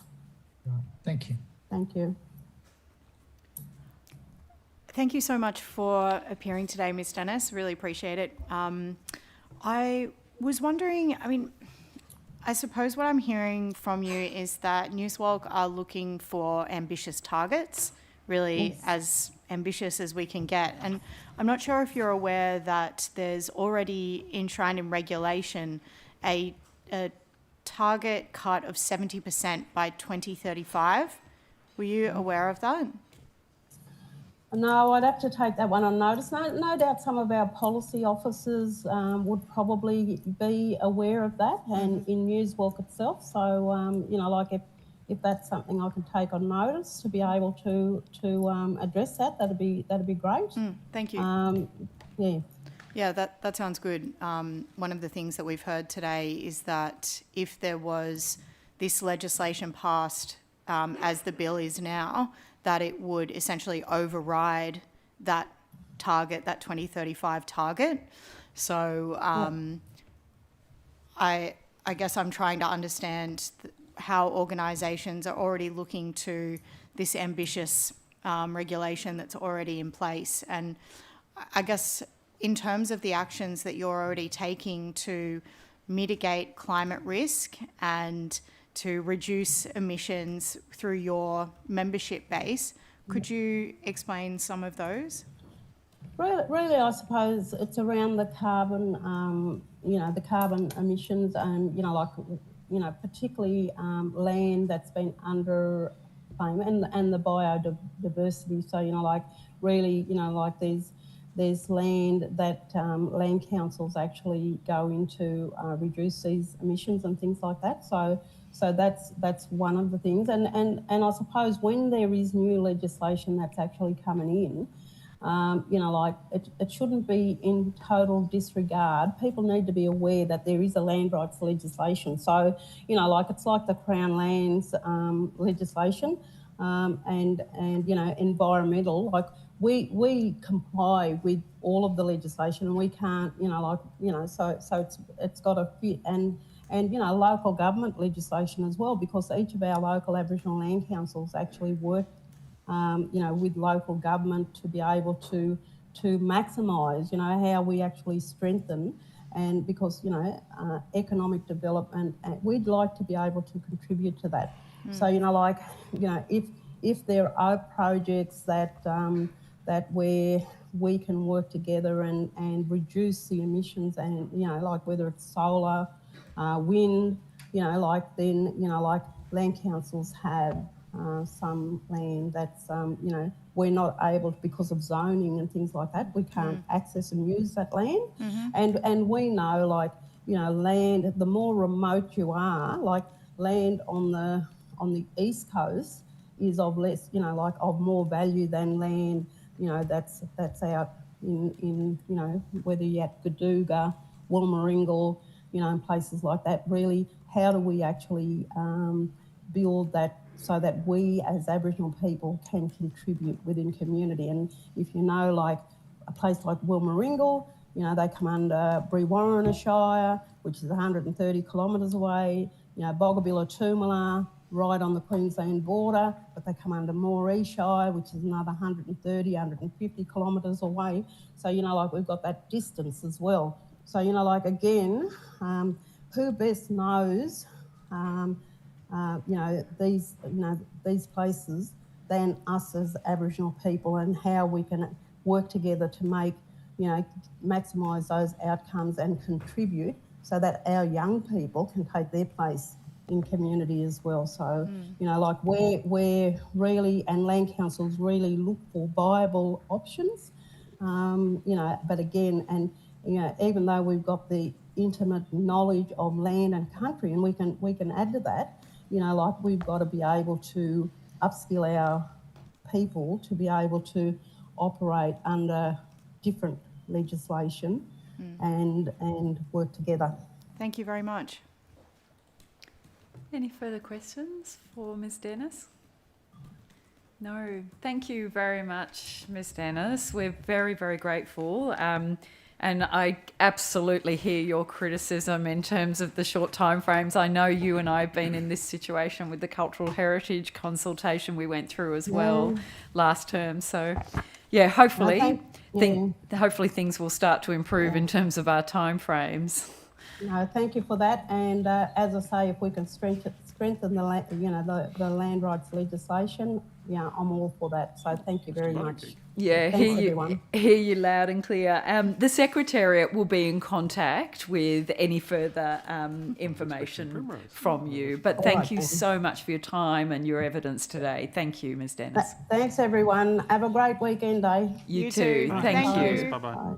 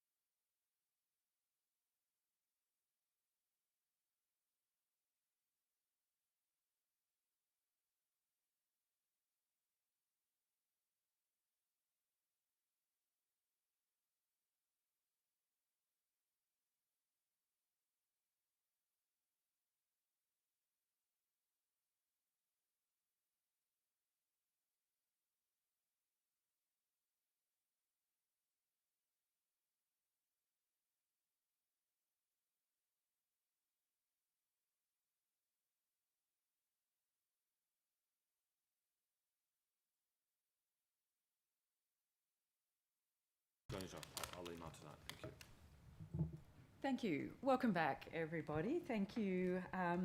So we now welcome Mr. Buckley. So, Mr. Buckley, could you please state your name, your position title, and swear either an oath or affirmation? Certainly, thank you. So, Tim Buckley, I am founder and director of Climate Energy Finance, a public interest think tank, and I am doing an affirmation. I solemnly, sincerely and truly declare and affirm that the evidence now about to be given by me shall be the truth, the whole truth, and nothing but the truth. Thank you very much, Mr. Buckley. Would you like to start by making an opening statement? Thank you. Certainly. Thank you. And thank you very much for the invitation to speak before this inquiry. I will just reiterate, I work for a public interest think tank, and we are funded by Australian philanthropists to work in what we consider to be the national interest. We have no paid conflicts of interest. I don't do any representation, so I have the privilege of being able to work in what I consider to be the national interest. Our position is that we work to try and mobilise capital at the speed and scale required to deliver the investments that we need for the climate science as dictated by the climate science. So I work very much from the finance perspective. Climate Energy Finance partially supports this bill. We do think that having an Act of Parliament is an important step forward. We think the 50% by 2030 is better than the federal target of 43%, and we think net zero emissions, having the target, knowing the direction our state is going to go is really important, and it's important to have that legislated. But and I'll also add that the Net Zero Commission is, I think, a really important step forward, that we need to have expert advisory and evaluation for the government to actually have reference to. Our key concern is that the Act is not, as it's currently proposed, aligned with the climate science. And I'll say my background is 35 years in finance. I'm not a climate scientist. I take what our scientists tell us, the vast majority of what the scientists tell us, as correct, and we need to move dramatically faster than what this Act is proposing, and what the Paris Agreement is predicated on. The Paris Agreement is all predicated on the common but differentiated responsibilities, and that means the developed countries like Australia, like Europe, like America, who created the vast majority of the man-made emissions, should act first in order to buy time for developing countries to develop their economies and for them to act by 2050. So if I was to look at global carbon budgets, it's going to be critical that Australia and New South Wales and the developed world move well before 2050, like 2040, 2038, in order to buy time for countries like India. Now, I have spent the last decade working with Indian companies, government and finance in driving decarbonisation. I'm going there next month. They are committed to decarbonisation, but when I talk to the government of India, they talk about 2070 as their commitment. Now, I'm talking with the top corporations in India, and they talk about moving 10 or 20 years earlier, but their pushback is, why should we, India, wear that cost when Australia is not willing to move faster than 2050? So to me, 2050 is not the right goalpost. It does set the direction of travel, and hopefully we as a country can ratchet up, but we should have started a decade ago. So I think it's also pretty critical we talk about timeframes that are in our area of control, not out after I've retired and most people in positions of authority have retired. It should be done this decade or in the next 10 years. So I think it's critical we have a 2035 target. And I reference in our submission Zali Steggall's suggestion of 75% by 2035. And even that is not directly aligned with climate science, but we need to have a ratcheting up. And to me, the main objective, when I'm talking to financiers in Australia, when I'm talking to the biggest asset managers, asset owners, the biggest banks in Australia, it's all about the investment, employment and export opportunities for us as a country, as a state. And in my view, they are huge. The opportunities for New South Wales, like Australia, are absolutely game-changing. I would emphasise that there are also rising risks if we don't act, and I can come back to that. But the second last point I would make is that we've seen in the last 2 years hyperinflation from fossil fuel prices. That has instigated a cost of living crisis, an energy crisis, a climate crisis. All of them are related, and we need to actually move on all of them at speed. And it's the poorest people in our nation that wear the majority of that cost, and they are most disproportionately affected. And I think I was reading the Australian Actuary Institute report about insurance affordability stress. It is skyrocketing in our country. 1.24 million households in Australia cannot afford insurance for their houses, and that's up 20%, 24% year on year. And so housing affordability, insurance affordability, cost of living crisis, they're all related to the climate crisis. We can solve them. We can be a world leader. And maybe I think the solutions are far more visible and far more doable than a lot of people talk about. People talk about solutions that we could deploy next decade. I was just working with the clean energy regulator yesterday down in Victoria, and they put up the third quarter, so the 9 months calendar year data for New South Wales for ground heat pump installs.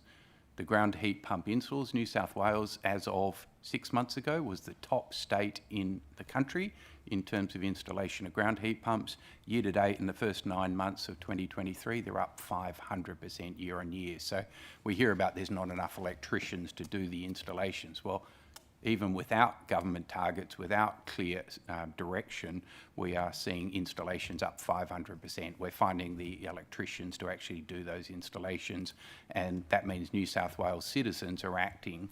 And so I think that's a pretty clear sign they've accepted the science, they're investing, and the economics are aligned. So I would use that as one of many data points to illustrate how solutions are far more doable and are economically viable. We need the New South Wales government to lead. Thank you. Thank you. I take from that you would suggest, if you were advising the government today at 5 o'clock, you would say you can be confident that you could have more ambitious targets than what you've set out in terms of being able to actually implement those across the state and get the outcomes of those emissions reductions. Absolutely. I talk to investors every day, and I literally talk to investors who are have investment proposals before the New South Wales government, before the Queensland government, Victorian government, for tens of billions of dollars each. And I'm talking multiple investors who each want to deploy tens of billions of dollars in our state in solutions that can be deployed. Their biggest problem is getting approvals and getting grid connection and having the confidence to invest. But we've seen it, the ACCC just approved the takeover of Origin Energy, Brookfield's pitch. We will invest $20 or $30 billion in Australia, and the vast majority of that will come in the eastern states, mainly in New South Wales and Queensland. So that is just one example, but I could name a number of examples of companies that have committed tens of billions of dollars, and they want to deploy the money. They need the certainty. They need that policy certainty. They need the legislative certainty. Can I just go on from that? What do we risk if we are not ambitious? Like, in terms of a slowdown in investment, what's I guess the opportunity cost? To me, the opportunity cost is really clear in the last 18 months. We've seen electricity prices in New South Wales go up 20% year on year, 2 years in a row. We've seen the gas price go up in that sort of order of magnitude. But for industry, the gas price went up 1,000%.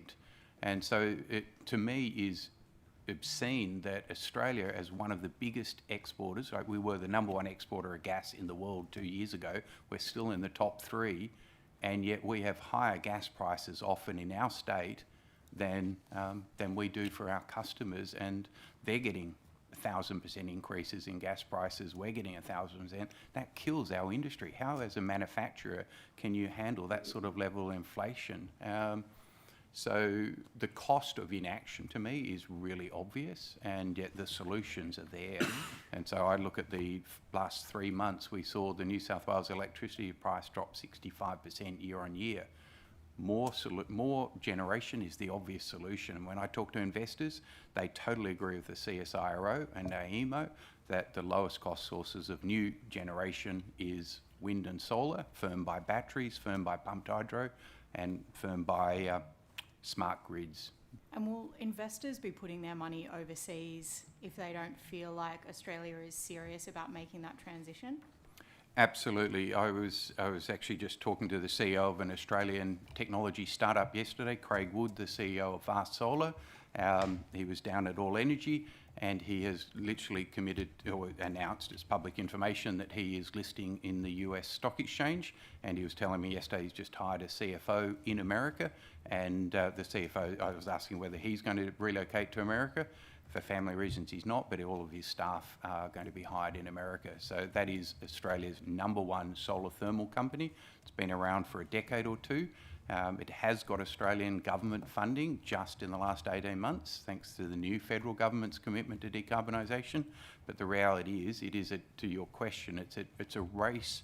It's an investment in technology race. So that is one of the top solar thermal technology players in the world, and they're effectively saying they're going to follow other Australian companies and invest in America because the American government wants their technology, they want the manufacturing, they want to deploy it, and they're willing to provide government incentives and government policy to do it. Tritium's another example of that. They're a Queensland-based company. They have, as of a year or two ago, built their main factory in America. And so even though they are an Australian technology, they're a world leader. They were exporting 95% of their product for the last 5 years. They're now supplying that product, that world-leading fast charging network, through American product. So Australia will continue to lose technology opportunities. We are a world leader. Our universities are some of the best in the world. I'm in awe of what New South Wales Uni has done on solar, Dr. Martin Green and his team, Renata Egan. But the Chinese have taken that technology, they've commercialised it, they've deployed it at unbelievable scale, and they're very thankful for Australia's investment, but they have the benefit of it. And is that also true? I mean, obviously, we're also particularly interested in ensuring New South Wales is a strong and stable and secure place for investment. Do you have a view about the competition between, say, Queensland and Victoria versus New South Wales? I do. I was in Victoria yesterday listening to the Victorian Premier talk about the vision that she has to drive decarbonisation, to drive electrification of Victoria. We're doing a report at the moment about Queensland. They have a target of 50% renewables by 2030, but 70% by 2032, 80% by 2035. And our report, I mean, we've already done the modelling. They are on track to do that. We're seeing literally every week I think this week there was a 375 odd megawatt wind farm announced. The federal government gave the approval for that. So we're seeing projects moving, and at the end of the day we do have a nationally connected grid on the east coast of Australia, so we can import electricity, and we will increasingly import the electricity. They'll get the investment, they'll get the jobs, and we'll import their product.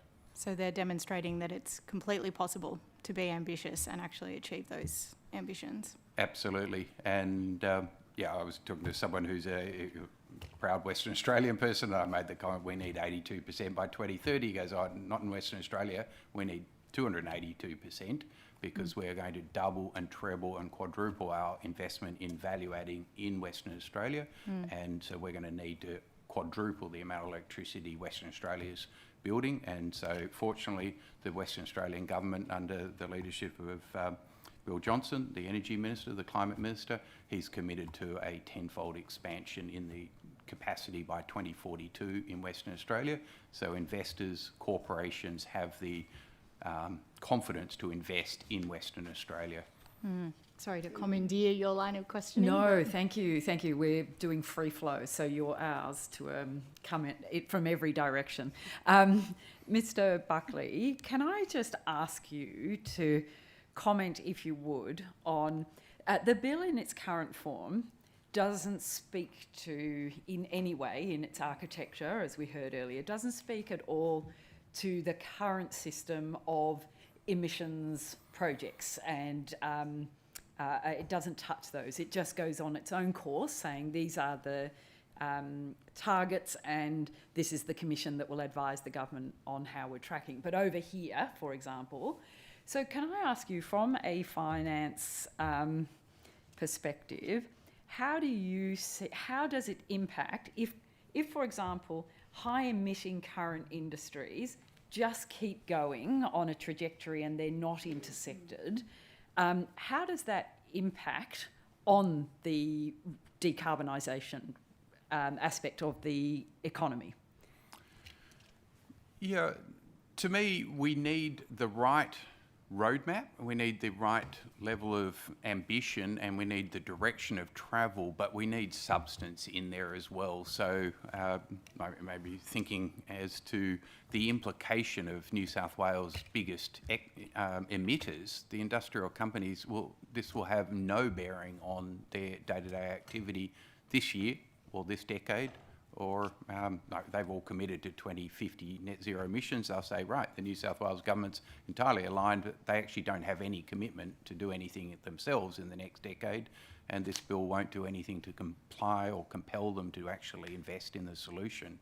Now, global financial markets will eventually impose that, and so that is the discussion I have with the management and the board and the shareholders of those companies. Global pressure is there for them to move faster, to move in alignment with the science. And when I say alignment, the alignment with 1.5 degrees, which this bill is not aligned with 1.5 degrees, according to the scientists I talk to. So the pressure is there from the global investors, and they will just, I look at BlueScope. I have been, we published a couple of reports. I'm not a fan of BlueScope. They're one of New South Wales' biggest employers in the steel industry. They have massively led decarbonisation in America. But I have to remind them, they're an Australian company. Their board sits in Australia. They're leading the world in decarbonisation in America. They've invested $2 billion in America in the last 5 years as a company, as an Australian company. Look at the investment that they've made in Australia in the last 5 years. And the answer, to round it to the nearest $100 million, it's probably $100 million in Australia, $2 billion in America. So my challenge to the board is, why are you willing to invest $2 billion in America in driving and leading decarbonisation when you're not doing the same in Australia? And they respond, oh, there's not the compulsion. In fact, they're threatening to build one of the last blast furnaces built in the developed world in our state, and they're totally free to do that because the safeguard mechanism doesn't compel them to do anything different. And the New South Wales Act won't do anything to compel them to do differently. They say, oh, that'll close by 2050, so we'll still be net zero. But for the next 20 years, like 3 years before, they'll probably close that facility. But by then, we'll be relying on imported zero-emission steel from other countries who have actually taken the investment opportunity, and they've leveraged the new investment technologies that are around. And some of our global competitors are moving at 1 million miles an hour, and we're sitting watching. That's not a leadership position, that's a total laggard position, and that will gut our manufacturing industry even further. I guess.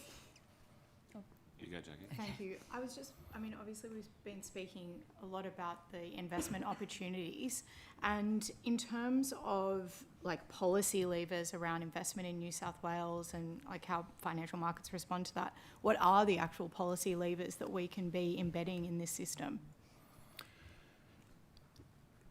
An ambitious medium-term target would be my number one. Mm-hmm.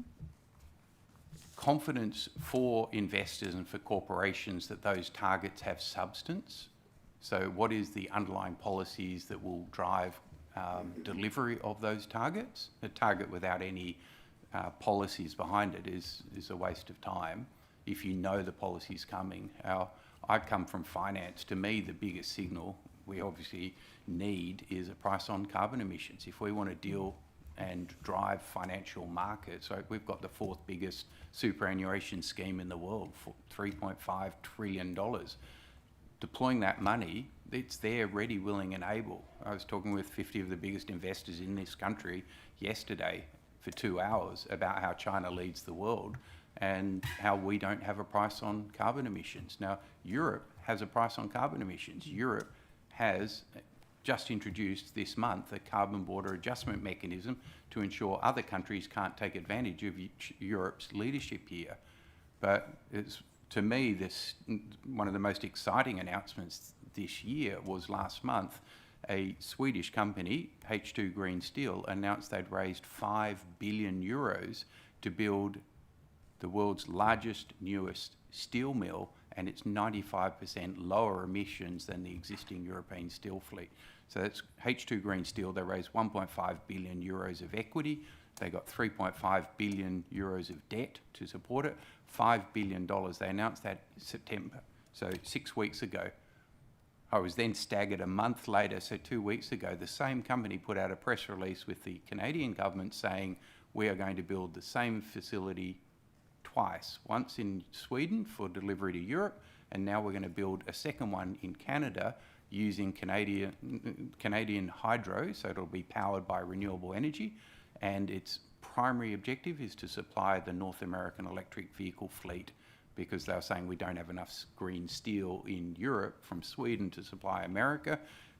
So American EV companies want to be green, they want to be forward-looking, they are, and they want to have greening of their supply chain. So H2 Green Steel put out a press release. It's non-binding as yet. They haven't raised the capital, but they did raise 5 billion euros only 6 weeks ago. And now they've said they'll spend another $6 billion US building the same operation in Canada. And then the same day, Vale, Australia's #1 iron ore competitor in the world, put out an MOU, a Memorandum of Understanding, to H2 Green Steel to supply green iron to Sweden. And they talked about 100 million tonnes a year by 2030 of green iron. Australia at the moment, it supplies 38% of the world's iron ore. We produce 0 green iron. And our #1 competitor in the world is Vale, and they've just committed by 2030 to supplying, at the moment, the only major contract for green iron. That's transformational. That's what I talk about when we're in a global technology and investment race, and Australia should be leading the world. We've got BHP, we've got Rio Tinto, we've got Hancock Prospecting, we've got Fortescue, 4 of the 5 biggest iron ore players in the world, and none of them has spent more than a couple of $1 million on green iron. Vale's just committed to transforming their entire business in the next 7 years. Now, sorry. I was going to say Fortescue. Fortescue has proposed to spend $6.2 billion US by 2030, but they're working on decarbonising their haulage fleet first, their rail fleet, their shipping fleet, and then green iron next. So they will spend money. They have actually just commissioned a $5 billion magnetite mine, which is the right type of iron ore for use in electric arc furnaces. So $5 billion. Apologies. Fortescue is leading the world in that investment, but Vale is now proposing to overtake them. And are there any projects in New South Wales, coming back to a local perspective, that you are aware of that will create jobs and investment that will be aided by this bill if it becomes legislation? Yeah, I mentioned in my submission one company. It's a listed company. It's called Australian Strategic Minerals. I speak to the CEO quite regularly, and she's... So it's a listed company. They have a project in Dubbo. It's been on the books for about a decade, I believe. It is a $1.7 billion investment in critical minerals in Dubbo. It will be critical minerals mining and refining. That's the proposal, $1.7 billion.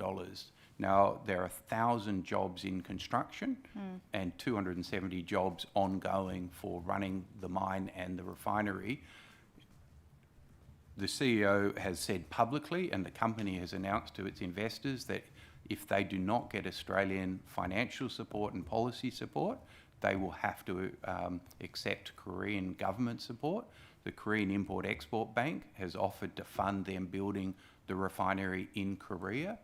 I don't work for them, I'm not paid for them, so I can actually cite that as an example.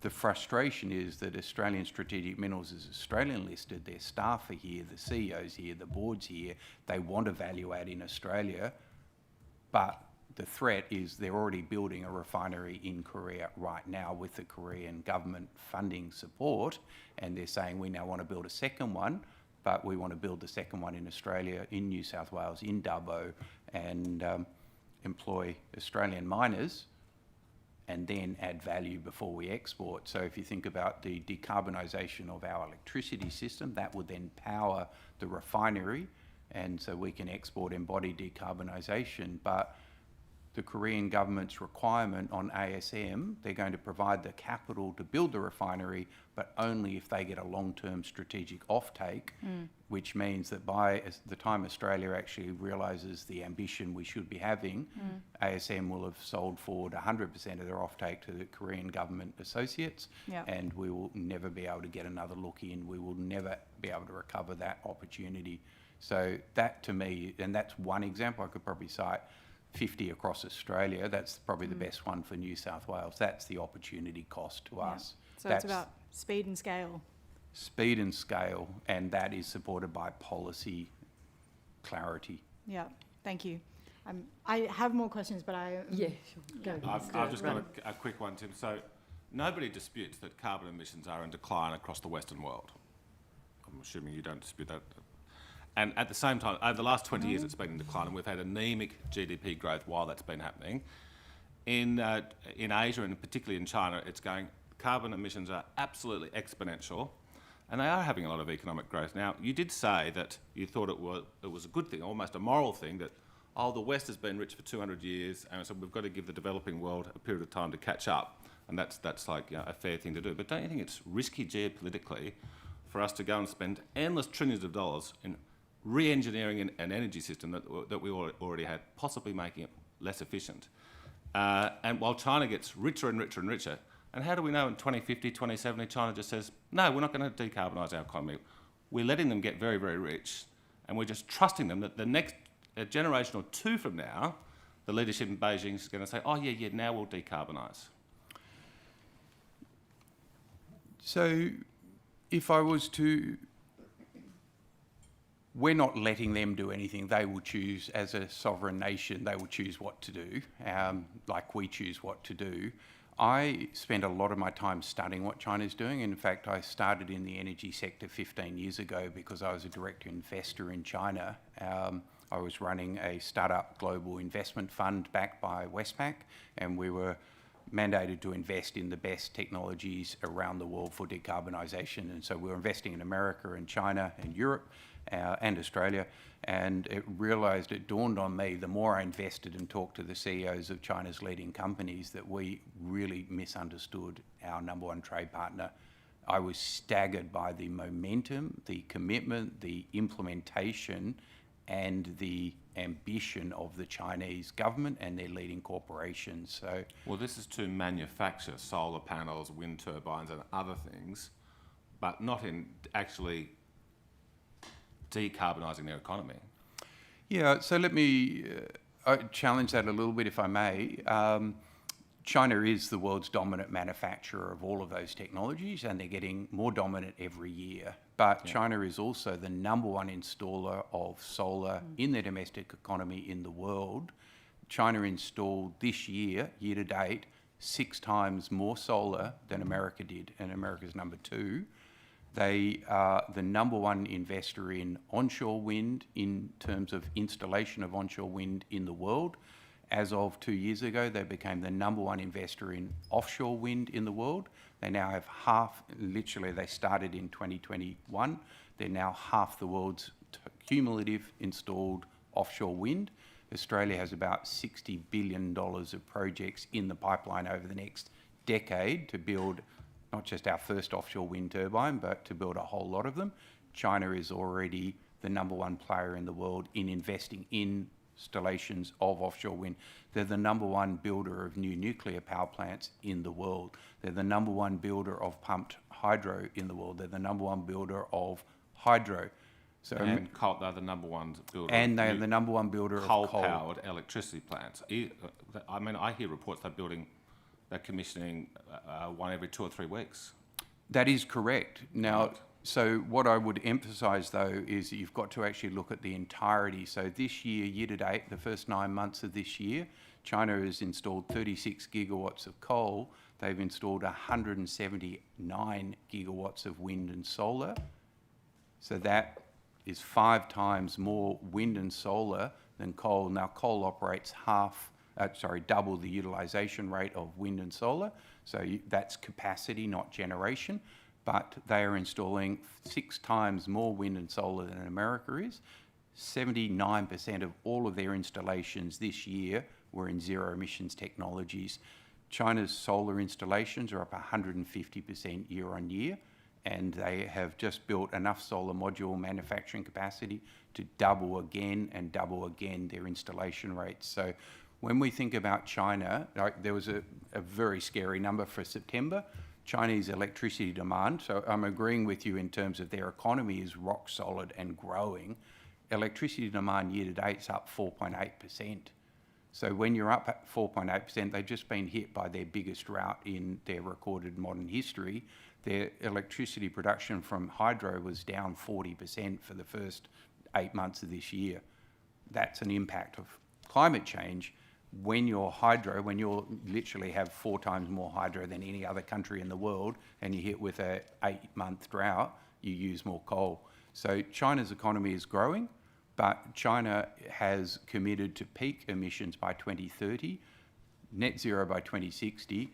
On my modelling, on my analysis of where they sit, they are probably 5 to 10 to 15 years ahead of their targets. And what they're doing is like India saying, well, when the West actually starts to acknowledge and act on the science, China spends about 4 to 5 times the dollar investment across all new technologies than America does.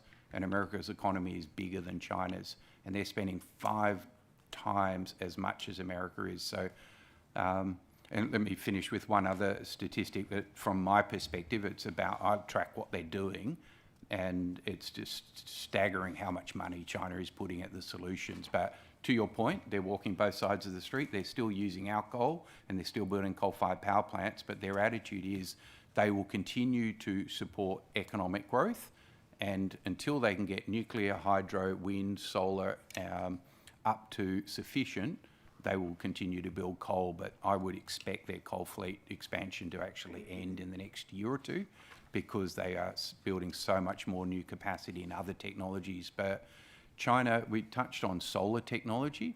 China's solar manufacturers spend 6% of their revenue every year on research and development. If you think about Woodside, they spend 0% of their revenue each year on R&D. Whitehaven Coal spends 0%. I'm rounding to 1%, to the nearest decimal. You can have a look at their annual reports. Santos, less than 1% of their revenue. Every solar company I track in China spends 6 or 7% of their revenue every year. They replace every single factory every 5 years, so they have the world's leading solar technology. And by the way, they're using New South Wales University technology, and they're deploying it, they're doubling capacity every 18 months in those factories. So I totally accept that China is still building coal-fired power plants. They are. But for every coal-fired power plant they build 6 or 5 brand new wind, solar, hydro, nuclear plants. We're building 2 pumped hydro projects in Australia. We're all aware of Snowy Hydro, and there's GenX, there's one in Queensland. That is 2 gigawatts of capacity. China is building 10 gigawatts of pumped hydro storage every year. For the next decade, their target is 120 gigawatts by 2030, 10 gigs a year.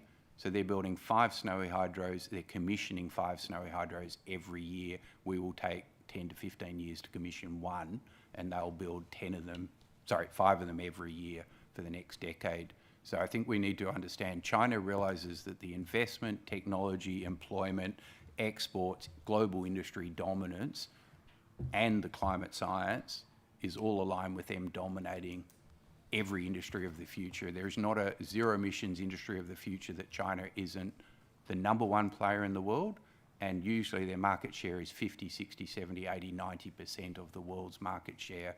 So let me give you an example of that. Batteries. 6 of the top 10 battery companies in the world are Chinese. 6. One of them, CATL, has 35% global market share. The company didn't exist a decade ago, and CATL is doubling its capacity every 2 years. So if we think we are going to win this race, we are joking. Australia is blind to how fast China is moving. I find it staggering what they're doing. Thank you. Can I just ask, and I know Mr. Badagi has a couple of questions as well, can I just ask, in your submission, you mention how, and it's a kind of ancillary point, but I think it is part of the government's posited ambition in the targets, but is the extending, the potential extending of the life of Eraring. Because you raised that in your submission, and the way I read it is you actually think that's not a good step for ambition, but particularly for the economy as well, and that it would undermine the national targets. It totally undermines the national target, but to your question, Chair, it's about undermining investor confidence. We've set a target 18 months ago at the federal level that targets 82% renewables for the country. That, according to the Australian Energy Market Operator, as Daniel Westerman, the CEO, gave a speech 2 weeks ago, he said there are 250 gigawatts of wind, solar and battery projects in the investor pipeline in Australia right now. Now, when he gave that speech 6 months ago, the number was 200 gigawatts. Now it's 250. Now, that is about $300 billion of investor proposals on the table right now. And so if we then go and provide a massive subsidy to keep an end-of-life coal-fired power plant continuing to run when the owner says it's not viable to keep it running, so the only reason Eraring will stay open is if New South Wales government provides a multi-$100 million subsidy to keep it open, that will send the signal that if you as an investor are in the solution, you are going to actually then have to compete with yet more subsidies to keep end-of-life coal-fired power plants operational. And so I was listening on Wednesday, the Waratah Big Battery, the CEO of the company building that for the New South Wales government, that is, to New South Wales government's credit, that is the biggest battery under construction in the Western world, so outside of China. China's got one which is 3 times bigger, of course, but that is the biggest by far in the world, and it's also 8 times bigger than the world's biggest utility scale battery that was commissioned in South Australia in 2017. So in the space of 6 years, we are literally growing 600 times the capacity, 700 times the capacity of the biggest battery in the world. And then, so that's under construction as of May. But Victoria, Lily D'Ambrosio, Minister D'Ambrosio, has announced she's commissioning, or she's supporting through the capacity investment scheme with Minister Bowen, the construction of a 1.2 gigawatt battery in the Melbourne Battery Hub. So that's 30% bigger than Waratah Big Battery. So there is more than enough. Like there are something like we do in our report we published about 3 months ago. We detailed more than 10 gigawatts of battery capacity project proposals on the table in New South Wales alone. And by the time we published the report, within 2 weeks, there were 5 new proposals on top of that. So now the number's about 12 gigawatts. So there is more than enough investment capacity there. But if we go and subsidise coal-fired power plants to stick around beyond their useful life, I mean, the workforce will be put at risk because they are dangerous for the workers. But more importantly, sorry, take that back. Nothing's more important than life, but the cost to the consumer is going to go up because it will be a multi-$100 million subsidy on top of an industry that already gets massive subsidies, that being the coal industry. And you think that would also have an impact on the other, the Vales Point as well? You mentioned that risks extending the life of that one too, or? Correct. There would be a cascading effect, and also any coal-fired power plant owner If some foreign billionaire who just happens to have bought one of New South Wales coal-fired power plants, they realise that they're going to be able to hold the New South Wales government and the people of New South Wales to ransom, of course they will. They'll just, we're telling them, yes, we'll give into that ransom. We won't build the capacity ahead of schedule. We'll crowd out private replacement capacity, and then we'll provide you a subsidy to keep going. Is Mr. part of Buttigieg. that just a function, though, of...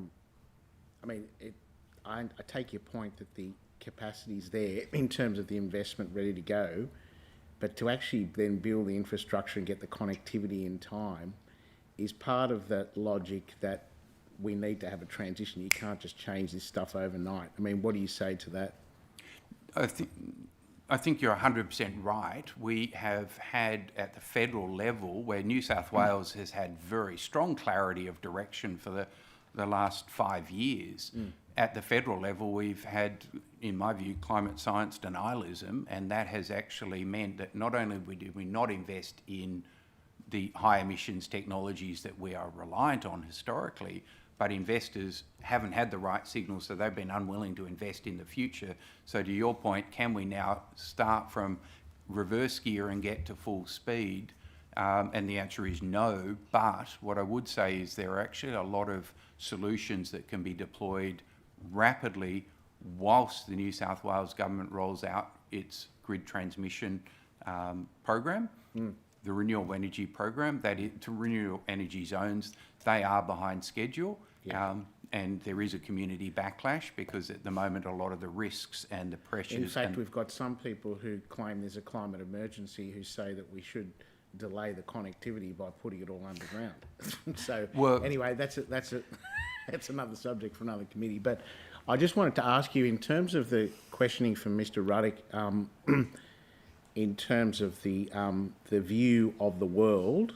So this seems to me that there's two dynamics here. There's the science, which is driving the existential moral imperative, but then there's the market. So even if the science didn't exist, given your investment background, is this a function of this is where the future of energy economics and profit is, because you've got such a cheap renewable source that we're going to invest in it anyway? Isn't that part of this whole where the market's going? There is, but to me there is a question of intergenerational equity, but there's a more immediate pressure, which is the one that we have a cost of living crisis right now. The top half of our state can comfortably afford to deploy rooftop solar. They can comfortably buy their EV. They can have their battery. The reality is the battery in their EV is 5 times bigger than any battery they put in their garage. So therefore they will have protection. It's the bottom half who rent, who live in apartments or can't afford the upfront capital costs. They wear the cost. The crisis hits them in every possible regard. The floods, they'll be the ones most affected. They will be the ones without insurance. They'll be unable to actually recapitalise after they get smashed, second, third flood in a row.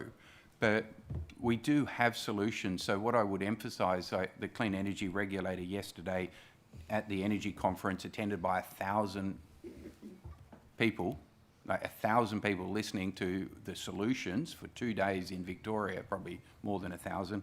And the Clean Energy Regulator highlighted that national installations of rooftop solar in commercial and industrial and residential are up 11% year on year. So we will deploy probably 3.2 gigawatts of rooftop solar this year. That'll be a record for Australia. And I mentioned the ground heat pumps were up 500% year on year. In the first quarter of this year, we're up at 1,100%. So there are technologies that are commercially viable, they're commercially deployable, and those with money will be able to deploy them right now. But we've got to take the whole of our state with us, and we've got to make sure we don't make it worse for the ones that can't afford to protect themselves. So there are a lot of solutions. So my number one recommendation is the state should be accelerating the deployment of distributed energy, batteries. We should have 3 Waratah big batteries, not 1. Maybe they shouldn't all be that big. Maybe you should locate them around the state to actually work with our grid operators. But having privatised the grid operators, they're now, the grid's largely owned by foreign sovereign wealth funds. So if we go and ask them what's the solution, they'll give you an economic solution that's viable for them. We need to actually look after people in New South Wales. So my argument is we would, number one, we should be doing as much rooftop solar. We should be driving that, because that can be done in a house in one day, in a commercial and industrial site in 1 month. You could put a battery in 1 month. You could put a Waratah big battery in 18 months. If you made it maybe a third of the size, you could do it in 15 months. Queensland just commissioned their biggest battery, and it was 15 months from final investment decision to commissioning. Could I just take you to one of the objects of the bill, and it's 8.4, and it talks about the guiding principles that action to address climate change should be taken in a way that is fiscally responsible, promotes sustainable economic growth, and considers the economic risks of delaying action to address climate change. In the context of your background, is that a good thing? I mean, are people looking at this in the investment world and going, well, clearly the government's on board here, let's do this? Yeah, yes. Let me maybe pivot to America as an example of that. The American Inflation Reduction Act is an absolute global game changer. It's the biggest single subsidy investment program by any government in history. It's by far the biggest for the American government. It's in the hundreds of billions, if not $1 trillion of capital and subsidy support. What I am staggered by is the investment in manufacturing industries in America that's been announced by private companies in the last 12 months. They are literally investing $17 billion every month this year in building brand new factories. That is 4 to 5 times more factories than America has ever built before in their history. So what I'm trying to say there is that the American government has taken a global leadership response. They've said, well, they can't continue to allow China to win this trade war and investment and technology race. And so the Americans are now back in the game. But with President Biden putting such a massive government stimulus on, he's been rewarded by an unbelievable amount of new private investment. I was talking with one Korean battery company. It's the biggest non-Chinese battery company in the world. They're building 8 factories in America right now, 8, from a standing start because of the Inflation Reduction Act. They're all going to be commissioned by 2025. Their biggest problem, they were reporting to the market, is they actually can't get enough workers to build all those factories, and the cost of labour is going through the roof because they're trying to build 8 factories concurrently. So we are in a technology and investment race. China's a decade ahead. America's now thrown $1 trillion at the solution. We're throwing an act of parliament on, which is a good start, but we're starting late and we're not putting money on the table. And at the end of the day, to me, finance needs a price signal. If we had a price on carbon emissions, there are plenty of technologies that are commercially viable today, and we would stop subsidising high emission companies and we'd actually start taxing them. That would give the government a lot of revenue to actually invest in the solution. But there are a whole lot of solutions. We've tried them. It's become politically toxic. But meanwhile, while we stuff around and debate it, China's just winning the race. So we need more than a principles statement, essentially. Yes, this is a start, but we need a lot more, or we need a lot more substance. And even this start you're suggesting should be a bit more ambitious than 20, 30, 50% and 100% by 2050. It's not a strong enough signal to the investment sector that we're on track to believe in them and support them. Absolutely, and it's got to be comprehensive. I mean, to me, one of the, let's look at New South Wales' single biggest revenue generator for the government is coal royalties. Our single biggest export is thermal coal. So to your point, China is still buying our coal. Japan and Korea are buying it, but Korea and Japan have both committed to net zero by 2050. They will not be able to buy our coal and deliver on that commitment. Now, we could assume they're not going to act on their own commitments. Yeah, I think so. Or the coal price keeps going up. coal's volatile, it's a commodity, but as the There's international... still a lot of demand for it, so people go and put these little, we'll do this by 2050. They'll just laugh at it. Today's politicians won't be around in 2050, will they? And they'll just renege on these commitments. Yeah. You'll still be here, Mr. Ruddock. Well, with respect, the International Energy Agency just put out a 300-page report on Tuesday night. So Fatty Birrell, the CEO of the International Energy Agency, I believe the Australian government funds them, and they have said that the response to Putin's invasion of the Ukraine has been hyperinflation of commodity prices, of fossil fuel commodity prices, a cost of living crisis on the world, and the response from investment and industry is a massive acceleration of investment. And whether that's in EV take-up, whether it's battery manufacturing, whether it's solar and wind, whether it's smart meters, whether it's grid investment. So the IEA's report is all about how the response of the hyperinflation of fossil fuels has been a massive acceleration. Germany will install 7 or 8 gigawatts of solar this year alone in 1 year. We'll, as the sunniest country in the world, will do probably 3.5, 4 gigawatts. So Germany, a country with barely any sun, a solar radiation factor that's maybe a third of ours, and we will do half the capacity. This is a really low-cost, permanent solution that could make Australia a leader, make New South Wales a leader, and instead we're actually just subsidising our coal industry and supporting the industry that was absolutely driving the world economy for the last 50 years, but will be redundant within 10 or 20 years. We can ride on coal's back, but it will be gone. But I mean, to put that in context, and you've touched on this before, there is a political environment to navigate, and the last thing you'd want to do is throw away your social licence to get this done. Would you agree with that? And I think, I mean, the view would be that the bill strikes a ambitious balance, would I guess, because the alternative, given the toxic nature of the debate, is that the whole thing gets politically torpedoed and we're nowhere at all. So, I mean, do you have a view on that? I do not call this an ambitious bill. The 2030 target I'm fine with because it's more ambitious than the federal target, but we need a 2035 target. We won't be here in 2050 in positions of power. We can only influence the next 5 to 10 to 12 years. We need an ambitious target that's moving us towards alignment with the climate science. And I'll finish by saying I'm going to India in 4 weeks' time. I'll be working with the second largest corporation in India. Their ambition is net zero by 2050, and their discussion, they're hosting me for a week to discuss with all of their senior management why the Indian government's ambition needs to be brought forward 20 years. Now, the number one corporation in India has a 2035 target.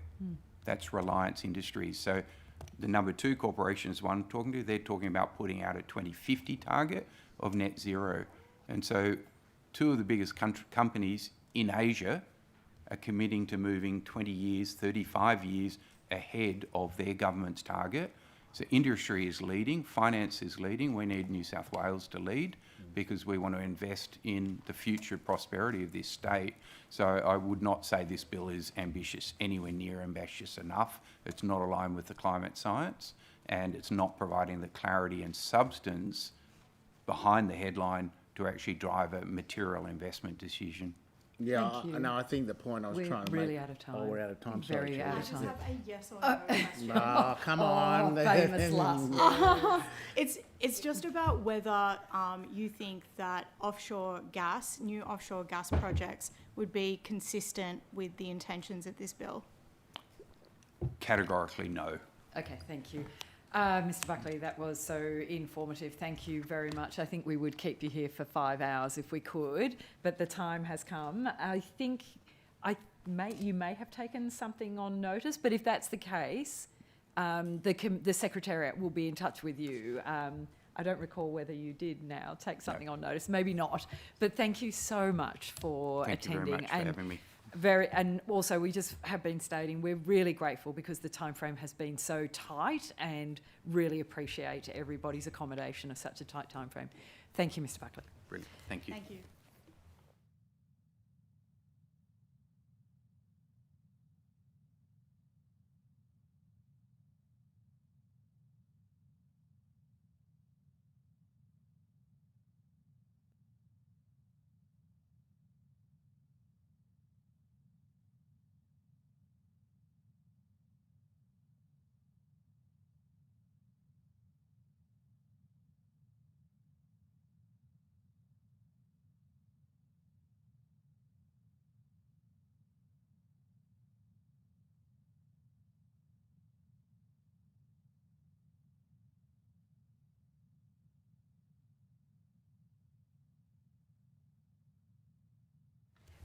Thank you. Welcome to all. Could we please, each witness, starting from my left, please state your name, position, title, and swear either an oath or affirmation. And Ms Mumford, we'll start with you.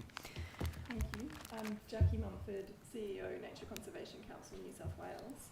I solemnly, sincerely and truly declare and affirm that the evidence now about to be given by me shall be the truth, the whole truth, and nothing but the truth. Thank you.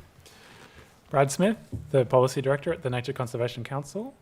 I solemnly, sincerely and truly declare and affirm that the evidence now about to be given by me shall be the truth, the whole truth and nothing but the truth. Jeff Angel, Director, Total Environment Centre. I solemnly, sincerely and truly declare and affirm that the evidence now about to be given by me shall be the truth, the whole truth and nothing but the truth.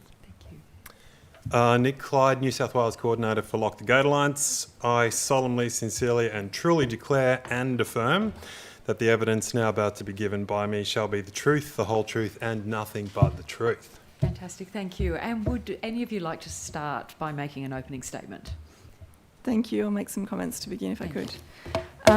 The Nature Conservation Council is the peak body for grassroots environment and conservation groups around New South Wales.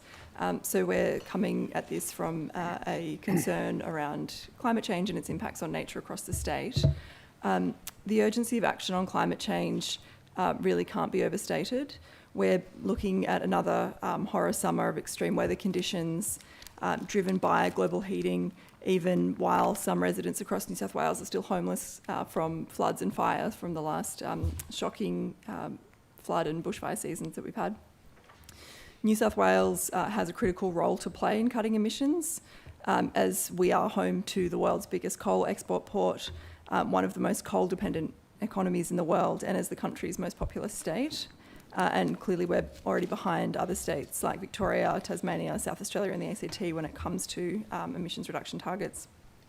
We welcome the introduction of this bill to legislate emissions reduction targets, and we're especially pleased at the mention of keeping warming to 1.5 degrees mentioned in the bill. However, we feel the targets don't go far enough and they're not science-based. The science requires targets of a 75% reduction by 2030 and zero emissions by 2035 to 2038. And that comes from carbon budgets prepared by global experts in the field, which we refer to in our submission. So we suggest that science-based targets should be the starting point for emissions reduction targets in the bill. So the Nature Conservation Council urges the committee and the Parliament to strengthen and pass the bill with the following suggested amendments. Setting stronger targets and carbon budgets based on the limiting of warming to 1.5 degrees, that the bill create a duty for the Premier and the Minister to achieve the targets, that the bill establishes a review and ratchet mechanism for all targets, enables interim targets to be set, including keeping the existing interim target of 70% by 2035, which is already integrated into the New South Wales Net Zero Dashboard, the Energy and Utilities Administration Regulation 2021 and the EPA's climate plan. And we fear that abolishing that would be a backward step.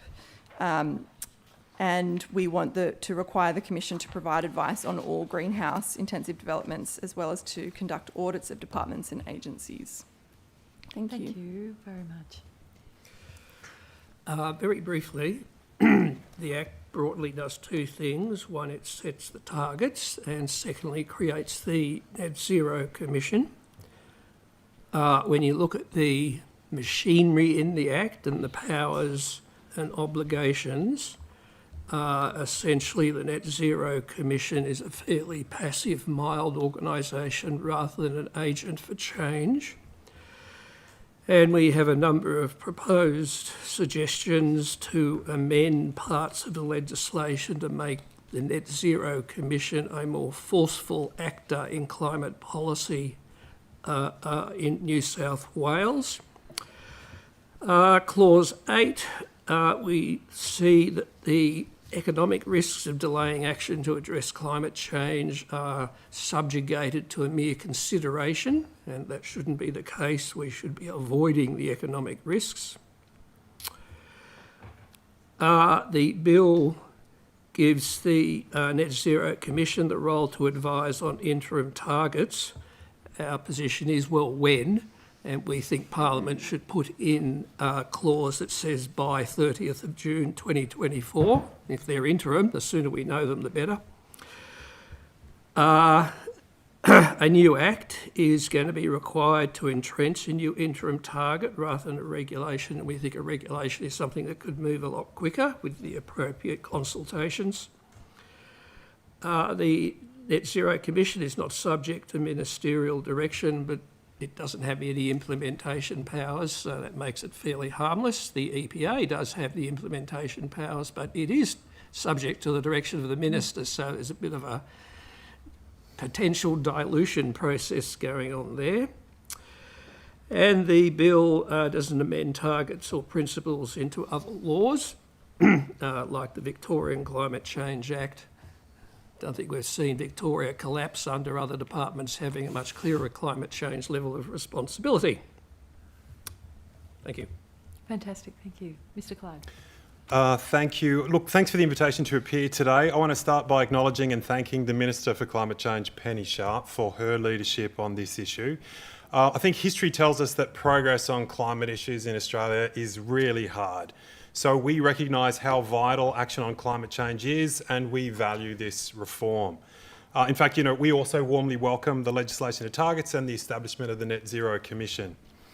That said, unfortunately, the previous government has gifted this government a massive headache in the form of an enormous pipeline of coal expansions. The last government changed the rules around coal mining to favour new coal project approvals over proper climate consideration. So they embedded that through various policies and practices that we describe in the submission today. So this is the elephant in the room in our view, and as it currently stands, despite the excellent momentum this bill generates in the right direction, we don't think it'll change the trajectory New South Wales is on towards the largest increase in coal tonnage approved for mining in this state since the Paris Agreement. New coal expansions represent the single biggest threat to the global climate from all activities in New South Wales. At least 12 coal mines are seeking to expand, with life cycle emissions likely to exceed 2 gigatons of emissions, which equates to about 15 years of all the annual emissions in the New South Wales economy. So it's crucial that the Net Zero Commission is given a role to advise on these projects before they proceed, and that pro-coal policies are scrapped and replaced with proper climate assessments, in our view. Even direct emissions just from mining the coal are significant. Fugitives are the only sector projected to grow in New South Wales between 2020 and 2030. And in fact, the government's net zero dashboard predicts that by 2029, fugitive emissions from coal mining will actually be larger than all emissions from the electricity sector in this state. So that's a problem. Your committee has a submission from the Climate Risk Group before you.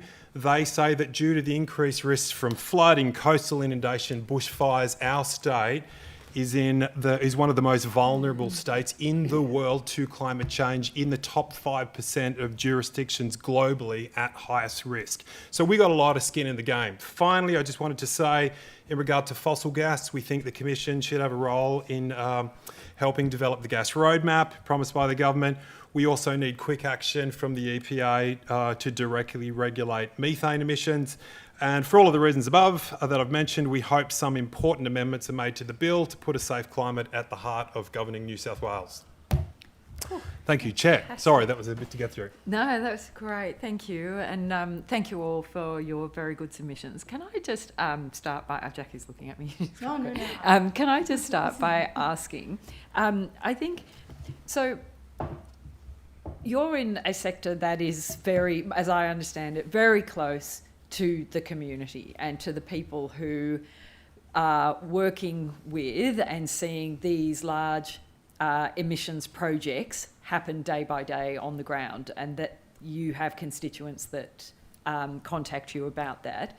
What do you say to the fact that we are about to possibly introduce a bill that actually doesn't touch any of those emission projects? But this is a climate ambition. Well,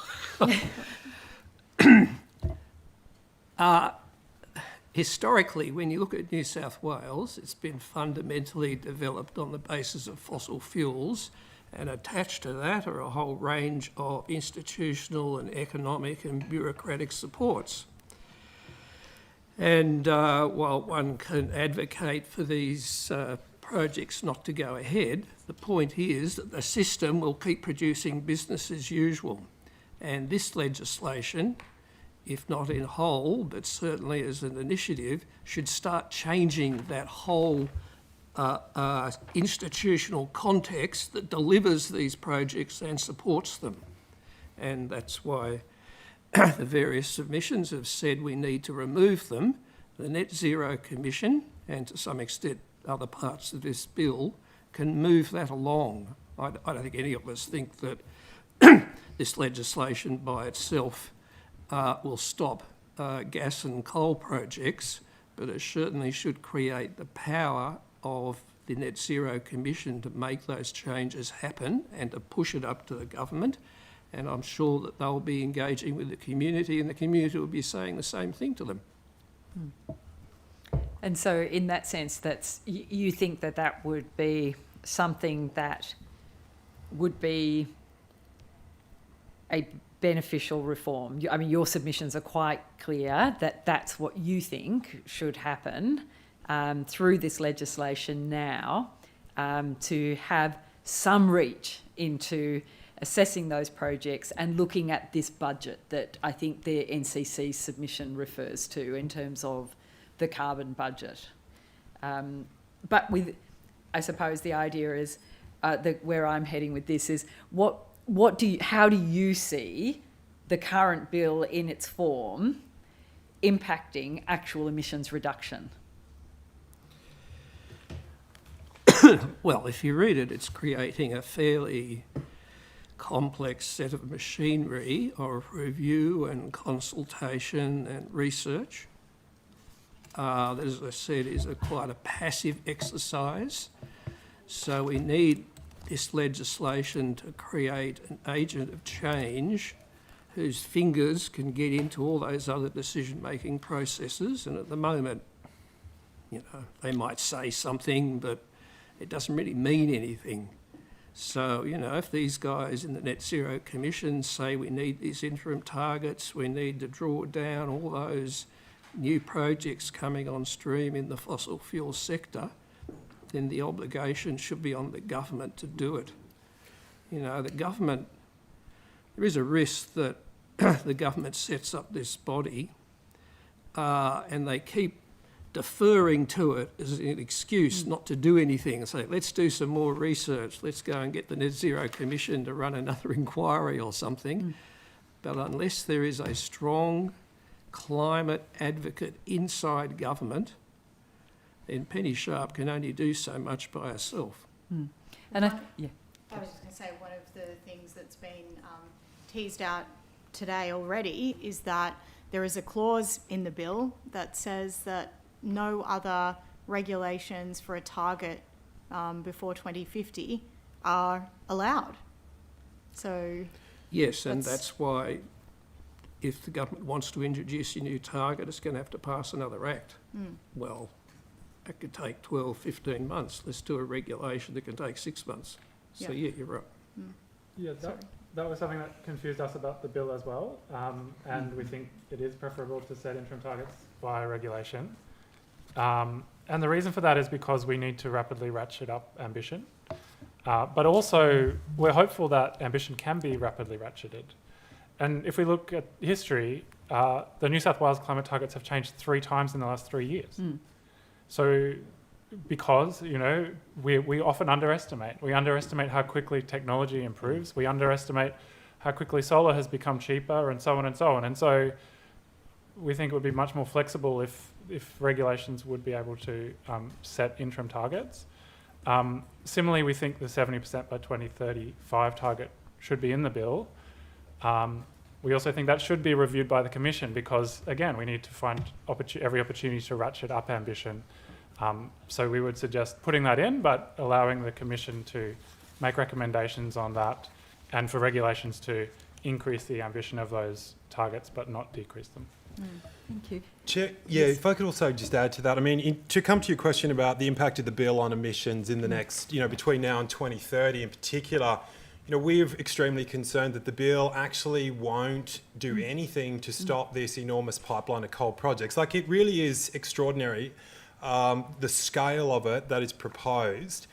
Already those emissions from the diesel, from the fugitive methane, even from the electricity, like coal mining consumes 3% of all electricity in the whole state just to crush the coal and convey it around and what have you, light the mine. So it's a massive consumer of energy and a massive emitter. Huge pipeline of projects. Often they want to, at the moment, they want to dig deeper into those seams. Many of these mines are saying we're going to release more methane because we're going deeper, we're disturbing more methane, methane-rich coal seams. I was going to ask, where does the fugitive increase come from that that sounds very dramatic? Yeah, so I mean, whenever you disturb any coal seam to mine it, whether it's underground or open cut, you will create methane emissions because methane is embedded in that coal and it is released through the process of mining. It's extremely significant. In fact, the IEA says it's massively underestimated what is being reported to the Australian government. So it's a huge problem. We have monitored very closely the Independent Planning Commission and the passage of every coal project assessment basically for the last decade in New South Wales. The Independent Planning Commission is very clear that their hands are essentially tied by pro-coal expansion policy. So they are saying to the government, if you want balanced decisions on coal expansions, you've got to change the policy settings because at the moment, the strategic statement on coal it basically says we're all about coal expansions. There are likewise other policies. The net zero update has a statement. The clear signal to the IPC is that they should keep expanding the industry unless policy changes. There's a new proposal from Glencore. They spell it out in black and white in their application. They almost goad the state government by saying current policy settings mean that you cannot refuse this project on climate change grounds alone. It could not be clearer than that. And so the way you see this bill in its current form, it actually wouldn't change that because it's running on its own course while all of that's happening. All these other things, you're nodding, Mr. Angel. Yeah. The bill on its own, without scrapping those pro-coal expansion policies, and won't change the trajectory. No, not in our view. Part of that is because there's no limit, for example, on extending the life of Eraring through government subsidies. Banning offshore oil and gas is another thing that has come to light. The Coalition have put a bill forward to ban that, but obviously this bill wouldn't have any interaction with that at all. They could both happen in tandem. Like That's one the point. essentially... It's not a driver of change. It's, in its worst case, just a talk fest. Sorry, could you just repeat that, Mr. Angel? Sorry, this bill is a talk fest. Is that what we're saying? It's not a driver for change, and at its worst and weakest, it is a talk fest. Thank you. So in that sense, I mean, so we currently have a system that has non-legislated targets but has regulatory prescribed targets, and one of those is 70% reduction by 2035. From where you sit right now, does that actually present something better than what is currently proposed before us? What I'm saying is, does the status quo actually present a better ambition than what we're presenting here? Can I just clarify with the supplementary question? The implication of that question is that this bill somehow vetoes that regulatory requirement on the interim target. I don't think that's necessarily the case. I think that as the days progressed, I think we're probably in need of some legal advice on that because the reality is that target... Well, our advice is that it doesn't. Well, you need to share that advice. Evidence on record today has suggested a lot of the premise of the debate has been on that interim target in 2035 is overridden. That's not. But the intention of this bill is that the net zero board won't exist anymore, and that target is inextricably linked to reporting to the net zero board. So I think there is some circularity there, and that's a matter obviously for government and their parliament to establish Well, I just in think time. the ambiguity needs to be clarified because it's a bit So I can misleading. reposit the question. I can reposit the question, and that is, in the event this bill means that the advent of this bill means that the 2035 70% reduction is off the table, does that, from your perspective, working on the front line of these projects each day, does that put us in a worse ambition position than what we are today without this bill? It might. Depending on how your legal advice goes, it might take it off the table, but the Net Zero Commission does have a specific responsibility to advise on interim targets, so it could therefore be replaced by what the Net Zero Commission says. You may argue, well, that's an unnecessary duplication, and why don't we just keep the 70% by 2035 target and stick it in the bill anyway, because why should they repeat and duplicate previous processes? And as we have departmental officers on Monday, I think that's when we'll need to clarify this. Yeah. Can I ask Mr. Clyde a question? So you said when you were wrapping up your remarks, you said that Australia or New South Wales is in the top 5 jurisdictions in the world which will be most affected by global boiling, is that right? Top 5%. Top 5%, okay. Well, every jurisdiction in the world where this is a big issue, the Western world, they say exactly the same thing. So where did you get that ranking from? Oh, so it's from a submission to this inquiry from the Climate Risk Group, which... And I used to work for the state government and used to kind of share a space with the impacts and adaptation team that worked for the state government and with Professor Andy Pittman, who you heard from this morning. I checked with them about the Climate Risk Group. They say that it's a highly credible outfit that's working extensively already with the New South Wales government, in fact.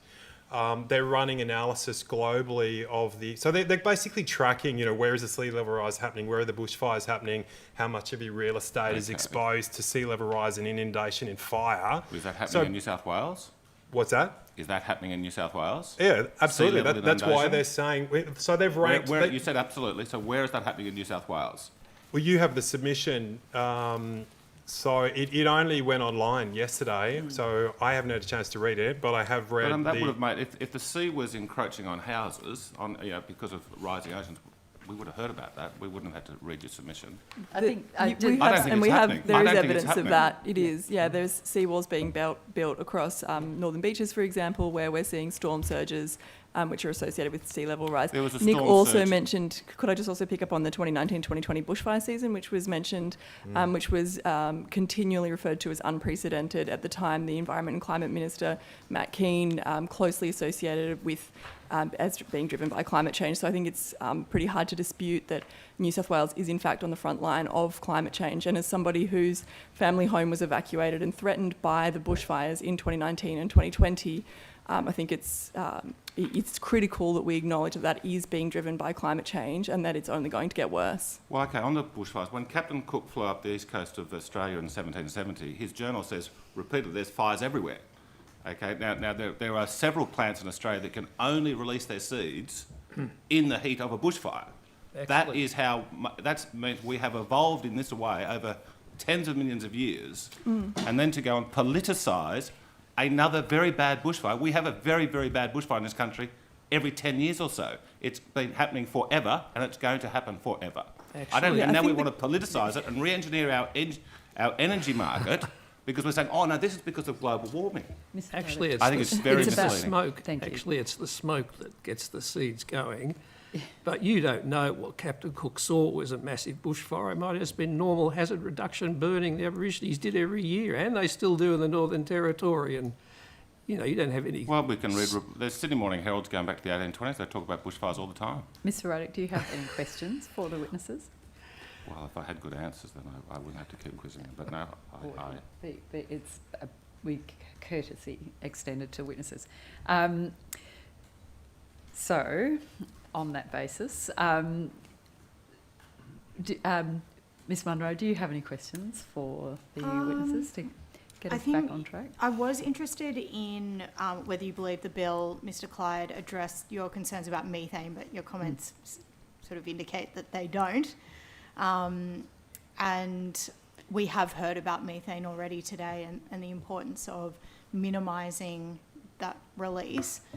Are there international examples that have been tested on controlling methane emissions? Look, it's a really important question. So our view is that it should be, we need an additional methane target in New South Wales. We think one of the first roles of the Commission should be absolutely to look at this issue and advise the government. But we know already that there are really concrete things that can be done, for example, in the coal industry to limit emissions. It's just that the government hasn't been interested, previous governments haven't been interested in doing it. So EMBA, who's a think tank who have done a lot of work in this space, they are saying that about half of the methane emissions from coal mines on the East Coast could be abated, but it would require some investment. So there are a lot of ways that it can be done. There's flaring, there's a technology called ventilation air methane oxidation for the methane that's coming out of underground mine shafts. In some instances, they actually, what they call it, beneficial reuse. There's so much methane, they burn it for power generation and then call that an offset and sell it as an Australian carbon credit unit and generate some income. So that's happening at a few mines in New South Wales. So lots of ways that it can be done. The problem is that it is free to dump it into the atmosphere. So if you're a coal miner producing profit, pursuing profit, you can dump it for free in the atmosphere or spend a bit of money and abate it. What are you going to do? So that's the problem that we've got. If you look at the International Energy Agency's latest report, and we reference it in our submission, they're saying it's so critical, this issue, that we are in danger of irreversible tipping points. Because of that short-term climate forcing that methane has. It's so much more powerful over 10, 15 years on the global climate. So it's a very, very significant opportunity. It's a big problem. And this is one of the problems of just allowing the coal mines to expand. That has a big methane footprint, and we absolutely need to do something about it. Mr. Clyde, can I ask, are those, I haven't done the full look myself, but are those coal mine projects that are seeking to expand at this point in time, are most of those export coal projects? I haven't done a breakdown actually for our report, but most would be, yes. Just looking at the names, it's been a while since I've looked at them, but most of them look like they're... Yeah, I mean, it's basically an export industry in New South Wales, right? I think we're mining about 180 million tonnes per annum. We were burning about 20 million of those tonnes to make electricity. I think now, Brad would know more than I would, maybe 15 million tonnes. That sounds right. Yeah, so like most of it is export. And so therefore, those Scope 3 emissions are not part of any of this, what the bill would be dealing with, but they aren't calculated anywhere in Australia at this point in terms of those Scope 3 emissions. From the coal that's sold overseas and burned overseas, that's right, they're not. But if I could just say, that is why I emphasise that Scope 3 is one thing when the coal's shipped overseas and burnt, but actually it turns out, I think few people understand this properly, just the process of mining the coal is a very highly emitting process. And they do count towards this state's inventory of our Scope 1 and Scope 2 emissions. And they're very significant and they're growing. But we heard earlier some evidence about that kind of, emissions no boundaries. So the fact that we are literally the generator and cause of those emissions elsewhere, and we're not accounting for them. And this scheme doesn't even contemplate really trying to take that national that responsibility for those emissions in terms of the overall ambition. That I suppose from where you're coming from, which is that how do we actually reduce emissions globally and take our responsibility, that would be, it would be a responsible scheme if we started to calculate the emissions that we're actually responsible for. I agree 100%. And I think the industry's position is that, well, if you don't let us expand our mines, someone else is going to mine the coal somewhere else in the world and the emissions are going to happen anyway, so there's no net gain. So you may as well just keep the industry expanding. But in our submission, we quote the two justices, two cases, one in Queensland, one in the New South Wales Land and Environment Court from Justice Preston, throwing that argument out and saying that that does not that there is the evidence simply does not back that proposition. That's right. I had read that. Thank you. I saw that. Yeah. The substitution argument. Yes. Yeah, that's right. I have a Ms. question Munro. for Dr. Smith, if that's okay. I was just wondering about the importance of front-loading the reduction of emissions and the impacts that it has on the environment, why that's valuable, and I suppose why we need to have a 2035 target and why we need to have a target that sits at 70% as early as possible. Yeah, thanks for that question. So most carbon reduction schemes include carbon budgets and trajectories for achieving those, so that governments don't just say, or polluters don't just say, oh, we'll deal with that later. And the reason is because as soon as the gas is in the atmosphere, it's causing warming. And the committee heard from Professor Pittman this morning about how much warming has already happened. It's almost already 1.5 degrees. And like Jackie said, we're already seeing devastating impacts for people in New South Wales. So we need to reduce that warming as much as possible, as soon as possible, reduce those forcings that are causing the globe to warm. And we need to minimise the overshoot above 1.5, because as soon as we go over 1.5, that's the sort of safety guardrail, and all sorts of things start going wrong. Ice sheets collapsing, bushfires getting worse, forests emitting a lot of carbon. So bringing action as far forward as possible is really important. And that goes to Nick's point around methane, because methane is such a fast-acting greenhouse gas. Any action we can take on methane has enormous benefit in terms of reducing the temperature. Around your point of the 70% by 2035 target, to reach the 2030 target that everybody, it seems like everybody in the committee agrees with, 50% cut, between 2020 and 2030, that looks like reductions of around 5 million tonnes per year in New South Wales. So every year we need to reduce emissions by 5 million tonnes. To reach the 2035 target of 70%, that emissions rate would need to continue and actually accelerate slightly. If we were to remove that 2035 target and just have the net zero by 2050 target, then the rate of emissions reductions reduces really significantly. So it drops, if I recall, it's in the submission, I think it was around 4 million tonnes. So it's a significant reduction in the ambition and the rate of decarbonisation. So that's why we really support keeping that target in there, so that everyone has certainty that's what we're working towards. And of course, we'd like it to be reviewed and ratcheted up if possible. Thank you.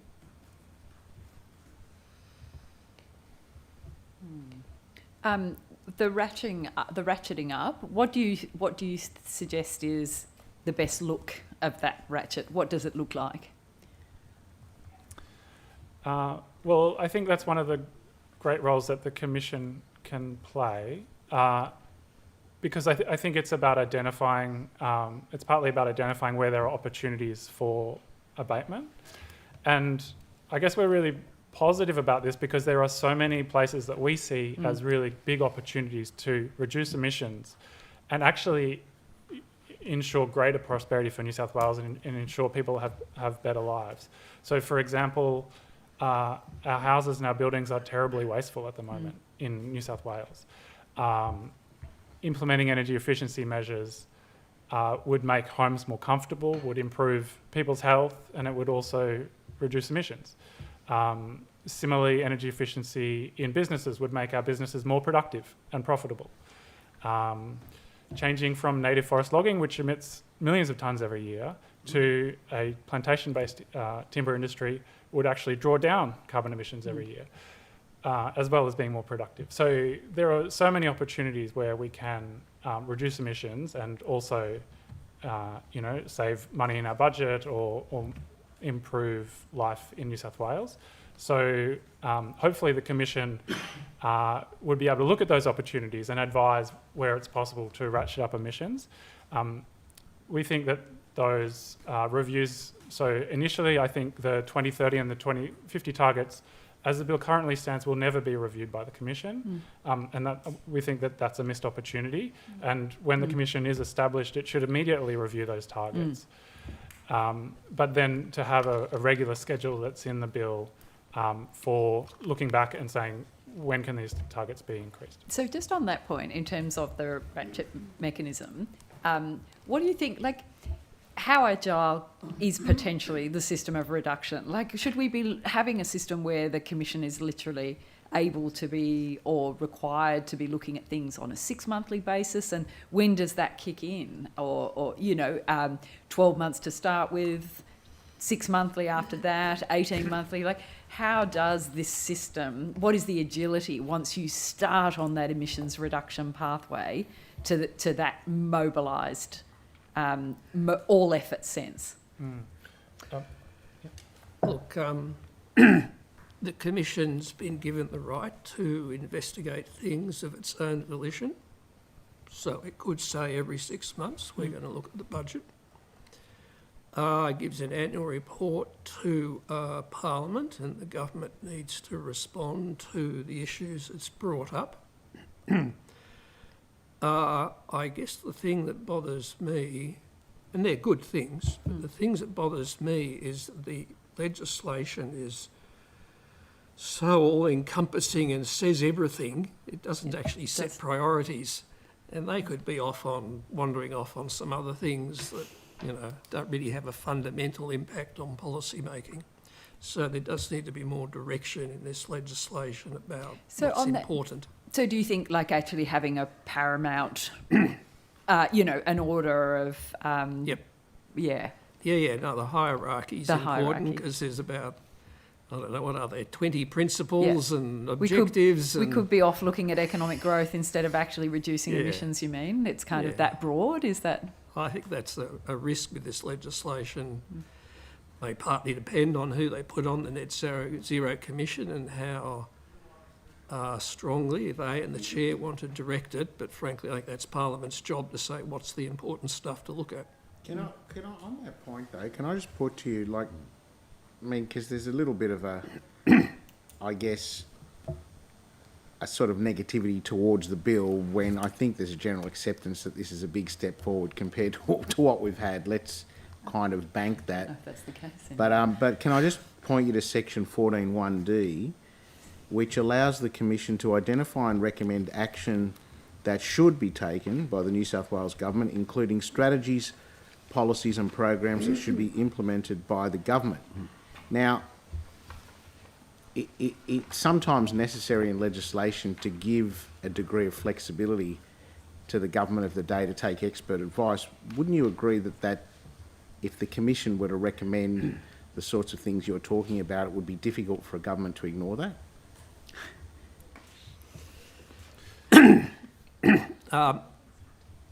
I mean, when I said that I don't think this bill changes the whole universe, that's right. It just creates another, hopefully potentially important voice on climate change policy. I think we've all seen plenty of times government ignore recommendations. Sure. And that's partly the way government works, that other agencies will be saying this interferes too much with our other programs, or it's going to have this negative effect, etc., and the whole thing sort of gets into an omelette. But because climate change is so important and becoming so urgent, the government needs to have clarity rather than continuous debate and power struggles between agencies. They all need to be going in the same direction. I mean, some of that is obviously coloured by the political persuasion of the government in terms of how invested they are on a particular issue, and I'd suggest that this government's intentions are somewhat more genuine than the previous. But could I just get some answers from some of the other witnesses as well? We had an interest. Yeah, thanks, Mr. Buttigieg. So to your first point, yes, we welcome the bill and support it, and are very happy that it's being put before the Parliament. And having these targets in legislation and having a Net Zero Commission we see as a really important step forward. There are a couple of things about the bill that we were surprised by that we think could really strengthen it, and we've sort of outlined those, I think, already today, around including the 2035 target, ensuring that interim targets can be put in regulations and a few other things. In terms of the functions of the Commission, I agree, 14.1D is great. It's good to see it there. I think there are a lot of functions, especially under subsection 2 in that section, where we feel the Commission would be stronger if it was directed to do those things. So that the Commission shall provide advice rather than may provide advice. Because it currently says the Commission allows the Commission to provide advice on interim targets. That's, yeah. Is that 2B? 2B, yeah.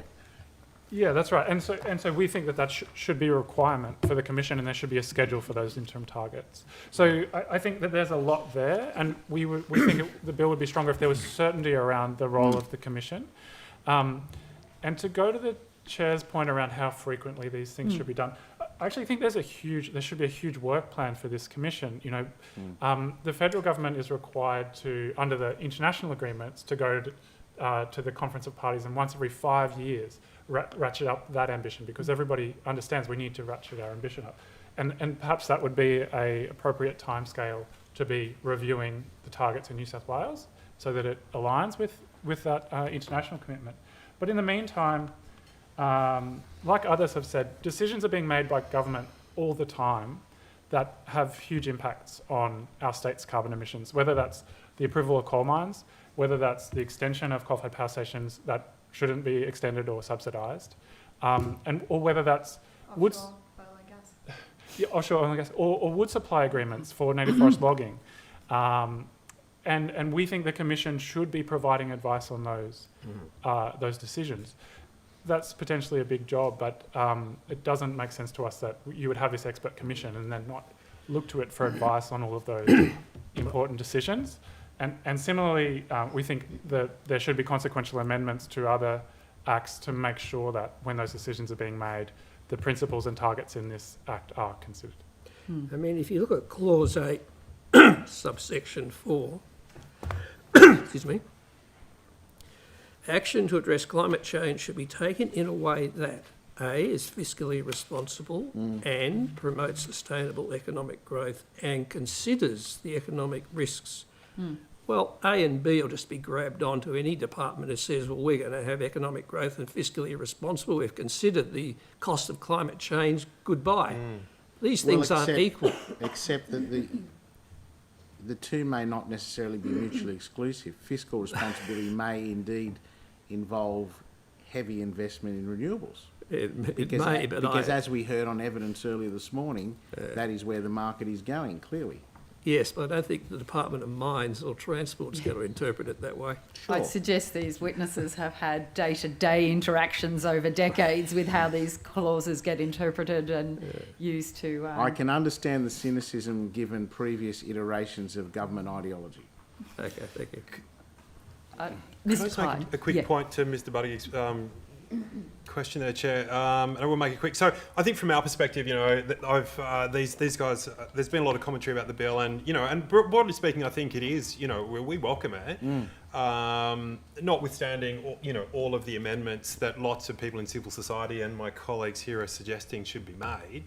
I just wanted to make a quick point that one of the dangers that we see is if the government legislates and then says, okay, job done, that's a problem if you don't do any of the other things that you do need to do to solve this real emissions problem. And I just want to quote one policy, and this is something the coal industry quotes again and again, and you'll see the Independent Planning Commission reference it in their decisions too. You know, they point to things like the Net Zero Plan Stage 1. It specifically says, and we understand this was an outcome of coal industry lobbying, it specifically bans the decision maker from considering the 50% by 2030 target. It says you cannot consider that when you're assessing a major project under the EP&A Act. That's what that policy says. So if you do nothing but that as government, and you've got a 50% policy, well, a coal mine's going to go, well, you haven't, you know, that still stands, that policy. So we can't see this as a problem. You need to approve our development. Do you know what I mean? the signals are still there to the decision maker to keep making decisions which increase emissions with the bill as currently drafted. So the bill, there's lots of things that are great about the bill, but if that's the only thing that happens and you don't scrap these other policies that are so problematic, also you need to drive a reduction in fossil gas. That's very clear, and I think the Victorian government and ACT governments are doing a great job there. But the bill also needs to send signals to the gas industry that we can't get to net zero without getting off gas. And that signal at the moment, I think the messages are pretty mixed in New South Wales, whereas they're very clear in the ACT and Victoria. Mind you, I think the Commission has the ability to make commentary on those particular decisions. Yes, I think that's the point, eventually. Though, it's commentary. I think one of the compelling statements earlier was Ms Walmsley from EDO when she said you could technically sit down in 5 years' time, look at everything, and we've just increased a lot of emissions and actually done no work yet. And that was her interpretation if you just introduce this. That was literally... we're out of time. Thank you very much for your time, your evidence. I don't think anyone took anything on notice, but if you did, the Secretariat will be in contact with you. And as I have with everybody else, just acknowledging the time frame has been very short, and we're very grateful that you have come along and given evidence in the short time frame. It's been very helpful. Thank you very much, all Thanks of you. very much. Thank you. Thanks for your time. Thank you.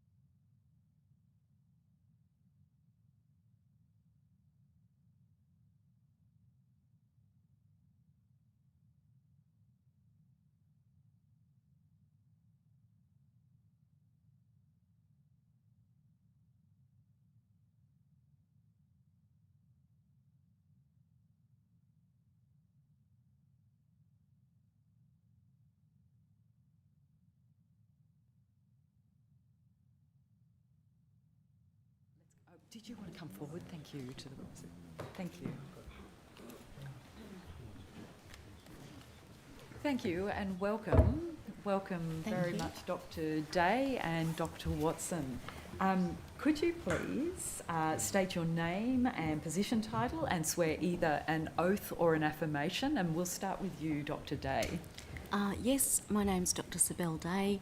I'm the co-chair of the Doctors for the Environment Mental Health Special Interest Group, and I'm also a member of Doctors for the Environment New South Wales. And I solemnly, sincerely and truly declare and affirm that the evidence now about to be given by me shall be the truth, the whole truth and nothing but the truth. Thank you. Dr. Watson. I'm Dr. Sean Watson. I'm co-chair of the DA New South Wales Committee and a neurologist, and I solemnly, sincerely and truly declare and affirm that the evidence now about to be given to me shall be the truth, the whole truth and nothing but the truth. Thank you very much. Would either of you like to start with an opening statement? Yes, I have something here. Thank you. So, first of all, look, it's a great privilege and honour to be called before this committee, so thank you very much. We're both here to represent DEA, which is a health organisation focused on the health impacts of environmental change and particularly climate change.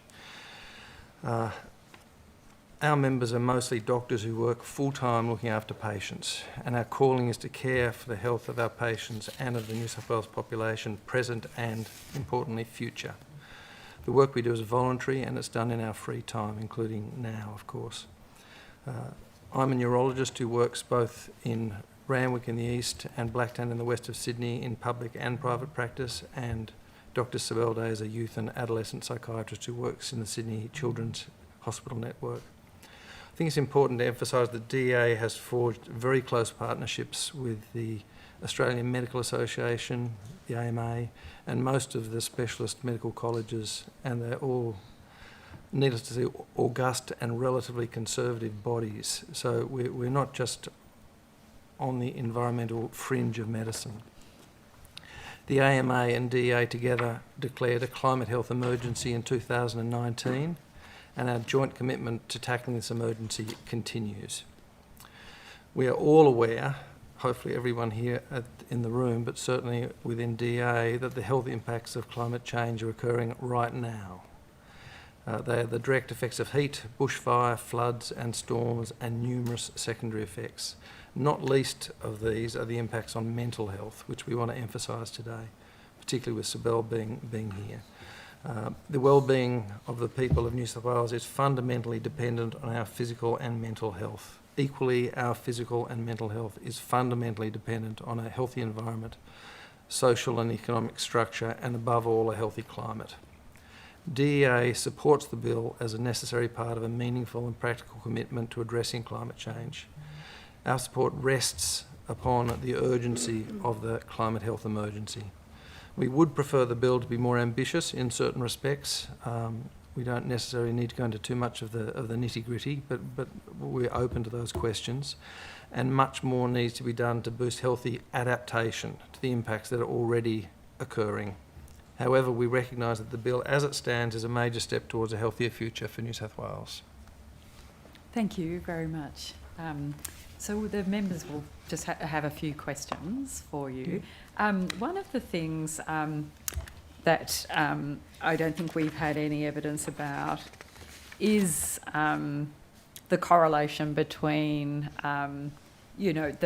those in the population, our New South Wales community who actually are developing real anxiety and kind of climate anxiety, as I understand it's been called. Do you see, is that part of the motivation for your work, to advocate for ambitious action because that growth and what you're seeing? Yes, and I would add that it's part of it. So I'm a child and adolescent psychiatrist, and I'm also qualified as a paediatrician. And what we're seeing across the community, both in patients and families, but also in rigorous research done across the community, is really significant rates of distress about the impacts of climate change. And that's definitely one of the factors, and it's not all just anxiety, there's many other emotions involved. A lot of that can be a healthy response to the real dangers of climate change. But there actually are now large numbers of young people in Australia who are having significant day-to-day functional impairment and distress linked to their concerns about climate change. And I would add that there's now repeated studies both overseas and here showing that lack of government action on climate change is linked to young people's and children's distress about climate change. So that is definitely relevant, and there's a really big opportunity for parliamentarians and government to show leadership, because actually by showing leadership and taking meaningful action on climate change today, that will already be a signal that reduces some of the distress in the community. I'll stop soon, but just to make the point though that while climate distress is important, because it is people registering the seriousness of the situation when they understand what's going on, the other mental health effects of climate change are really not well recognised, and there's something that I think it's really important for the committee and governments to be being aware of. So we're already in Australia having very significant impacts from increasing frequency and severity of heat. So we get increases in emergency presentations across the board, we get increases in significant mental health distress, even, in fact, suicidal behaviour increases during hot weather, online bullying increases during hot weather, domestic violence increases during hot weather. And that's just one example. And then there's a whole lot of others that people are perhaps a little more familiar with around the consequences of disasters. To add to that, when people survive a disaster or experience a disaster, as with the bushfires we're already having this time of the year, when that happens in the context of seeing leadership by local leaders and by governments, the mental health outcomes are better. When it's in the absence of effective leadership, the mental health outcomes for those communities are worse. There are also a number of other mental health effects which are not just climate distress. So just to flag that, but thank you. Great question. Thank you. Well, it was actually your qualification that actually stimulated the and just some more general understanding. So thank you. I've hogged so many questions. Committee, do you have any questions? I've got more, but I will open up. Well, there's a couple of articles in the Act which specifically attempt to address what you've just spoken about, 8.5 and 12.3F in particular. 8.5 says action to address climate change should be consistent with the right to a clean, healthy and sustainable environment, and 12.3F says the Commission should have expertise on the effects of climate change on human health and safety. Is that a positive step in the... Yes, it's wonderful to see that happening, and we need to make sure that there is accountability to ensure that it is followed through, because absolutely having the health impacts, and I'm so delighted that we're here and that there's interest in understanding the health impacts, and we need to make sure that they're linked to all of the key decisions that affect climate change. Because, for example, if further extensions of coal mines or further gas approvals and gas policies continue, that has an effect both now in terms of the mental health of people concerned about climate change and on into the future, as well as the additional health harms of fossil fuels like air pollution related harms, which are very significant as well. But I guess it's just that feedback loop. So knowing that it's not only that the committee can and should have that information, but that the really serious health impacts we already have in Australia that we know will continue to increase according to the Royal Commission after the bushfires for at least another 30 years. We need to know that those are actually being taken into account when decisions are made that have a major impact on climate change, because otherwise our health system actually can't cope. And also there's a whole lot of suffering and harm and loss of productivity that follows with that. Thank you. We know, thank you so much for coming today and for taking the time to help us out with our considerations. We know that heat stress is one of the most deadly forms of kind of climate impact in Australia. What are you saying to people who are coming to you with concerns about how they can keep themselves well and healthy when they have pressures like heat stress or even air pollution, or they're having respiratory difficulties? Like, what's your response? Would you like me to answer that question? Yeah, either are fine. So I guess I would preface my response to that in saying that, minimising, I guess, tackling the problem at the level of mitigation is arguably more important, and I guess the general thrust of this bill. But at the same time, the reality is that this summer is likely to be fairly horrendous, certainly in terms of heat waves. So kind of abnormally high temperatures over 3 days or more, and likely in terms of bushfire smoke. So yeah, look, every doctor does have a responsibility to kind of help deal with it on a patient by patient basis, and we're all, certainly speaking for myself, I'm looking after patients in the traditional doctor-patient relationship, as well as trying to help at the big picture level. And there's quite a lot of, basically, to stay indoors, air conditioning if you have the luxury, which unfortunately not all of us do. And if you can afford it. And if you can afford it, and if the power's running, and there are many caveats to that. Not go outside and do crazy stuff. Not kind of work on the roof, in 40 degrees. Go to a relative or friend's house or some other environment which is kind of cool and safe in the way you would if a bushfire was approaching. And I think we've got a lot of work to do in terms of incorporating warning systems of the hazards near me type style into these specific, very real health hazards. You know, heat is the silent killer, and arguably kills more people than any other natural disaster, which I'm sure you're aware of. Yeah. Okay. Thank you. Can I add? Yeah. Dr. Day? Thank you. Yes, another great question. So, yes, to all of what Sean has just said, but I would just add that in terms of preparing for the effects of heat, there is active effort being made in the public health system. I probably have to be aware of what hat I'm wearing. So I just would like to acknowledge that there is work happening in that space. And one of the other factors is that often people are not aware. So they're aware that they're distressed or they're aware that they're having breathing troubles, but often people don't actually make the connection, particularly with heat. So in fact, lots of people die from heart attacks and strokes during heat waves, and in fact we have very significant numbers of mental health emergencies on just a single hot day.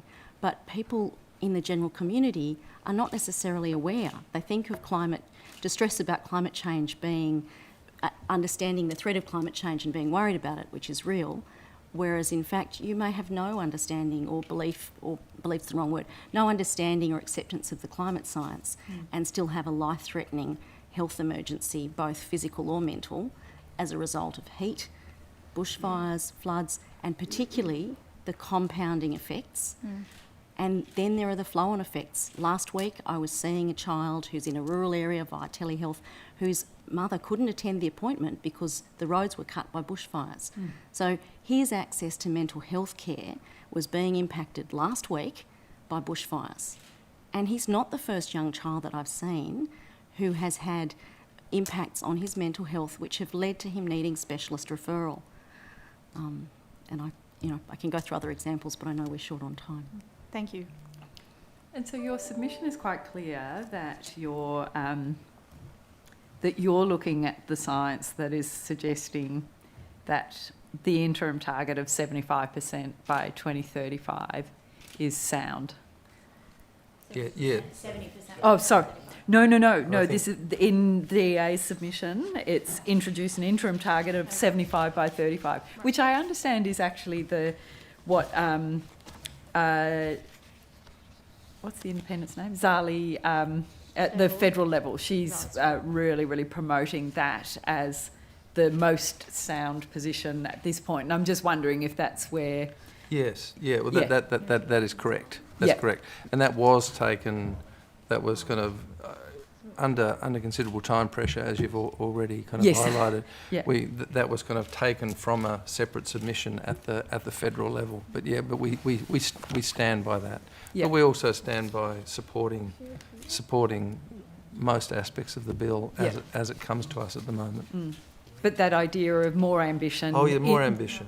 And is, from what I can gather so far, the more ambition is what you suggest is an indication of leadership right now.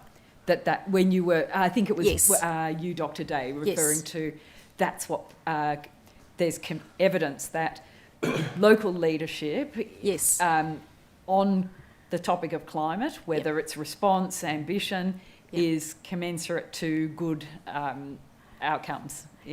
So seeing meaningful action. So while, yes, targets are important, but they're important when they are also linked to actions that people can see making a difference. But yes, absolutely. So seeing that leadership. Just to flesh that out a bit, if the statements and high-level language in the bill are followed through with concrete action, which is the intention of the legislation, then that sort of brings what you're saying together.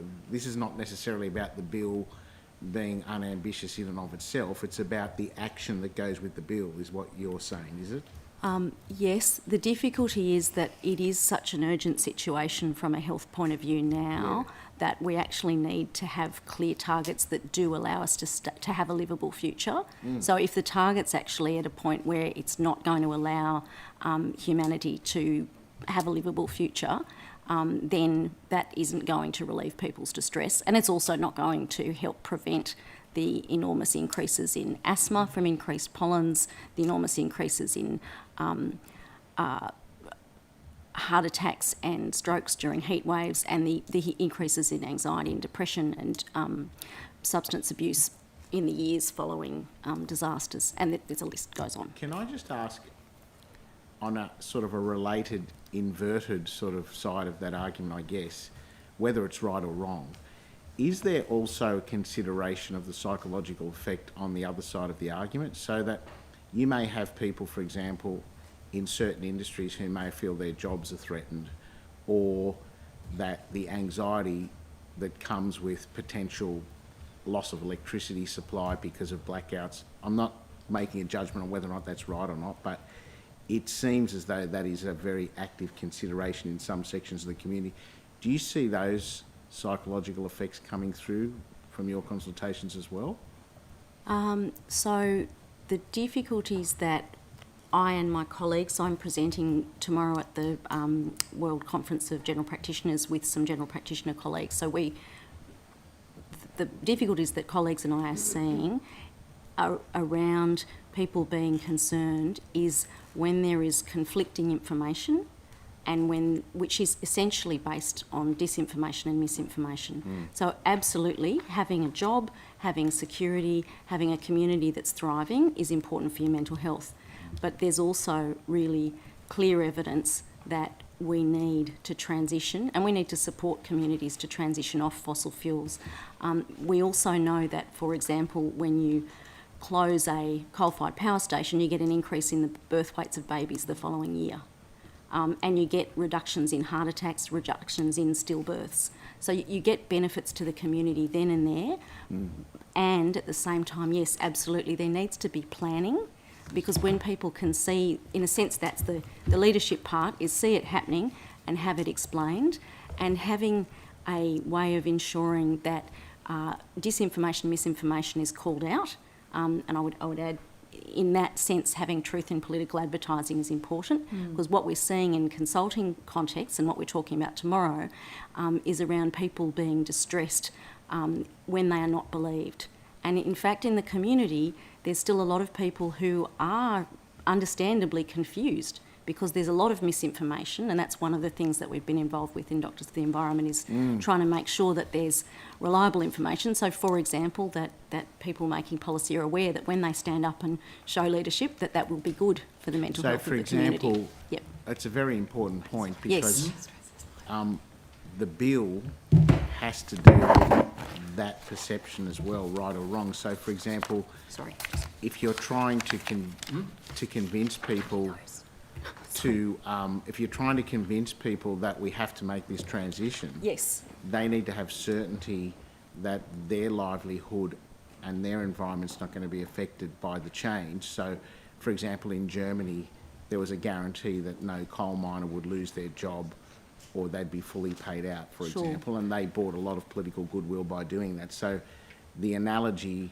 I think, translates to New South Wales as well to a degree, because the misinformation only thrives when people feel insecure. Absolutely, and people feel threatened. I think the other thing is, though, that it also happens when the actual threat that's already here is minimised, because a lot of people that I'm seeing now, they're already impacted by the impacts of climate change. So even people in areas where they're working in the fossil fuel industry are also experiencing the heat waves, the bushfires, you know, the impacts of multiple disasters over time. So it's, in fact, most people in the fossil fuel industry that I've come across with distress about that are worried that there's not a lack of, there's a lack of planning and a lack of a pathway out. They can see that that's going to happen, and what they don't want is to be sort of left with the stranded assets and no job.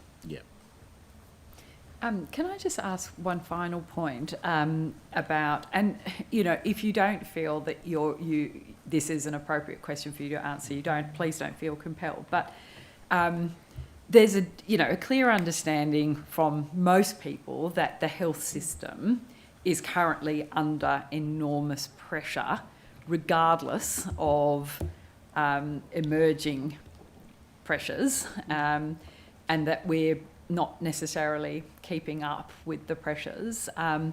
Is that something Yeah, I mean, how do you see that in terms of, I know you've kind of touched on it, but on that kind of day-to-day, year-to-year perspective, if we carry on and we just kind of walk to 2050, how do you kind of, as experts in this field, what do you see in your profession and the system itself you work within? I'll have a go at that, yeah. Well, I mean, I think that there's no doubt that the pressures that will continue to come from climate change, that will come from the impacts of climate change this summer, for example, in all likelihood, will continue to put more and more pressure on the emergency system and all aspects of the health care system. So, I mean, we know that ambulance call-outs go up. We know that emergency presentations go up. We know that deaths go up. So all of those things will inevitably place short and long-term pressures on a hospital system that in New South Wales isn't, I don't think it's fair to say it's failing, but it's always on the brink of failing. I think that's the way our health systems tend to be run. They're run at pretty much full capacity all the time. There aren't kind of beds lying around empty waiting for a new crisis. So I would say that this will, and so the resilience in terms of moving from mitigation, trying to kind of stop the problem at the source through to adaptation, I think improving the resilience of the emergency response system within healthcare and the healthcare system in general is critically important. As Dr. Day has mentioned, there is lots of work going on.